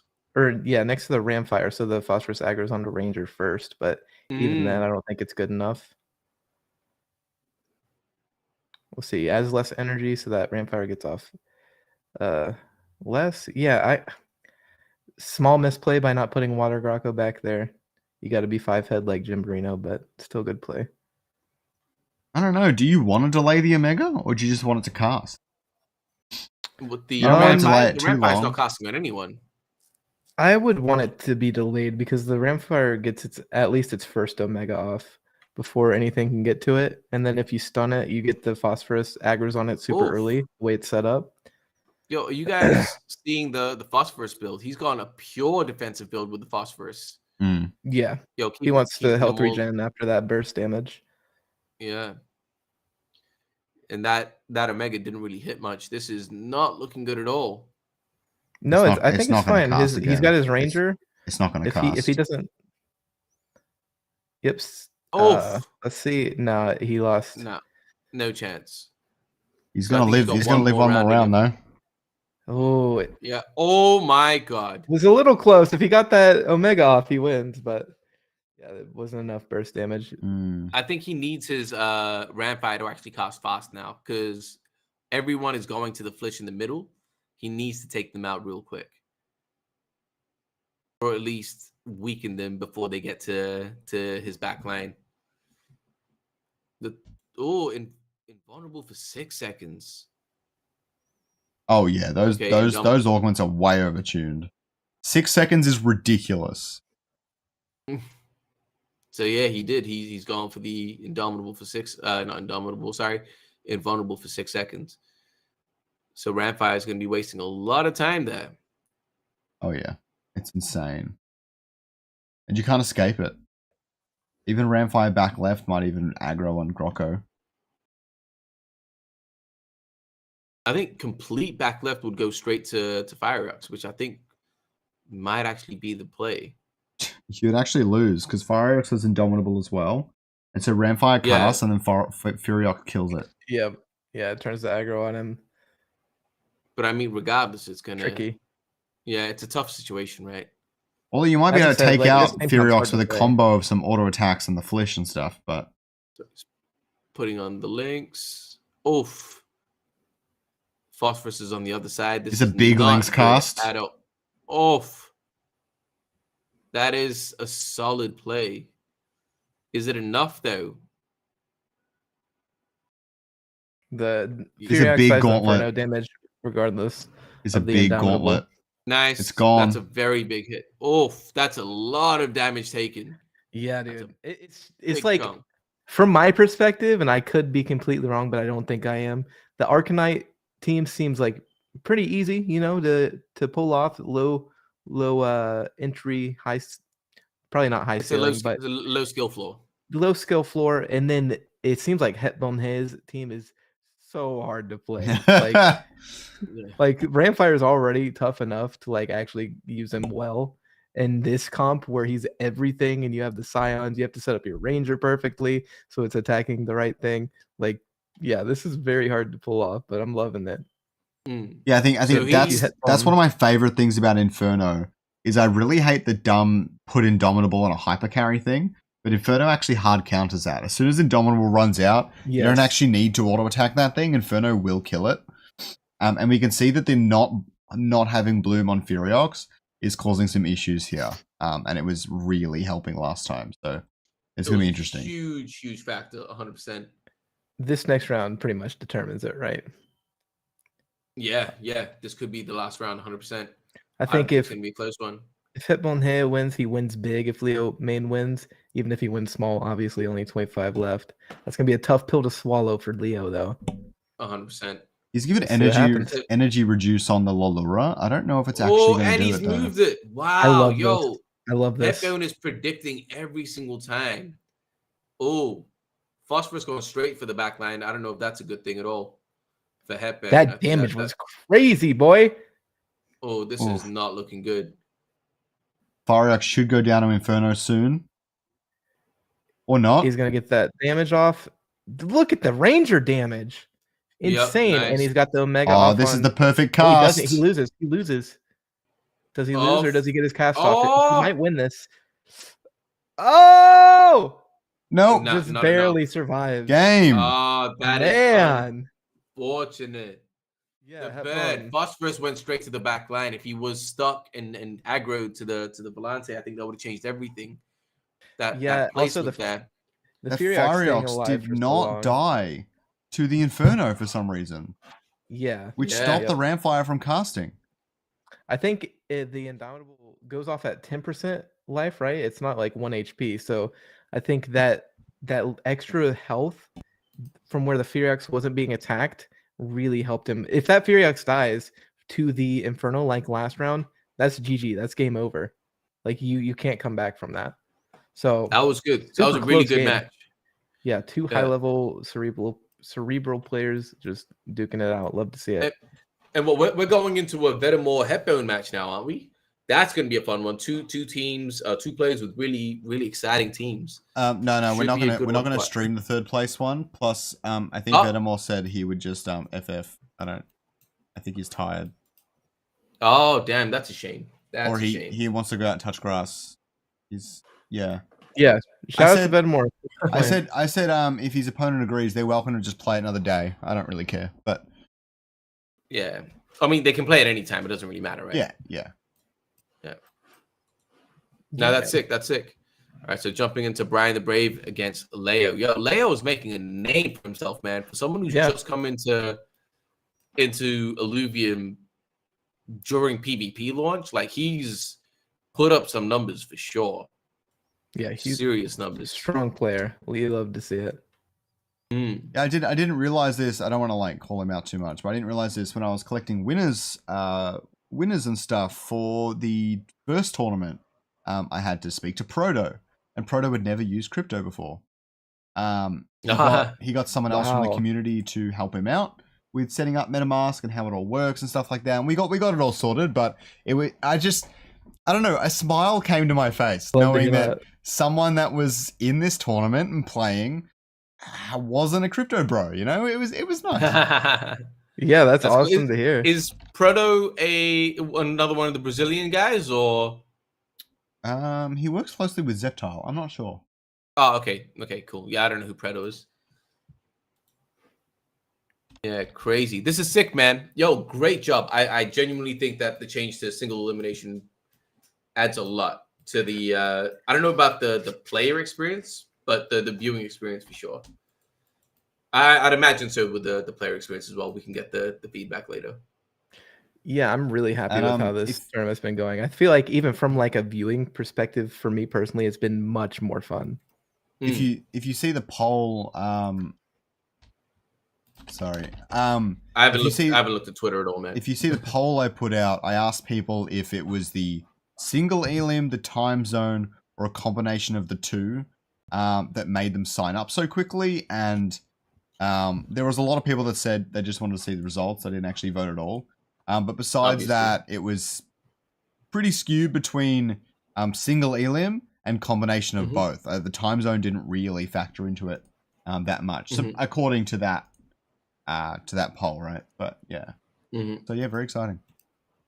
Yeah, that's cool. All right, yo, super random, a little bit off topic while we wait for the next match. Did you guys pull any liquid discs? I know Scarlet, you did. Jimbo, did you get any of those? No, I've just felt too bad, but I'm for sure going to be picking them up. If you do not have a Team Liquid Illuvitar, go check them out. They are actually so good. They look so good, and they're going to add to the actual prize pool a little bit to the Team Liquid tournament that's coming up that has like 100,000 base prize pool, correct? Yeah, 100,000 and $5 for every disc sold added on top. Yeah, it'll be interesting to see that tournament play out. I'm excited for it. I wonder if they need any commentators, but if I'll be playing if not. Yeah, I think they're gonna do it so anyone can sign up for it, which is really cool. Oh yeah, I'm so excited to play in that. I'm gonna work so hard on building a team. And also, speaking of Team Liquid, I don't know if you guys saw that the Steve play Kieran. And I'm pretty sure it was like 3-1. Kieran gave him that third game. I don't care. I'm sorry. Sorry to break the news to you guys, but he was literally trolling. But yeah, Steve, I've been watching Team Liquid for years. I've always loved Steve. Super charismatic, and you could see it in that battle. That was super fun to watch. So funny. No, it was really fun. Yeah, I woke up. It was like 6 a.m. my time. I was like, should I wake up or should I just sleep in? I slept in, but I woke up and I watched the replay of it. Yeah, it was cool, man. Steve is sick. Steve is a cool guy. I love Steve. Yeah, love him. And dude, never like, met him. Yeah. The Team Liquid guys are man. Dude, fun story. The first time I did meet Steve on a call was I was super late. Like they had a call with Lauren and I was meant to be there. Lauren and Kieran. And I was just late, like 30 minutes late. So I just jumped in the call. I was like, hey guys, I'm so sorry. I overslept. But no, he's really cool, man. And it's cool to see the I think I can share this, but I think internally the Liquid guys, like the Liquid team and a couple of the players are actually doing a little bit of an internal tournament within the Liquid staff as well, and the Liquid guys. Like, so they're really on board and really happy with everything that we're doing. They're seeing, like, very happy to have them on as a content partner, not just a partner that we're like, oh yeah, cool, we're done. like to see them content with the product, with the experience. Like very, very excited to see this develop for the long term. Yeah, it was so much. I mean, Steve, as a Team Liquid fan, being in the space and watching him, already a charismatic guy. But you see, like the interactions between him and Karen, there was just something like beautiful flowing.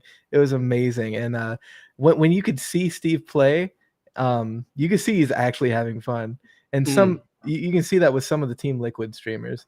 I'm not gonna say all of them, and no shade being thrown at all. It is what it is. But even most of the Team Liquid streamers, like they are loving their time playing it. It's been so much fun to work with Team Liquid. I'm not on Illuvium's team, but you know what I mean. Like seeing Team Liquid a part of this community has been amazing. 100%. Two of the biggest guys, and I've spoken to quite a few of them, or pretty much all of them now behind the scenes. But definitely my favorite, and I have no like hard time saying this publicly. My favorite guy is Sunbake and Relaxer. Like he is incredible. I love the way he streams, the way he covers it. Super cool guy. The moment I asked him, I was like, "Hey man, look, we're doing the disc opening, the launch party stuff. You down to jump on?" My guy didn't even hesitate. He was like, "Yup, cool. I've got a wallet set up. How do I connect to IMX? Let me know anything you need to do, and I'll sort it." I was like, "Man, this is like he's really about it. He's a big fan of what we're doing. Like, and very, very excited to see us continually grow and develop the game to make it like a fully polished game as well." I think he's one that's going to be around for a long time. Bubkin, another guy. Broxa, love Bubkin. Man. Broxa. Yeah, Bubkin's incredible. Love Broxa. Yeah, Bubkin was actually meant to pop in for the launch party as well. But there was just a couple of tech issues, so he had to dip. But he was another one that was like, "Yep, cool, sign me up, I'm down." So yeah, those guys definitely. Broxa, I love Broxa, man. Real cool guy. Real cool guy. Yeah, man. Like watching these people play League of Legends and going to Worlds and actually doing like really well. Like Broxa, I'm pretty sure is a world finalist. I could be wrong on that. He is. Yeah, he's a world. I don't know if he's a world finalist, but he's a very, very good player. Yeah. Fnatic went to finals one year, but I'm not sure if he went. But yeah, one of the best Lee Sins. Seeing people like Broxa, Saint Vicious, Bobkin, these people that I've been watching actually playing Illuvium that I've been with for the years is so surreal. It's awesome. It's awesome. Yeah, I do want to shout out. I know the match is starting, but the final Liquid guy that I want to shout out is I actually really like Mid Beast, so it's cool to see him there and it's great representing. So I love Mid Beast. Yeah, but yeah, all right, into the game. We are our grand finals, boys. Are we ready? W in the chat for grand finals. Who do you have winning? Do you have Brian the Brave or Leo Main? Let us know in the chat. Looks like this is this Leo going with his classic Arcanite build. I think Brian had a toxic Colossus. Am I correct? I think Brian had an Arcanite build as well. I might be tripping, but I'm sure they both have multiple. But yeah, they're both Arcanite. I'm pretty sure. Okay, I'm pretty sure it's a mirror matchup as well. I think they have. It might be. It might be a pure mirror. Yeah. Also, just a quick reminder, guys. This is a best of 5, so this should be interesting. I mean, I'm really hoping we don't do a mirror best of 5, but we'll see how it goes. Well, we haven't really seen anything that counters Arcanite yet. I mean, the Flishes, I think that Pure Scion could have done it. Could have, but like that's so hard to play, you know? But tell me that's not fun. It is. It looked like so much fun. I'm gonna run into ranked after this and play it. Yeah, legitimately.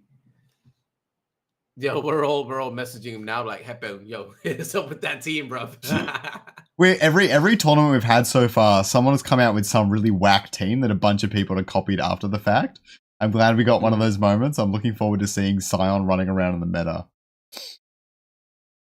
Yeah, I don't think it's gonna be interesting because you're right. It's such a high risk, high reward, and you need to play it so effectively as well. But at the same time, it's not fun. You can just kind of throw down. Yeah, that's the thing. I think it's gonna win because it's fun. Like when I say people win, are gonna I think play it's gonna win over the community because it's fun.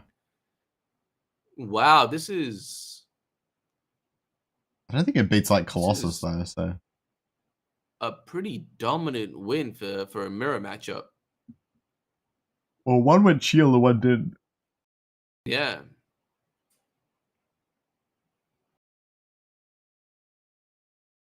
Yeah, one just went for that one Scion, and I did. Well, he doesn't have shield, so it's not a perfect mirror. Yeah. How did his Caribou get hyper? I'm confused. It would have been against the Fire Shield, maybe? Earth. Yeah, the Ranger, but I don't think he was in range. And wasn't he? I don't know. Never mind. Oh, good point. I had no idea. It would have been. It would have been in range. I mean, it's the only logical explanation. Yeah, for sure. So he's checking the team. Yeah, it looks like it's a perfect mirror. Not perfect mirror, but yeah, augments are definitely different. I think I give the edge to Leo. His team comp seems better into a mirror matchup, and Brian seems better into like a toxic Colossus kind of team comp with the way he has his augments. Seems like utility augments versus damage augments. Managed to take out the Atlas. Yep.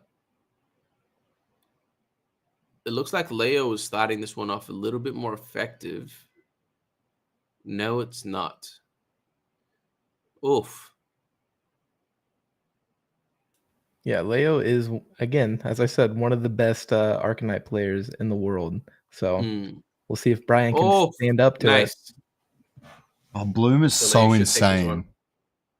Like, Bloom's really funny to me because on paper, it doesn't look that good. But God, is it insane. I really don't think it should be giving a mega power, to be honest. I think that's the one weird part about Bloom.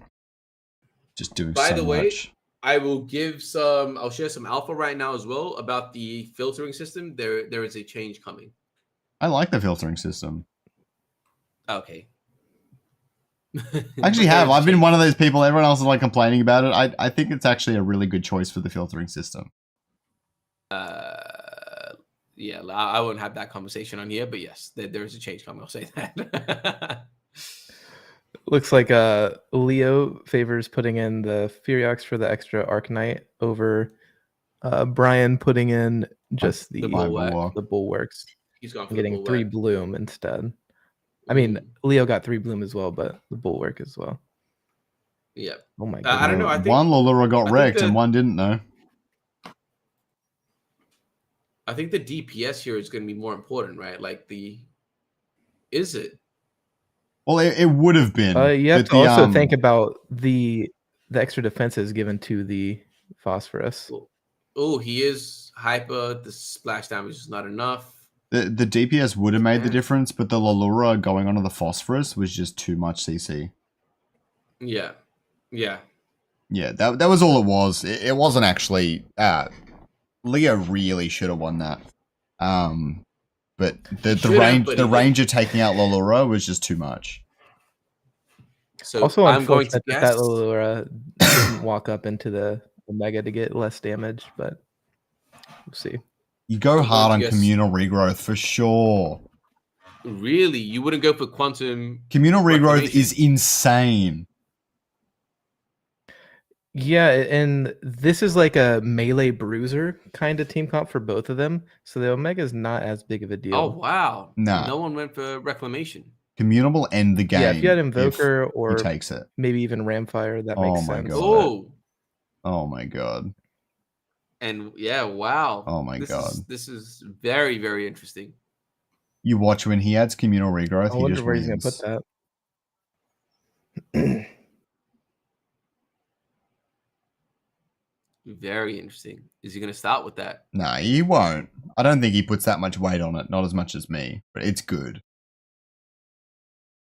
I mean, he went all 3 on there, didn't he? No, he went 1 on there. Oof. The slowing the attack speed on the flare would be incredible. Here we go. And there it is. Communal regrowth comes out. Look how long this 5 bulwark survives. Like, I think that works really well with the 5 bulwarks as well. Oh, for sure. There's a chance he'll heal up the Phosphorus with it.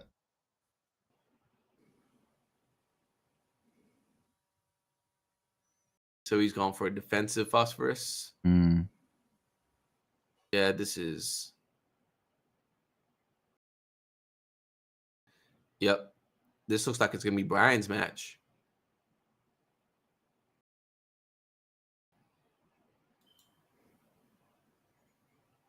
We'll see. He does have the health regen augment plus bloom. Yeah. It's not health regen. Keeps He's getting given it. stunned, He's though. given it resist. Yeah, So that's every I few see. seconds it gets resist. Oof! It But, is. Look how tanky it is. Every time Phosphorus casts for Brian, it actually gains extra attack damage. Or it looks like energy attack damage, maybe. I'm not sure which one he gave it. Oof! No, it looks like physical. Yep, nice. The phosphorus died on for Brian, and that made it where Leo took so much less damage. That's big. Yeah, I'm surprised it's opening up so slow. I really thought Brian would be a lot more ahead by now. But you know. Yo, and he was out here saying, "Oh, I don't think I can do this." Like he's playing that game, playing goaling. I don't know. Leo Main tends to bring it home particularly well. That's where he really shines. So it wouldn't shock me if Leo takes this. You reckon the pressure's going to get to Brian and he's going to drop the ball late game? Leo's one of the best players I've seen at adjusting his strategy mid round. He does it with such precision that it's actually quite insane. So yeah. I do think Leo can bring this home easily. And what's funny is that's something that we spoke about in the Brian vs Venmore match about someone being flowcharting and someone being adaptable, and we gave that compliment to Brian. But now we're saying that Leo is actually the one that's better at that, which I think is an accurate statement. But it goes to show that there are levels to this. Very interesting.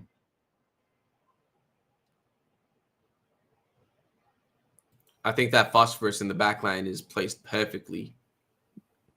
Oh yeah, it's got such a cool angle too. Yeah, I like that as well. It's just taking these guys out. Yeah. So it's already, yeah.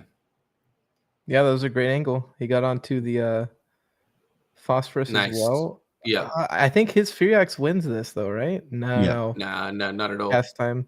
Phosphorus, and the Phosphorus didn't die either. Holy. Phosphorus is still so around. Lucky. And look at that heal. That's so stupid. That's so dumb. It's just healing. It might even end the match on full health. Yeah, nuts. Look at that. That Lalura cannot kill the Ranger. The bloom on the Ranger is too much. Well, we got the hype boys in the chat just building up. They're calling him Brian the Brain, spamming hype in chat. Brian the Brain. We got any Leo fans? Let's see. We got any Leo fans, or we got? Yo, I like Big Brain Brian. I like both of these players. I'm loving it. Yeah, this is a good match. Considering it is a mirror match, what's cool is to see that this, like you said, like a mirror match is played so differently, actually. One with the Phosphorus going hyper defensive, one going hyper offensive. It's very interesting to see. Well, he's given it the Omega Power augment now. So one's got the cleanse and boosting the physical attack on Omega, and one's got the Omega Power boost on Omega and the gaining resistance over time. I definitely think gaining health over time would have been way better. I'm not convinced on the resistances. It's just not. It just doesn't give enough. But yeah. Oof. The double ulti on the Lalura. That's gonna be big. Yeah, it's gonna be. This Firax is gonna be chained CC'd. Yeah. Look at that. Yo, that's a lot of time. That's a lot of time. Firax and damage. It's a good amount of damage too. Yeah. And now he's just targeting the Lalura. And he gets it again. 3 in a row. Are you kidding me? I mean, it didn't matter, but holy. That just essentially took Firax out of the match. I told you guys, don't mess with Leo. He's great at this team comp. Yeah. He legit disabled the Firax the entire match. That was big brain as shit. I knew he was going to put that on the Lalura. Useless. I didn't want to say anything. Yeah. That's something that I would never have considered. You're right. Yeah, Lalura is out. Leo is out here making these big plays. Yeah, it's so expensive because you got to move the Omni Vamp and both carries now to move them out of the way, which is really expensive. Now it doesn't matter as much now that we're on like round 8 or whatever, but still. I mean, you could always just move the Firax a little bit in front, right? It's not that deep. it would still get that being the closest. But now he's moved Laura, it changes it up a bit.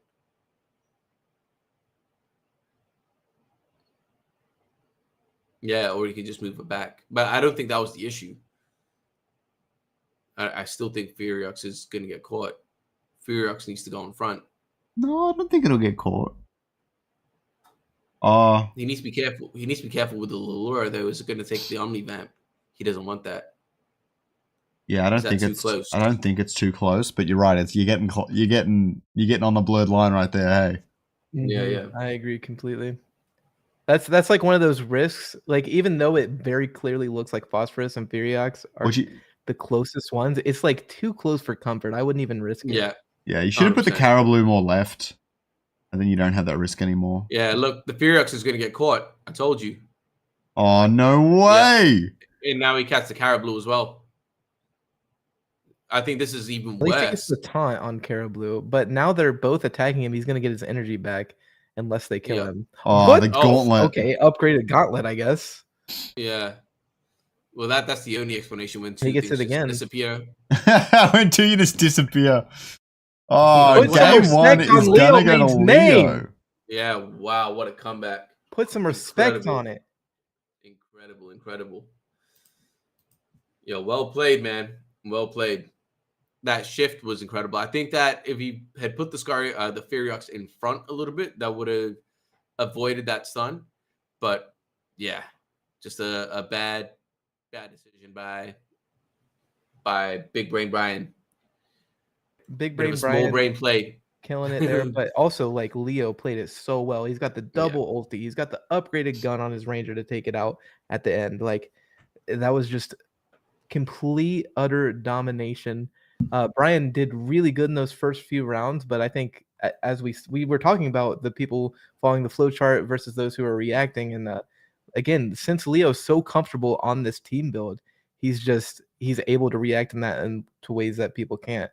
And I'm not counting Brian out at all. I think he's an incredible player. I think he still can win this series, but we have to give credit where credit is due. Leo just completely outperformed and did such a great job there, as we knew he 100%. Would. 100%. Now, here's the question. Does they're running it Brian back? Oh, they are. Okay. I mean, I would assume so. It looks like they're running it. Oh my God, Bloom! If anyone, then they have to go all in, right? No one's getting it. Surely not. One of them's gonna get it. They're not gonna let it go, man. No chance. This is taking way too long. No one needs this long. Yeah, dude. This is like he thinks he's gonna bluff it. He's not gonna get it. He's gonna get it. Oh no! Sorry. If someone bluffs, you don't take this risk. You don't bluff on a match like this. Yeah, insane. He's gonna give it. Because what are the other two? The other two augments compared to this one Bloom augment? Oh. Yeah. See, like it's not even worth to even kind of bluff. That's silly. Yeah, that was a dead round for sure.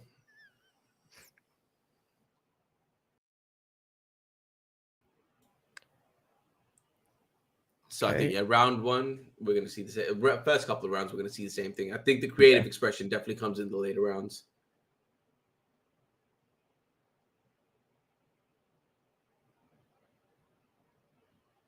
I think it's very interesting to start with the Scion and not a shield of some kind. I don't think that Scion early round does that much. I don't either, but I don't think Brian has a shield, and I don't think it's worth to add to your deck just to win round one. I think those extra slots are so tight. You want to pause. I mean, yeah. I see what you mean, for sure. But hey, Leo did win that last round, so maybe he's onto something, or maybe he's playing this specifically for the mirror matchup. Who knows? By the way, I'm confident I can build a team where Phosphorus casts every single second. I reckon I can. What the hell? I might quickly try that after this. Don't tell my partner. Umber died just in one night, and money on Leo. Yep. Vampiric. Look, I don't think Vampiric is a good augment.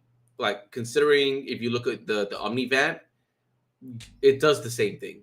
like 40% life steal. Like, are you really going to be bidding just for that thing that you can just have in your team anyway? Doesn't really make any sense. Doesn't Vampiric also give max health regen? I don't think so. I think it's the exact same thing. Interesting. So the same exact thing, but this time it was Brian that took round 1. Am I tripping? It was a different result, yeah? I think so. Because we were saying the shield was effective, but it just... I think it had more to do with how the like rock paper scissors of positioning. Yeah, I think positioning was the key role there. The weapons. So I'm looking at it, and the shield doesn't have anything like that interesting about it. I would like to know why he does that. Yeah. Well, everyone attacking the Atlas first pops his shield off.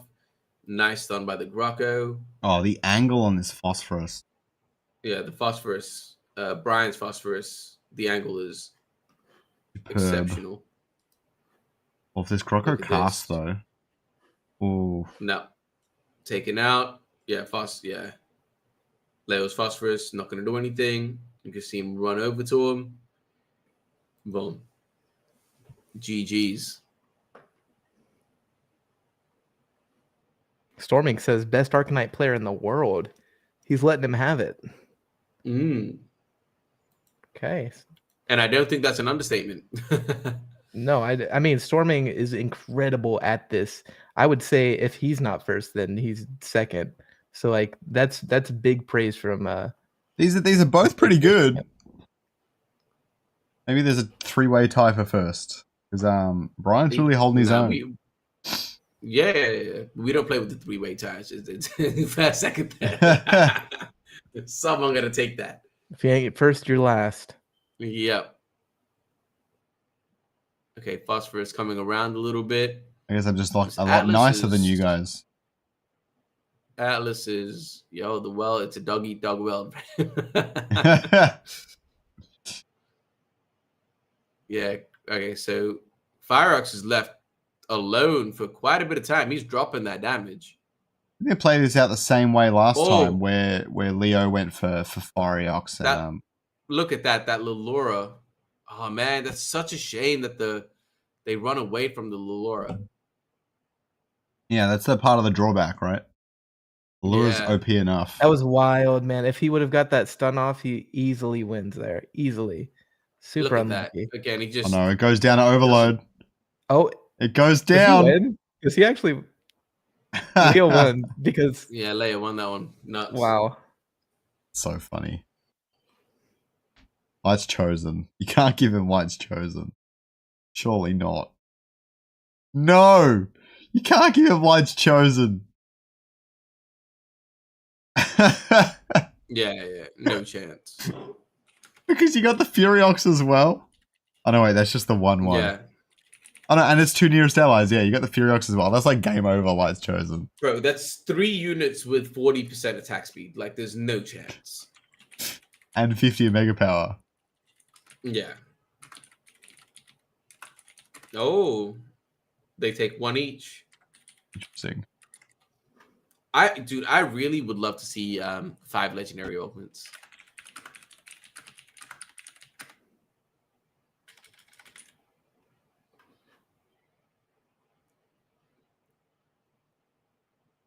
All right.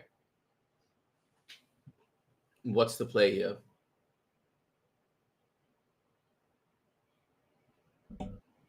I don't know. Getting Furiox on the board a turn early is pretty helpful. Big Gauntlet's pretty good.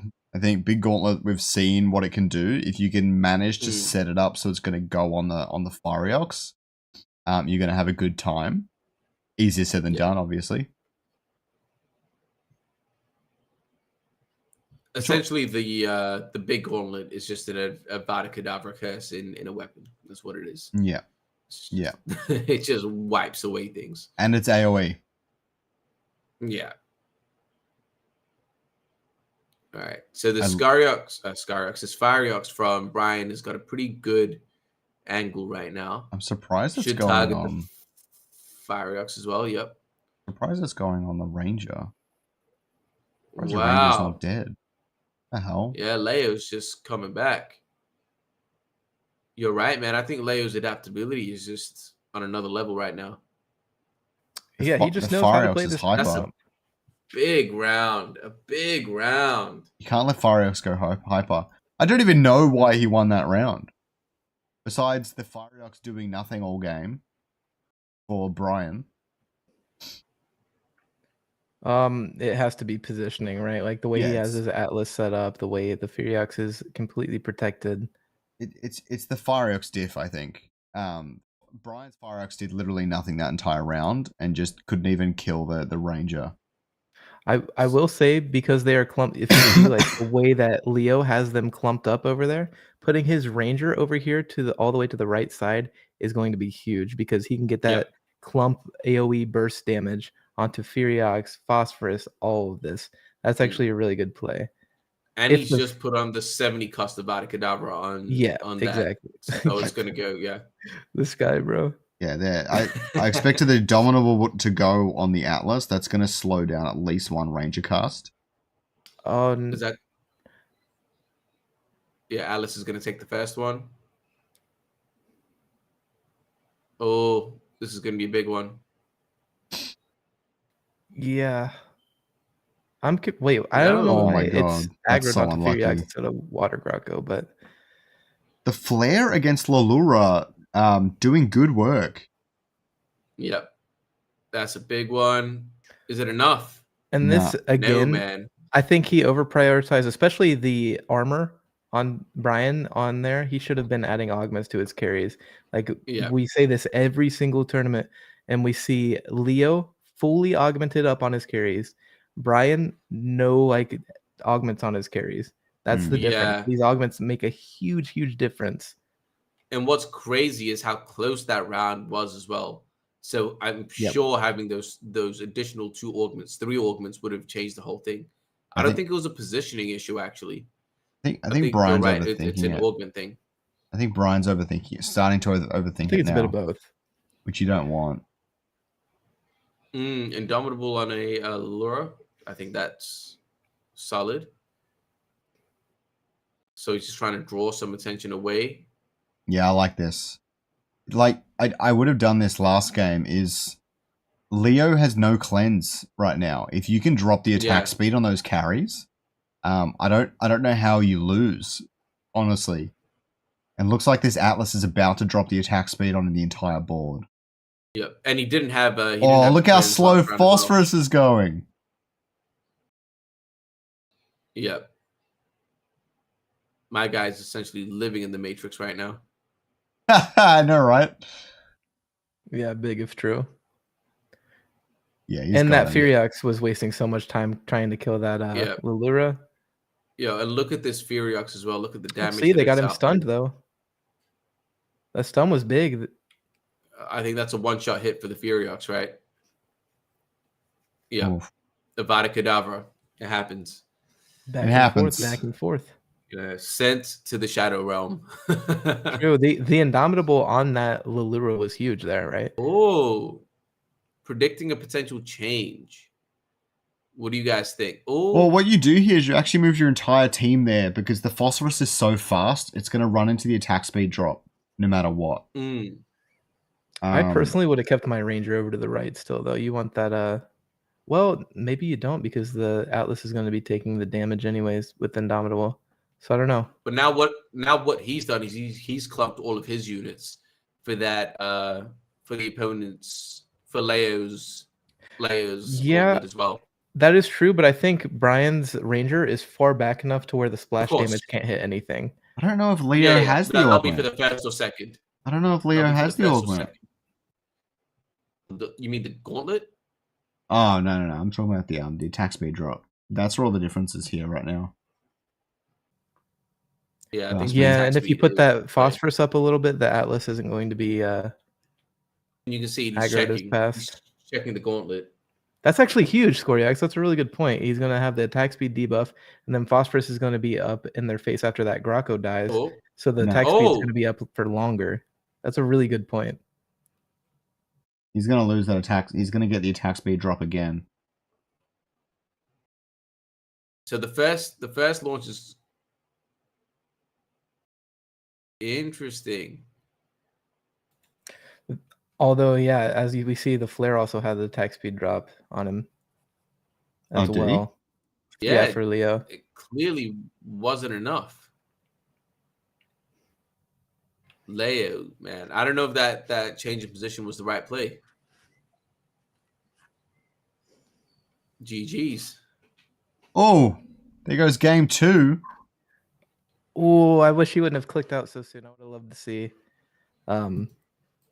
by how much he won. So this could be potential last match. It's currently 2-0 to Leo. Am I right? Yep. It is currently 2-0. Go Leo. 2-0 Leo.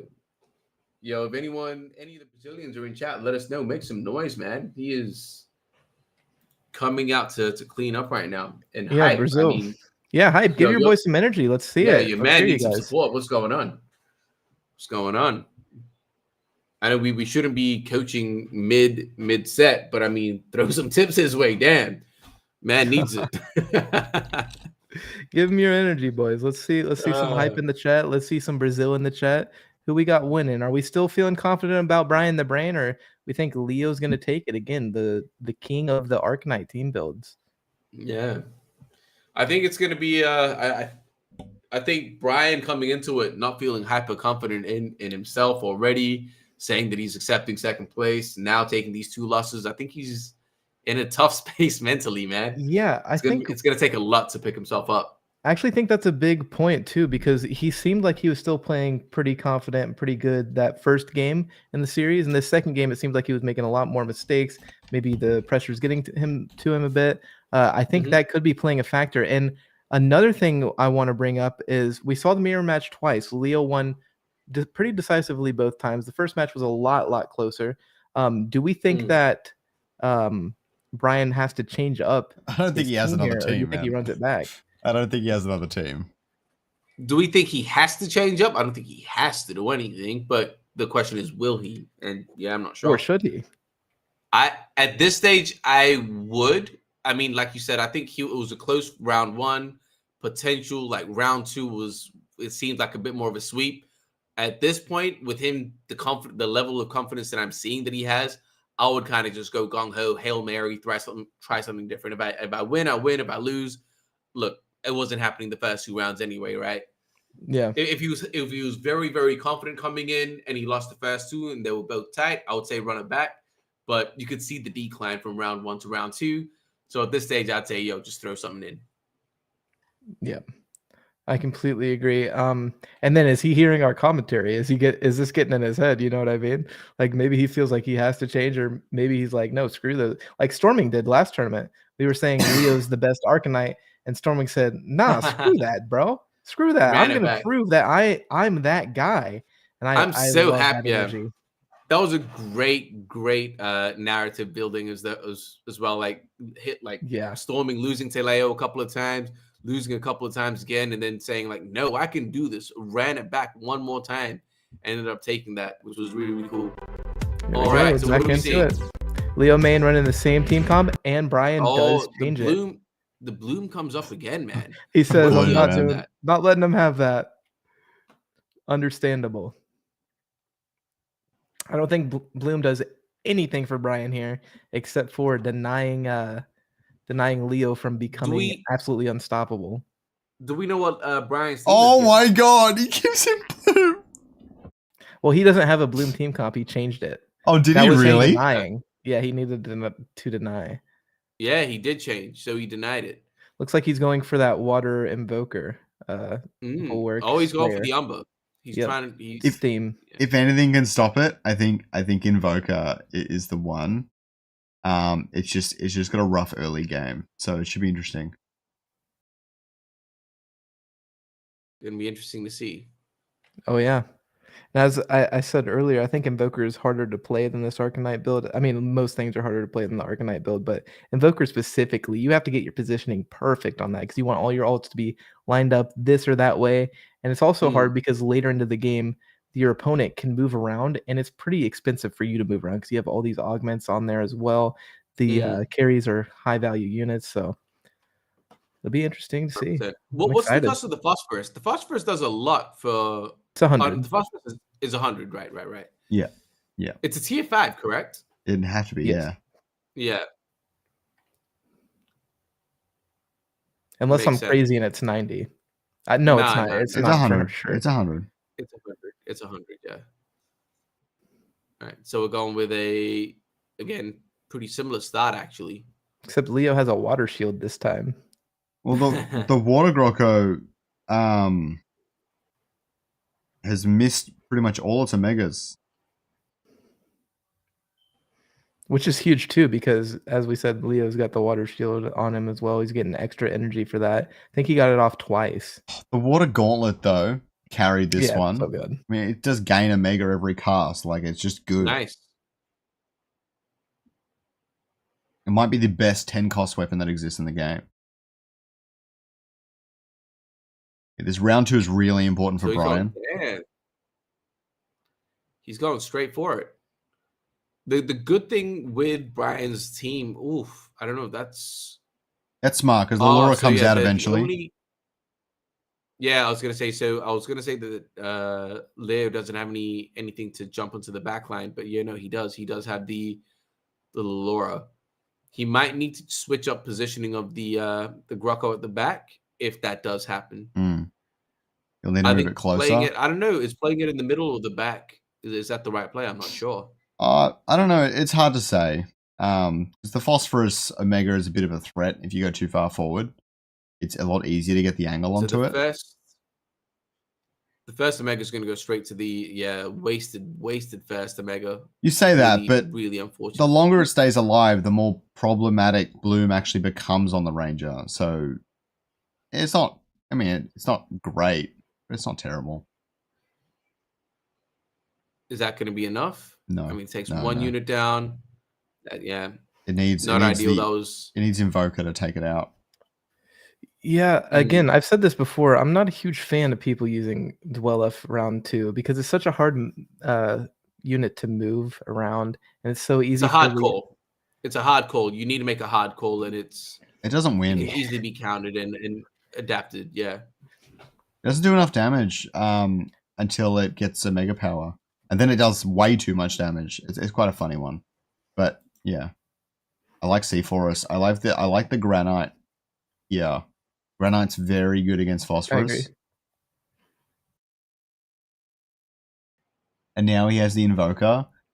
This is one of the best Invoker combos because Phosphorus casts long before Dualef and gives it the Omega power. And then Dualef has way bigger impact on its first cast. Unfortunately, in this case, it's up against Thing, but it actually grants itself Omega power from cast now too. So this is actually really good as well. The Goliath over there is actually going to draw the Omega as well. So the Omega is probably going to take out the Lulura real quick. Yep. Oh my god. It's going to go straight to the corner. I can't believe the Phosphorus timing on that, taking out the Lulura. That's insane. This is a really, really good start for Brian. I think there's going to be a big cast. Yep. That was an interesting placement on the cast, but very, very big. Perfect. Real well played. Yo, Brian pulling something out of his back pocket here. Oh, a granite. That would be pretty interesting. Yeah, put that on one of the frontliners, maybe. Just to give it that extra survivability. Is he just gonna overlook that completely? Yeah, it might just be better to go for these other ones. So I don't blame him here. I think Granite is actually the better. I think Granite's the better play if you want to throw off your opponent, especially because that's not something they would be expecting. Or is he expecting that Leo's going to try and prevent him with the Granite?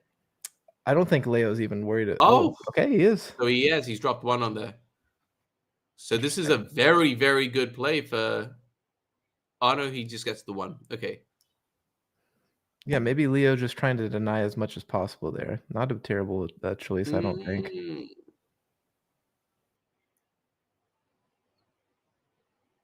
Yep. Keep it as far away as possible. I would even put the Kling on the back line if I'm being completely honest. I'd be open to it. Yeah, I would too. You don't need especially it in back taking, right. Yeah, it's not doing any damage to the Lallura though, so you don't necessarily want it taking. You don't want it to give the Lallura the cast earlier.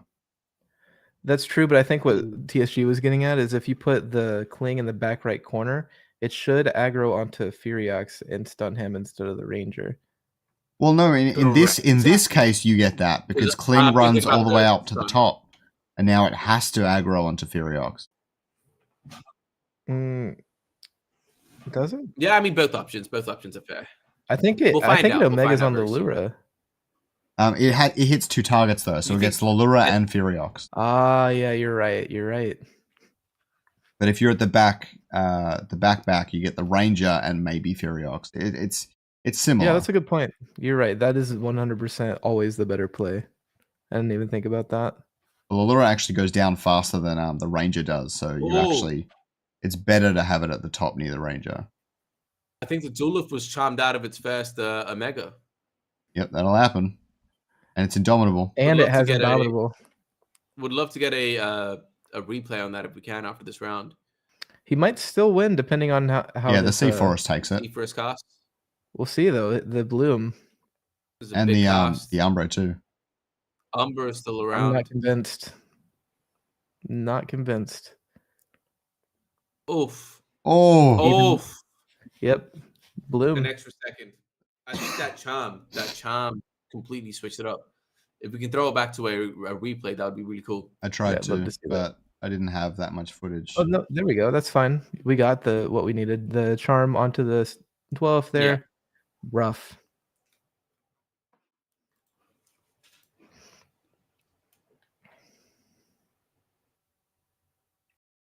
All right, so now we start to see the ramp up on the hyper carry, which is Umber, giving him an Indomitable. Interesting. Yeah, I've seen that a lot. It's really infuriating. It's so dumb. Oh, it frustrates the crap out of me. It's such a cop-out. Ooh, is giving the lifesteal to both the Invokers the right play here? That's so weird. Yeah, Yeah, okay, this is so he's giving it to the Umber for sure. Yep.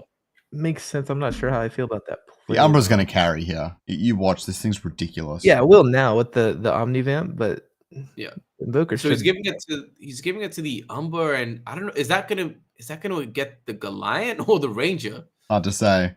Again, he's playing this very tight. That's just how Brian likes it. For the Ranger though. Okay, so let's have a look at the Duluth. Look, Duluth is about to cast, and then he gets charmed out of the cast. Like, that's a huge play. Yeah, and then with the Indomitable, because it didn't proc the first time. So it's wasting two Omegas. Like, that is huge. But Brian can't move it yet. He's gonna cast out of this last one again. Like so Duluth is taken out completely.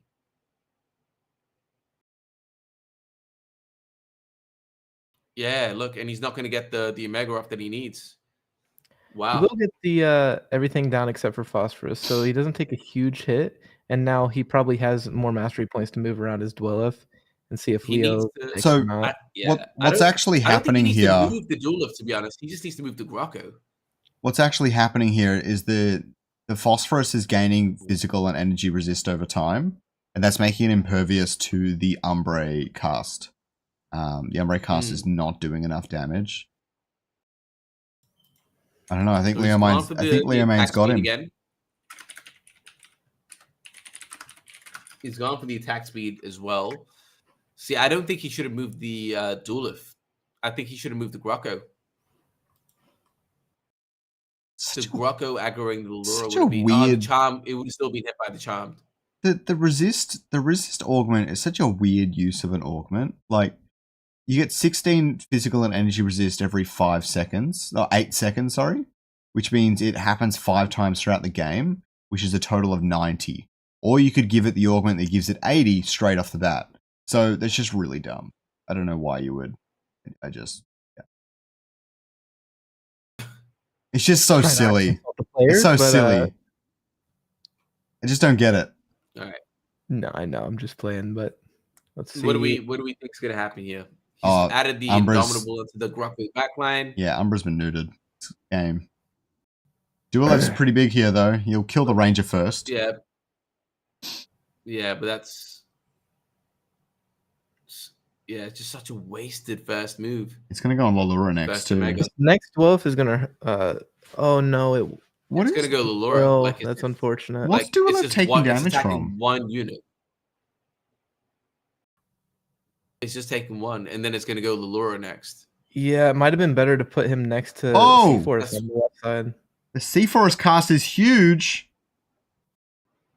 Okay, I mean, look, this is not bad if he can get... Oh! If he can get one more Omega off on one more cast, this is a big one. Can he, though? Nope. Nope.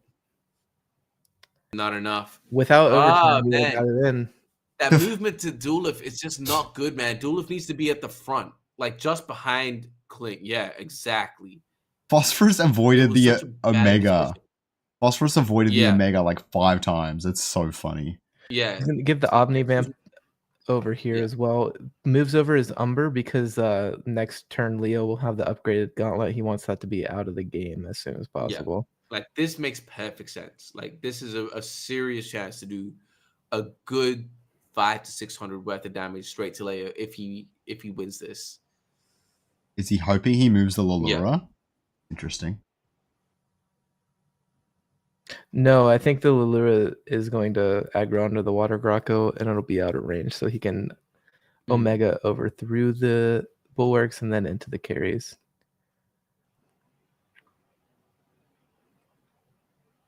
I mean, Indomitable on the... Oof, okay. I was going to say the Kling, but Duelif. Yeah, I don't know how I feel about that. I don't mind it. I've seen it work before. I have seen it work before. It is a pretty high-risk play. Like, it either makes sense or it doesn't. Phosphorus moves off to the right, and it's game over. Ready? No. Things look like they're staying the same. Things look like they're moving to the left. This is very, very good for Brian. Yeah, this is a very, very good start for Brian. He's not going to cast on the Ranger either. This is incredible. This is a big, big play. Look at this. Ooh, Indomitable. Indomitable is unlucky. Great. Look at that, though. The Gauntlet. Cool. Umber's still at full health. Here we go. Furios goes down to this. Here we go. Big. Look at that. Very big. Boom. It's going to be a lot of damage, around 400, 500? Yeah, I'd say about 400. Oof. Yeah, look at that. 400 right off. Yep. The winner of this next round could definitely take it. And so the question is he going to switch up? I would imagine Leo switching up. There's no way he's for sure. For sure. He's not going to try and play that. Can Brian predict it, though? He might not have the mastery points to move everything over, even if he does. Yeah. He's somewhat committed to this.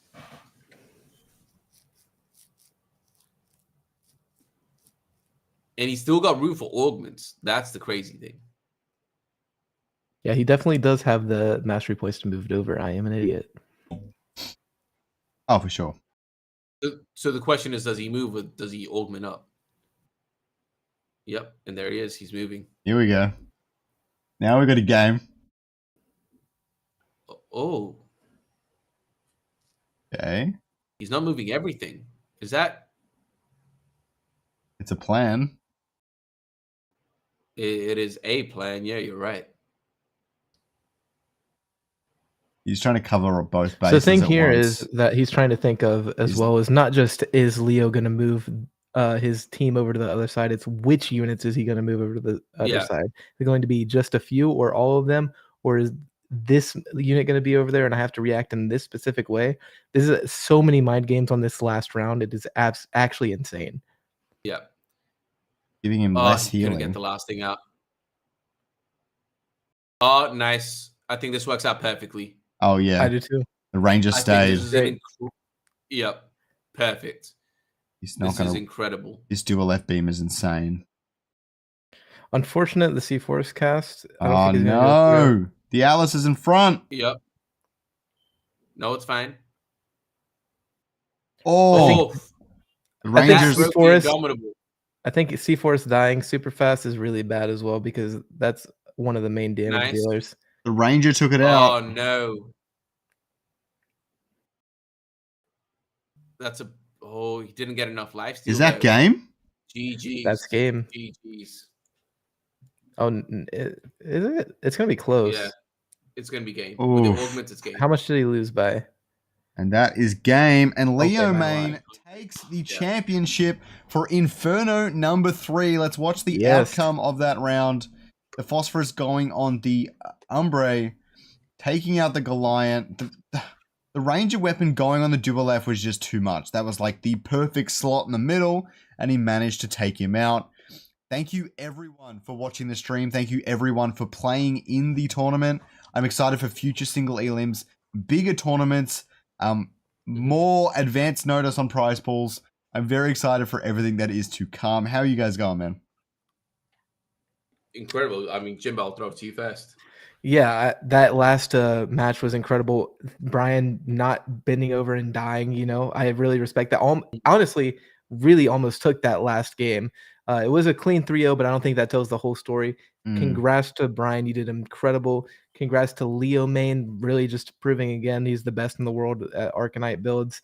Yeah, it was super fun, super short and sweet. I loved that about it. I mean, it wasn't super short, but yeah, great tournament. I couldn't be happier with how this one turned out for sure. This is probably the best one yet, in my opinion. 100%. I think for the players, for the viewers, everything incredible. The quality of the production, very well done.